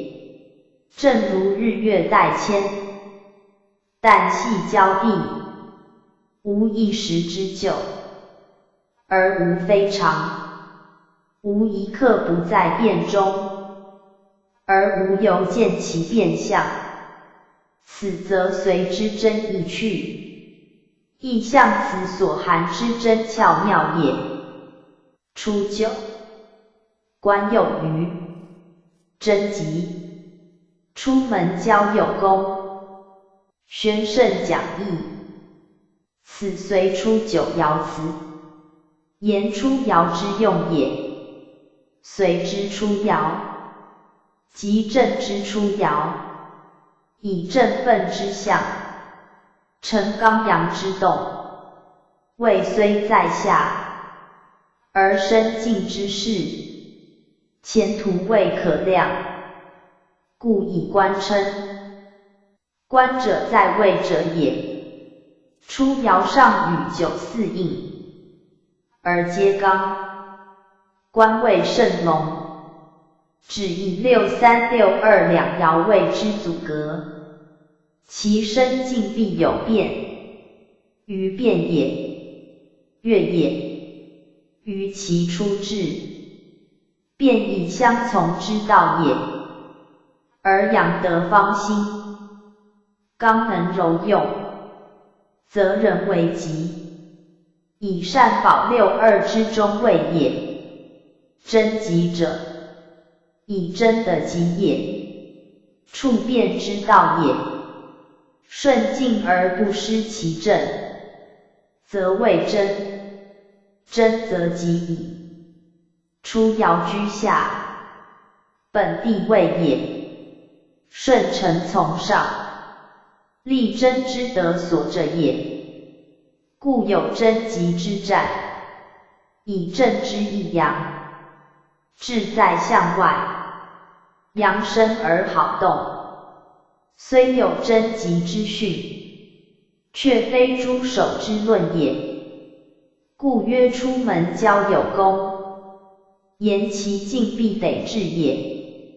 交近指6、3，远指9、4，一阴一阳，相辅成用。曰有功，即有成也。盖出久居则宜真，静则有成。行止不相类，正以随之为变，以时为贵也。有余二字，名指多变之秋。贞吉则有守，有功则有位，有守有位，乃蓄德之士，而成实之才也。要在内不失其真，外得其有，内外相宜，所如必成。此随出爻之妙用，恰与卦相符。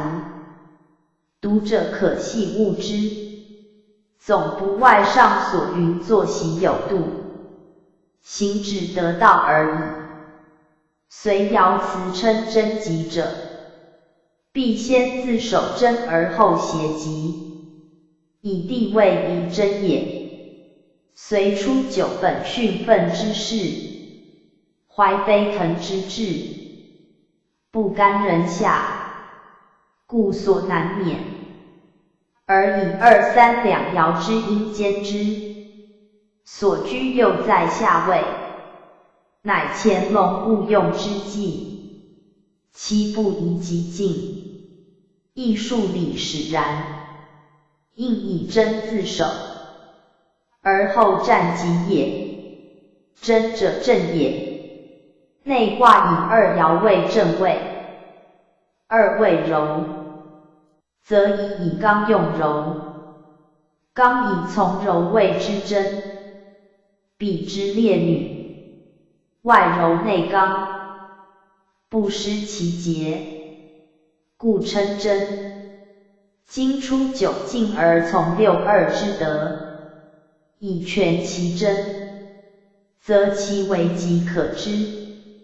象曰：官有余，从正吉也。出门交有功，不失也。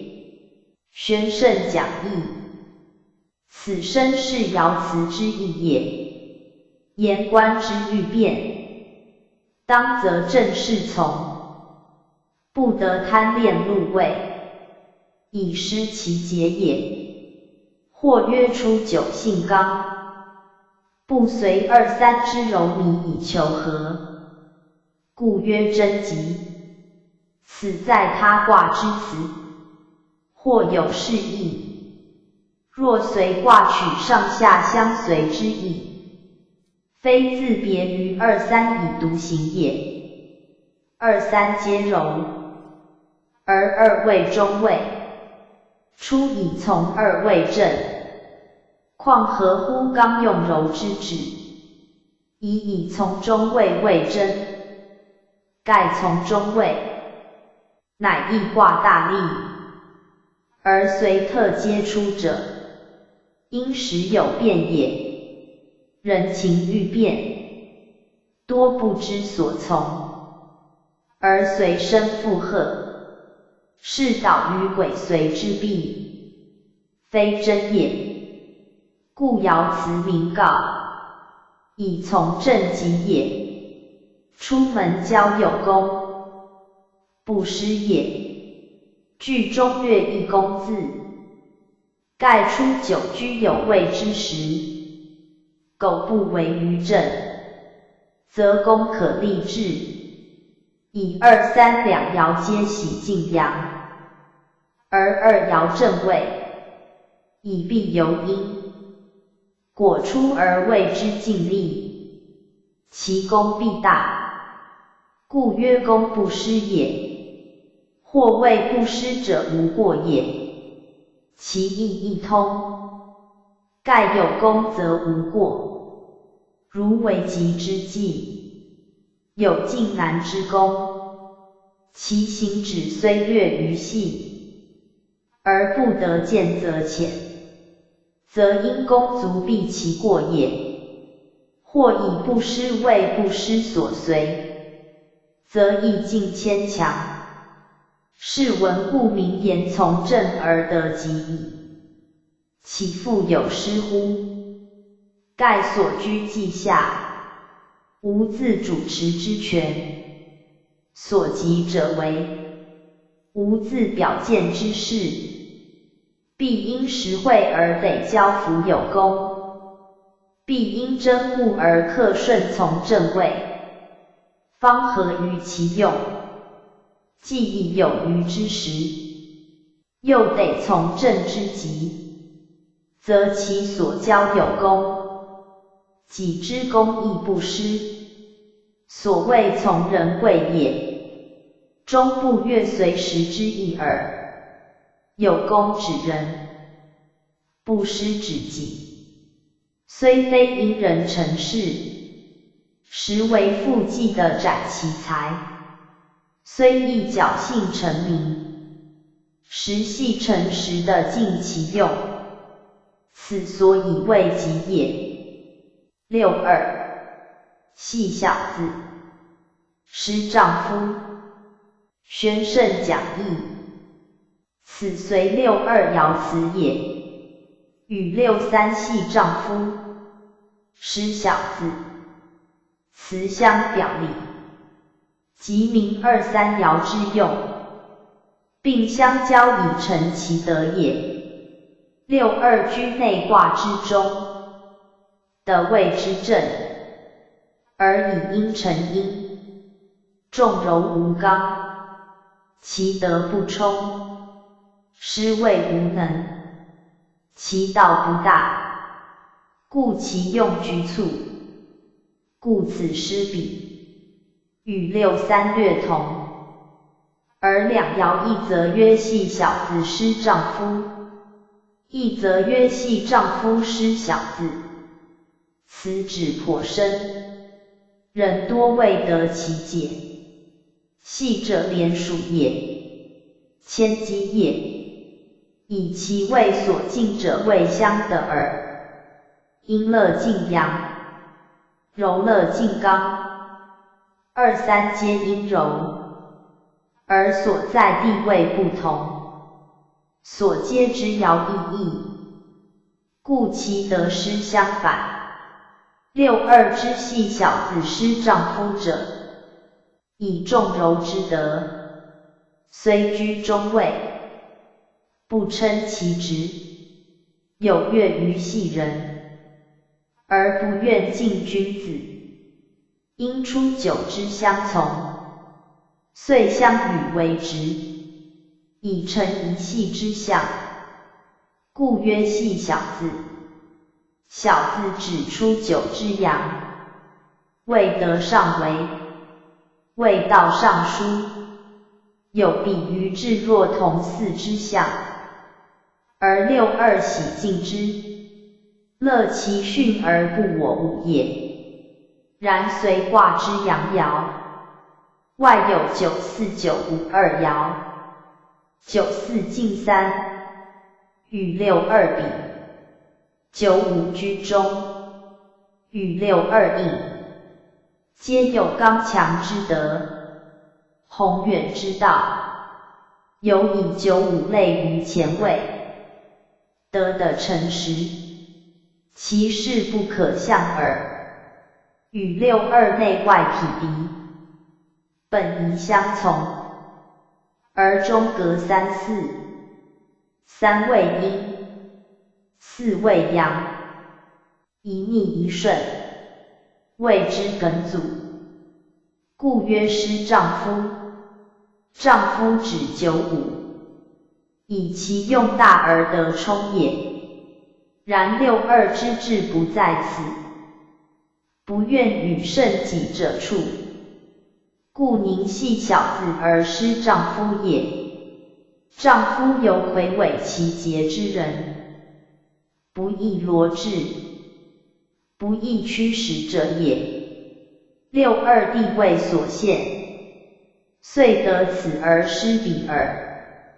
象曰：系小子，夫坚语也。宣圣讲义，此身是爻辞之意，言不得兼有之耳。与即相与，犹相得也。与六三正同。六三，系丈夫，失小子，虽有求得，力居贞。宣圣讲义，此随六三爻辞也。六三以阴加阳，而居中爻的九四之协和，其道较大，其德较充，其用意较广，故其辞胜于六二也。虽以上下刚柔易治，亦如六二不能兼得，而变为系丈夫，失小子，与六二恰相反。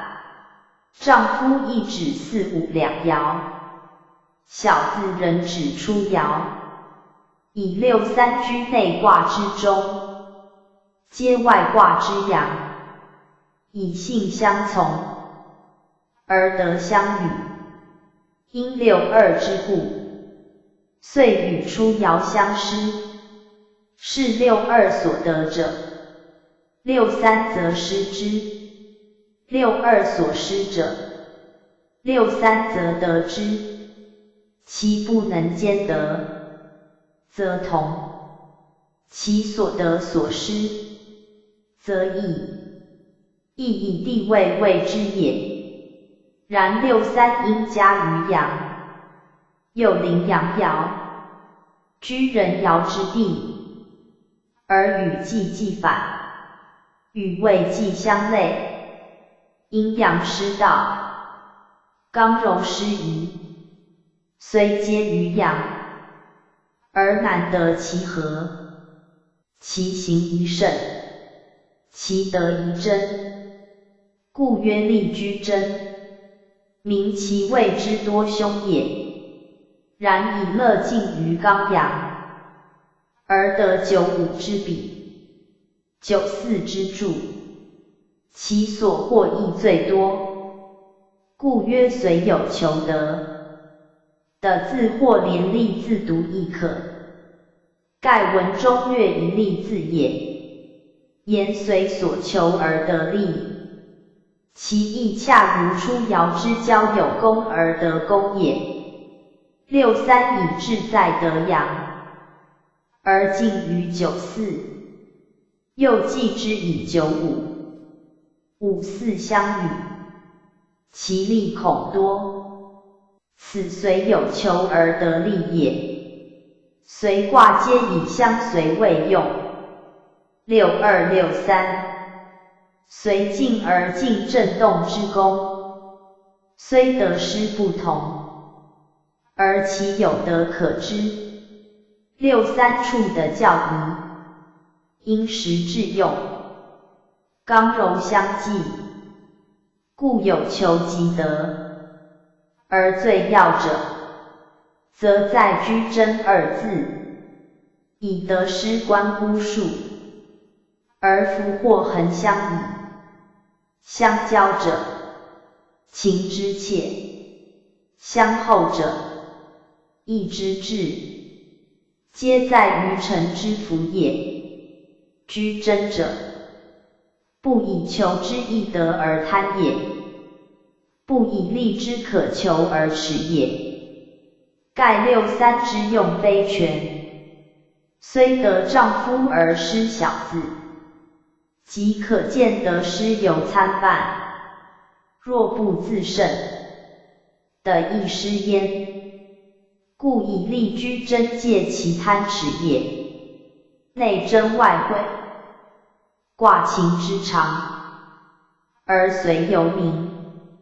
初曰贞吉，次曰居贞，其意义也。象曰：系丈夫，至设下也。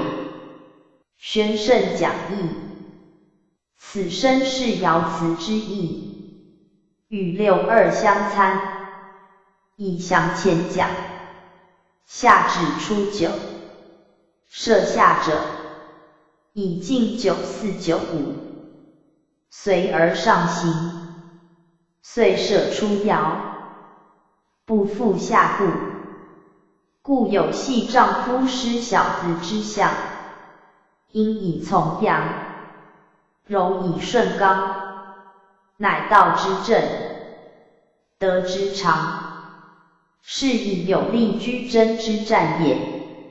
力言其用，真言其德，德用具备，而下卦之正，待用已成，此后则交对矣。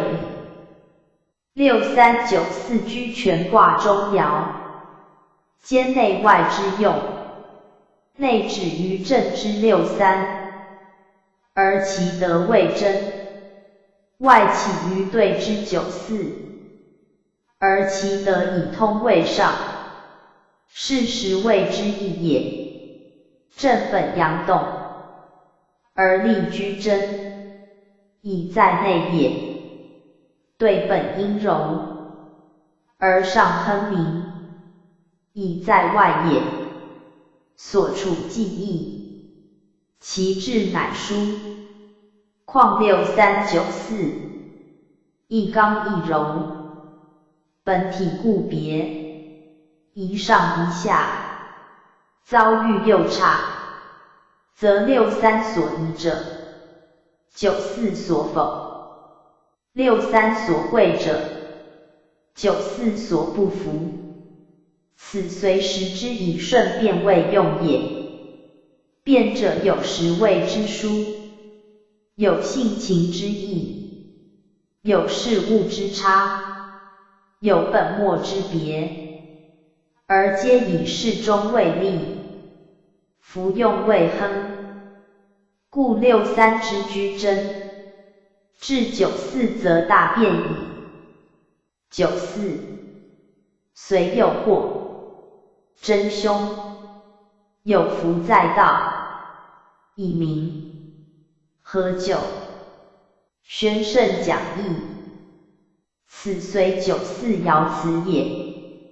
94既居外，而其德刚，则非静默退居之时，而有进取远大之志，此爻辞称为有祸也。在63居真为利，而94以真凶，其相反如此。大抵卦用真无不及，独此云凶者，非真之咎，乃实之乖。以94即震动之势，得时谓之龙，正宜发黄金轮，光大事业，以安天下，育民物，所谓立功之日也。若畏缩退避，失位而魔所表见，悠游轮安，荒直而一图己私，是为天复明。独为弃之者，其凶可知；然所谓凶者，正以其德位也。德位必成实，实与之而弗位，位居之而弗袭，贪天而不求功，苟安以丧其志，斯乃凶矣，非真之咎也。不当真而真之过也。譬诸天道，当春阳之时，而无生育之功，乃人如必藏之计，以安于枯寂之境，是失天德，而被时正也。其凶之至，亦可知矣。有福者，德之盛，道明者，时之隆。有德于天，则天下从之；有名于道，则天下顺之。此功业宏大之日也。随而治之，更惜救灾。随卦各爻之辞，为94爻明者随字之用，以随有所为也，有所成也，将以行道也，立德也，将以致公也，岂徒随哉？若未免惑而为否，非随也；若未侥幸而屡进屡退，非随也。随人而无害于己，随众而有造于众，方谓之随。故随94民指其效，在有祸有福，民道民功。非然则悉取于随，随之本意，因实立德，因为立功，而皆归于道。道在则天下莫不随之，以我随天，天亦随之；以我随人，人亦随之。非随天随人，乃随道耳。词曰有福在道，下句省一道字，言有福于天，有福于人。时有福于道，有福于道，天下无不服。天下皆服于道，则道大明。道明则得利而功成矣。此94倍数随之真用，而特皆一道字，以示其往领重在此六字。六字三句，其义相续，而义惊鸿。有福者亨也，在道者渊也，以明者元亨之志，而兼利贞矣。不曰利贞，而曰元亨；不言元亨，而言福明者，以随四德具备，而用有先后也。唯有先后，乃下卦先利贞，而上卦即元亨。元亨故由利贞治之，不过至上卦，以非徒言利贞之时，故曰贞凶。以徒贞而无元，其道将绝也。此即贞下起源之力，而关键在此二爻。故63以居贞为利，而94以明道治功也。象曰：虽有祸，其义凶也；有福在道，明功也。宣圣讲义，此生是爻辞之意，而见94之真用也。恐人误以真凶谓不可真，故曰虽有祸，其义凶。言真凶者，有祸而来，若无祸，自疑真。今有祸，祸在其位，祸逢其时，则有未之日也，故曰义凶。言寒凶之基也。辟诸匹夫怀璧，以治其罪，设无害于道，又悉罪耶？曰其义凶，非真凶也。有祸者，必有福；有福而在道，必有功。此天所与，人所归，时之会，谓所复也。94之有祸，将以成而功，而63之居贞，反足害而得。于是随时之义大明，而顺变之财思贵矣。辟之一日，当日中必动而坐，不得宴席偷安也。94之真，即有骤寝，非待荒，即病矣。此所以为凶也。时真则真，时不宜真，则真为凶。真上有凶，况失时之不真者乎？在63居真之力，时也。若为时失真，其祸更甚于94之真。二爻皆观人事，故言之特详。读者当细议之。宗主副注：随卦之用，在顺时应变，与他卦有守不疑者不同。如在63，以真为例，94则以真反凶，其内外行止全不相类，乃是谓之殊也。所谓异地皆然之意，必依其所处，而定其所为。如与既言曾，道非不同，而处的有异。与既在位，则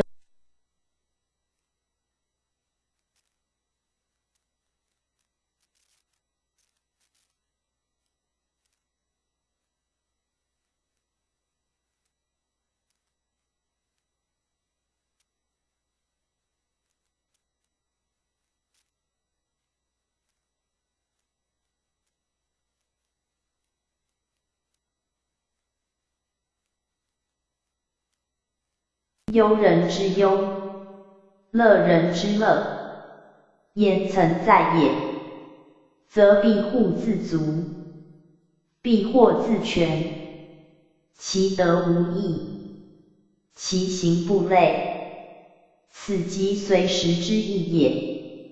居则独善其身，不必为他人谋；出则兼善天下，不得图为一己计也。此用舍行藏之道，乃有所惠也。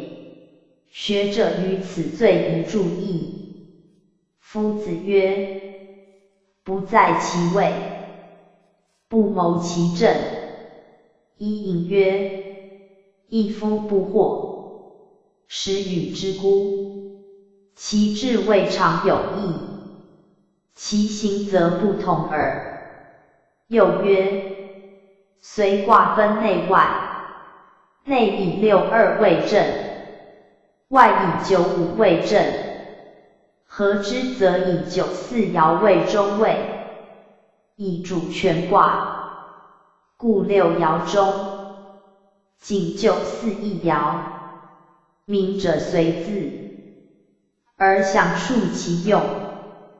读者通94之意，即得随卦全体之用矣。盖94虽非主位，而得全势，以随之精义在于随。无论随人随事，随上随下，皆随也，非以自身为主。故正位不主，而94反变为主，此即随之妙用也。94近乎95，应乎62，上下内外，一身兼之，所欲既隆，所负犹重，故其行止，关乎全体。在前有如宰辅三公，在今有如元老议会，皆所以辅弼臣治，掌握权衡者也。一人之下，万民之上，总理枢机，关系安危，其重要可知，而诚实以行其道，因是以达其德，不随众而不为众，随君而不逢君，方能应天顺人，米乱治治。故有丈夫之誉，丈夫者，犹应结其魁，不与庸俗痛也。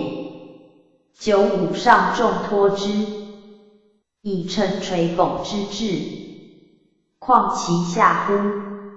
至九五虽居正位，而无所为，亦有九四代位之也。此即随之为义，随无不随，上下相随，无一独主。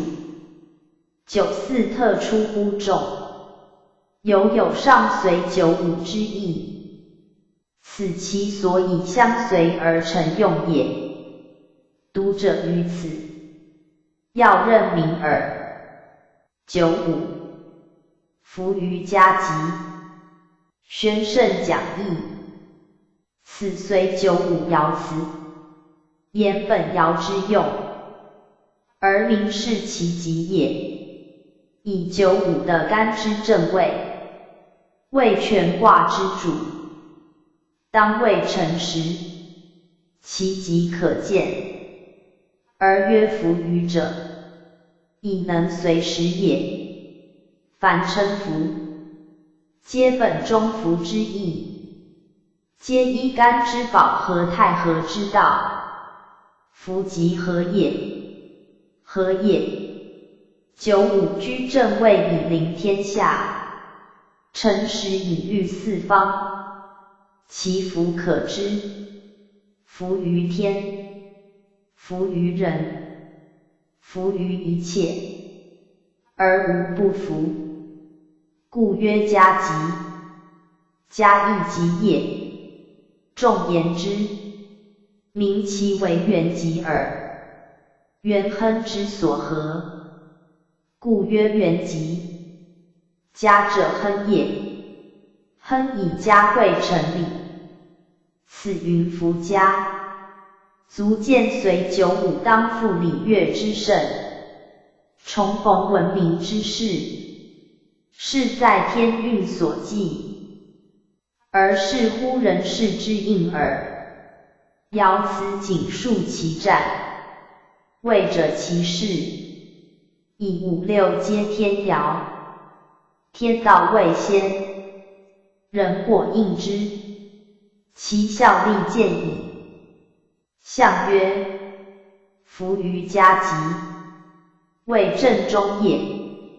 宣圣讲义。此声明爻辞之意，而见战吉之由来。谓正者，德必正。时中者，道必中。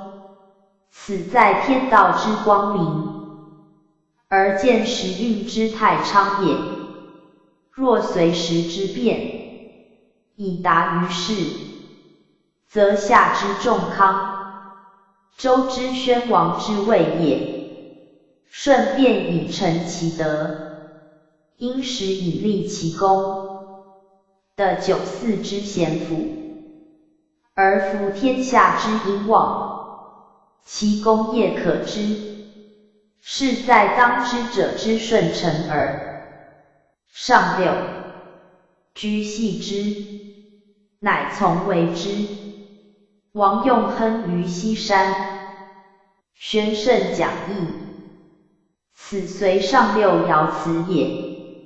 上六居随之中，谓对之上。对卦之用，即在此一爻，与正卦之用在初爻，其义正同。对之上爻，既谓对用之主，亦谓随卦待用之中，虽以随顺为义，而以成功为志，各爻相随，以气上六。其行以穷，其势将终，是用告成之时也。由行路者达其地，做工者终其日，已不在近，则必有所止焉。止于此，以节从前，则济公之时也。故爻辞曰：居系之，乃从为之，言相随前进，至此不复往，遂相虑以留止耳。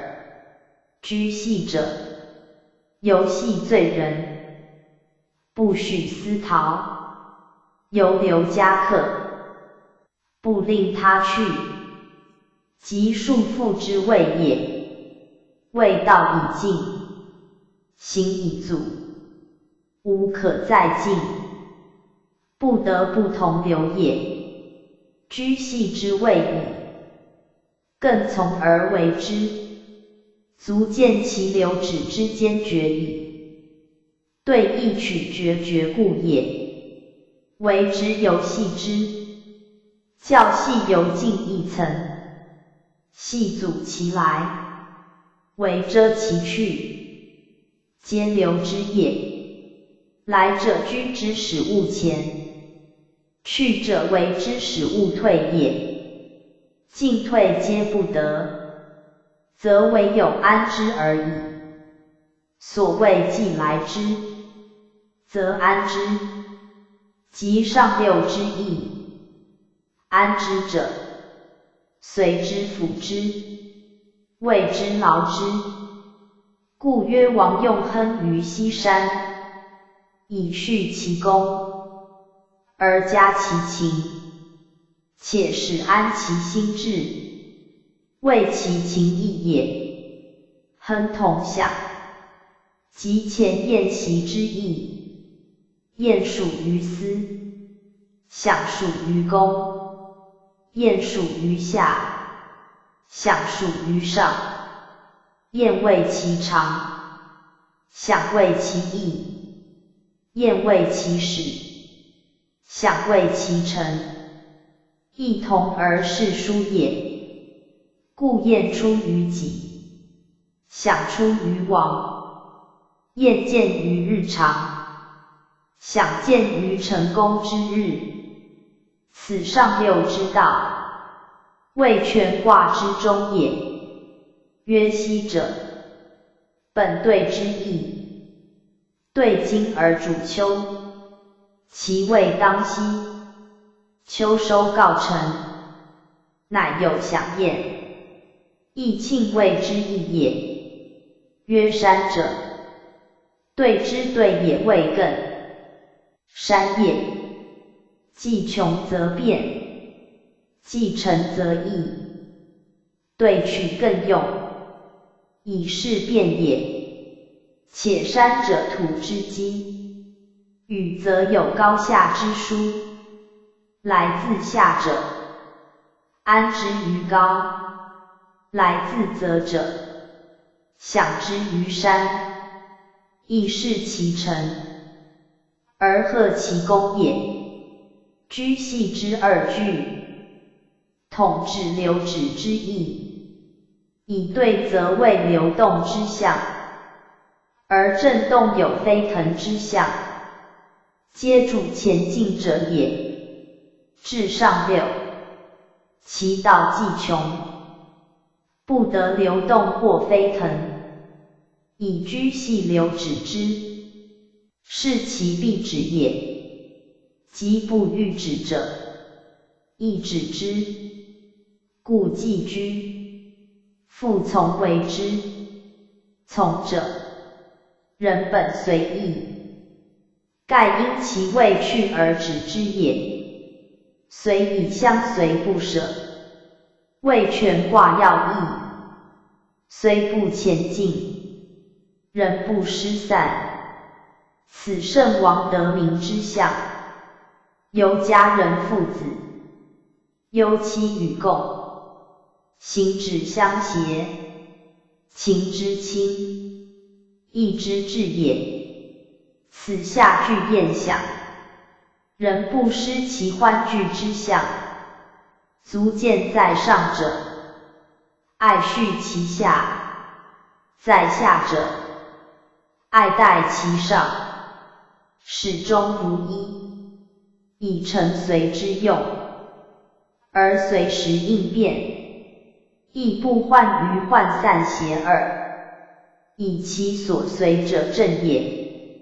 随本重在处变，上六，变之时也，而由相聚相亲，摩所愿对者，则以其正位得时，有恩威于平日也。故用随者，以先知之。上六之居为，非同于雷役，而阐述不使自去，亦有坚决罗致之志，则以有道在也。此九四所谓有福也。有福则感召自治，永相随从，此即居为也。爻辞称居为，而既以验亨，足见其受居为者，并非趋于利也。象曰：居系之，上穷也。宣圣讲义，此身是爻辞之意也。言居系，亦顺势之事，因道既穷，不得不止，非故谓居系也。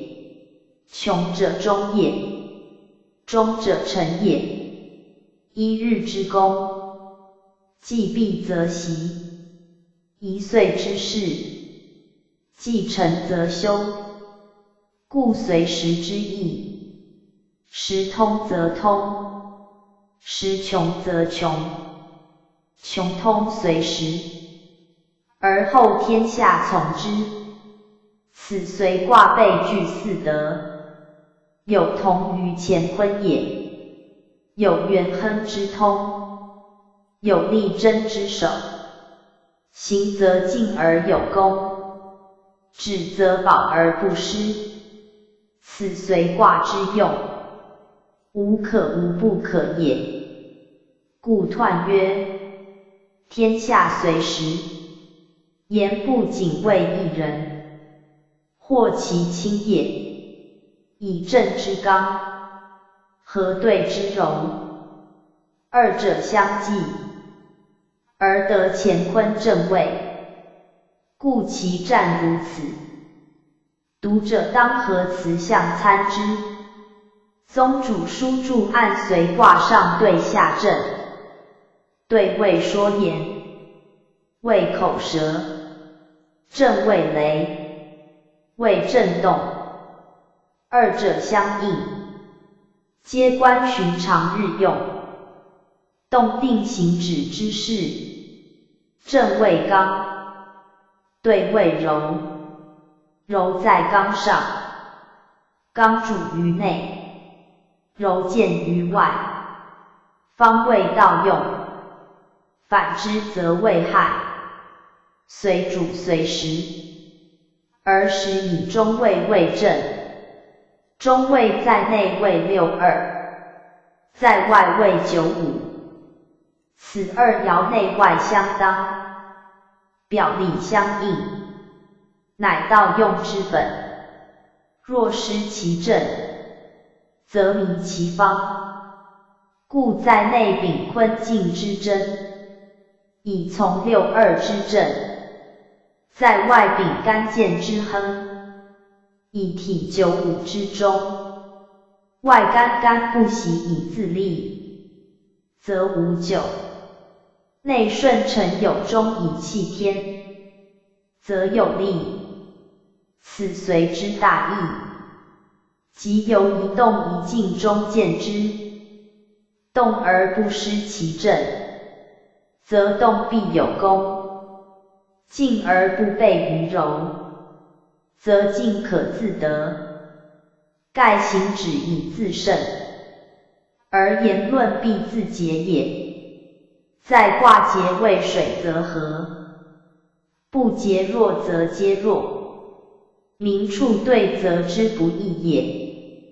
对象似湖之决口，水流不止，涓涓有江河之鱼，水泛无度，密密有没顶之患。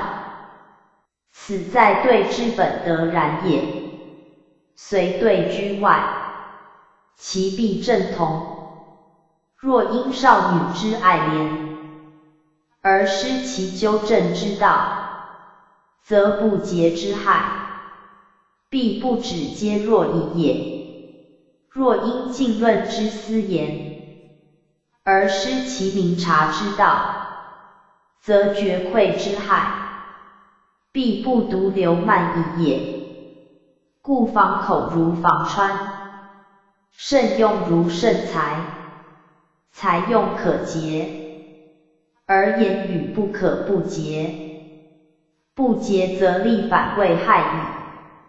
处对者，如处是非之地，吾在不以谨约为上。用对者，如用仓库之藏，吾在不以节省为宜。而对外不乖于悦则之失，待人不履于口舌之争，自能全始终，以免旧患。若以内言，动而不迁于仪，行而不乱其正，则含合保泰之道也。因有守以自固，则进可无后忧。因得朋以为辅，则远有相得之意。故在随卦，以正为体，以兑为用，以刚为己，以柔御物，以奋力为自勉之志，以和悦为处世之资，以果敢为决疑之师，以容疏为预备之本，以宽宏为用，则不居；以慎约为用，则不泰；以守贞为用，则居乱世不为；以致亨为用，则诚实会有功。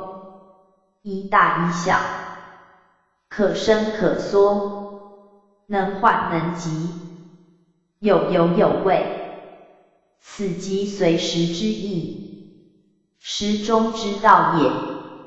何以如此？则随卦之所处，当变化无常，或宜守，或宜行，或宜大，或宜细，恒不一定，以事实为贵。体刚而用柔，本锐而末钝，内真而外达，至坚而行华，上下不同道，而其相合也一致，先后不同功，而其有终也一去。此有处世既非至平，而所欲又多其意，故不得执意以备时机，而遭就利也。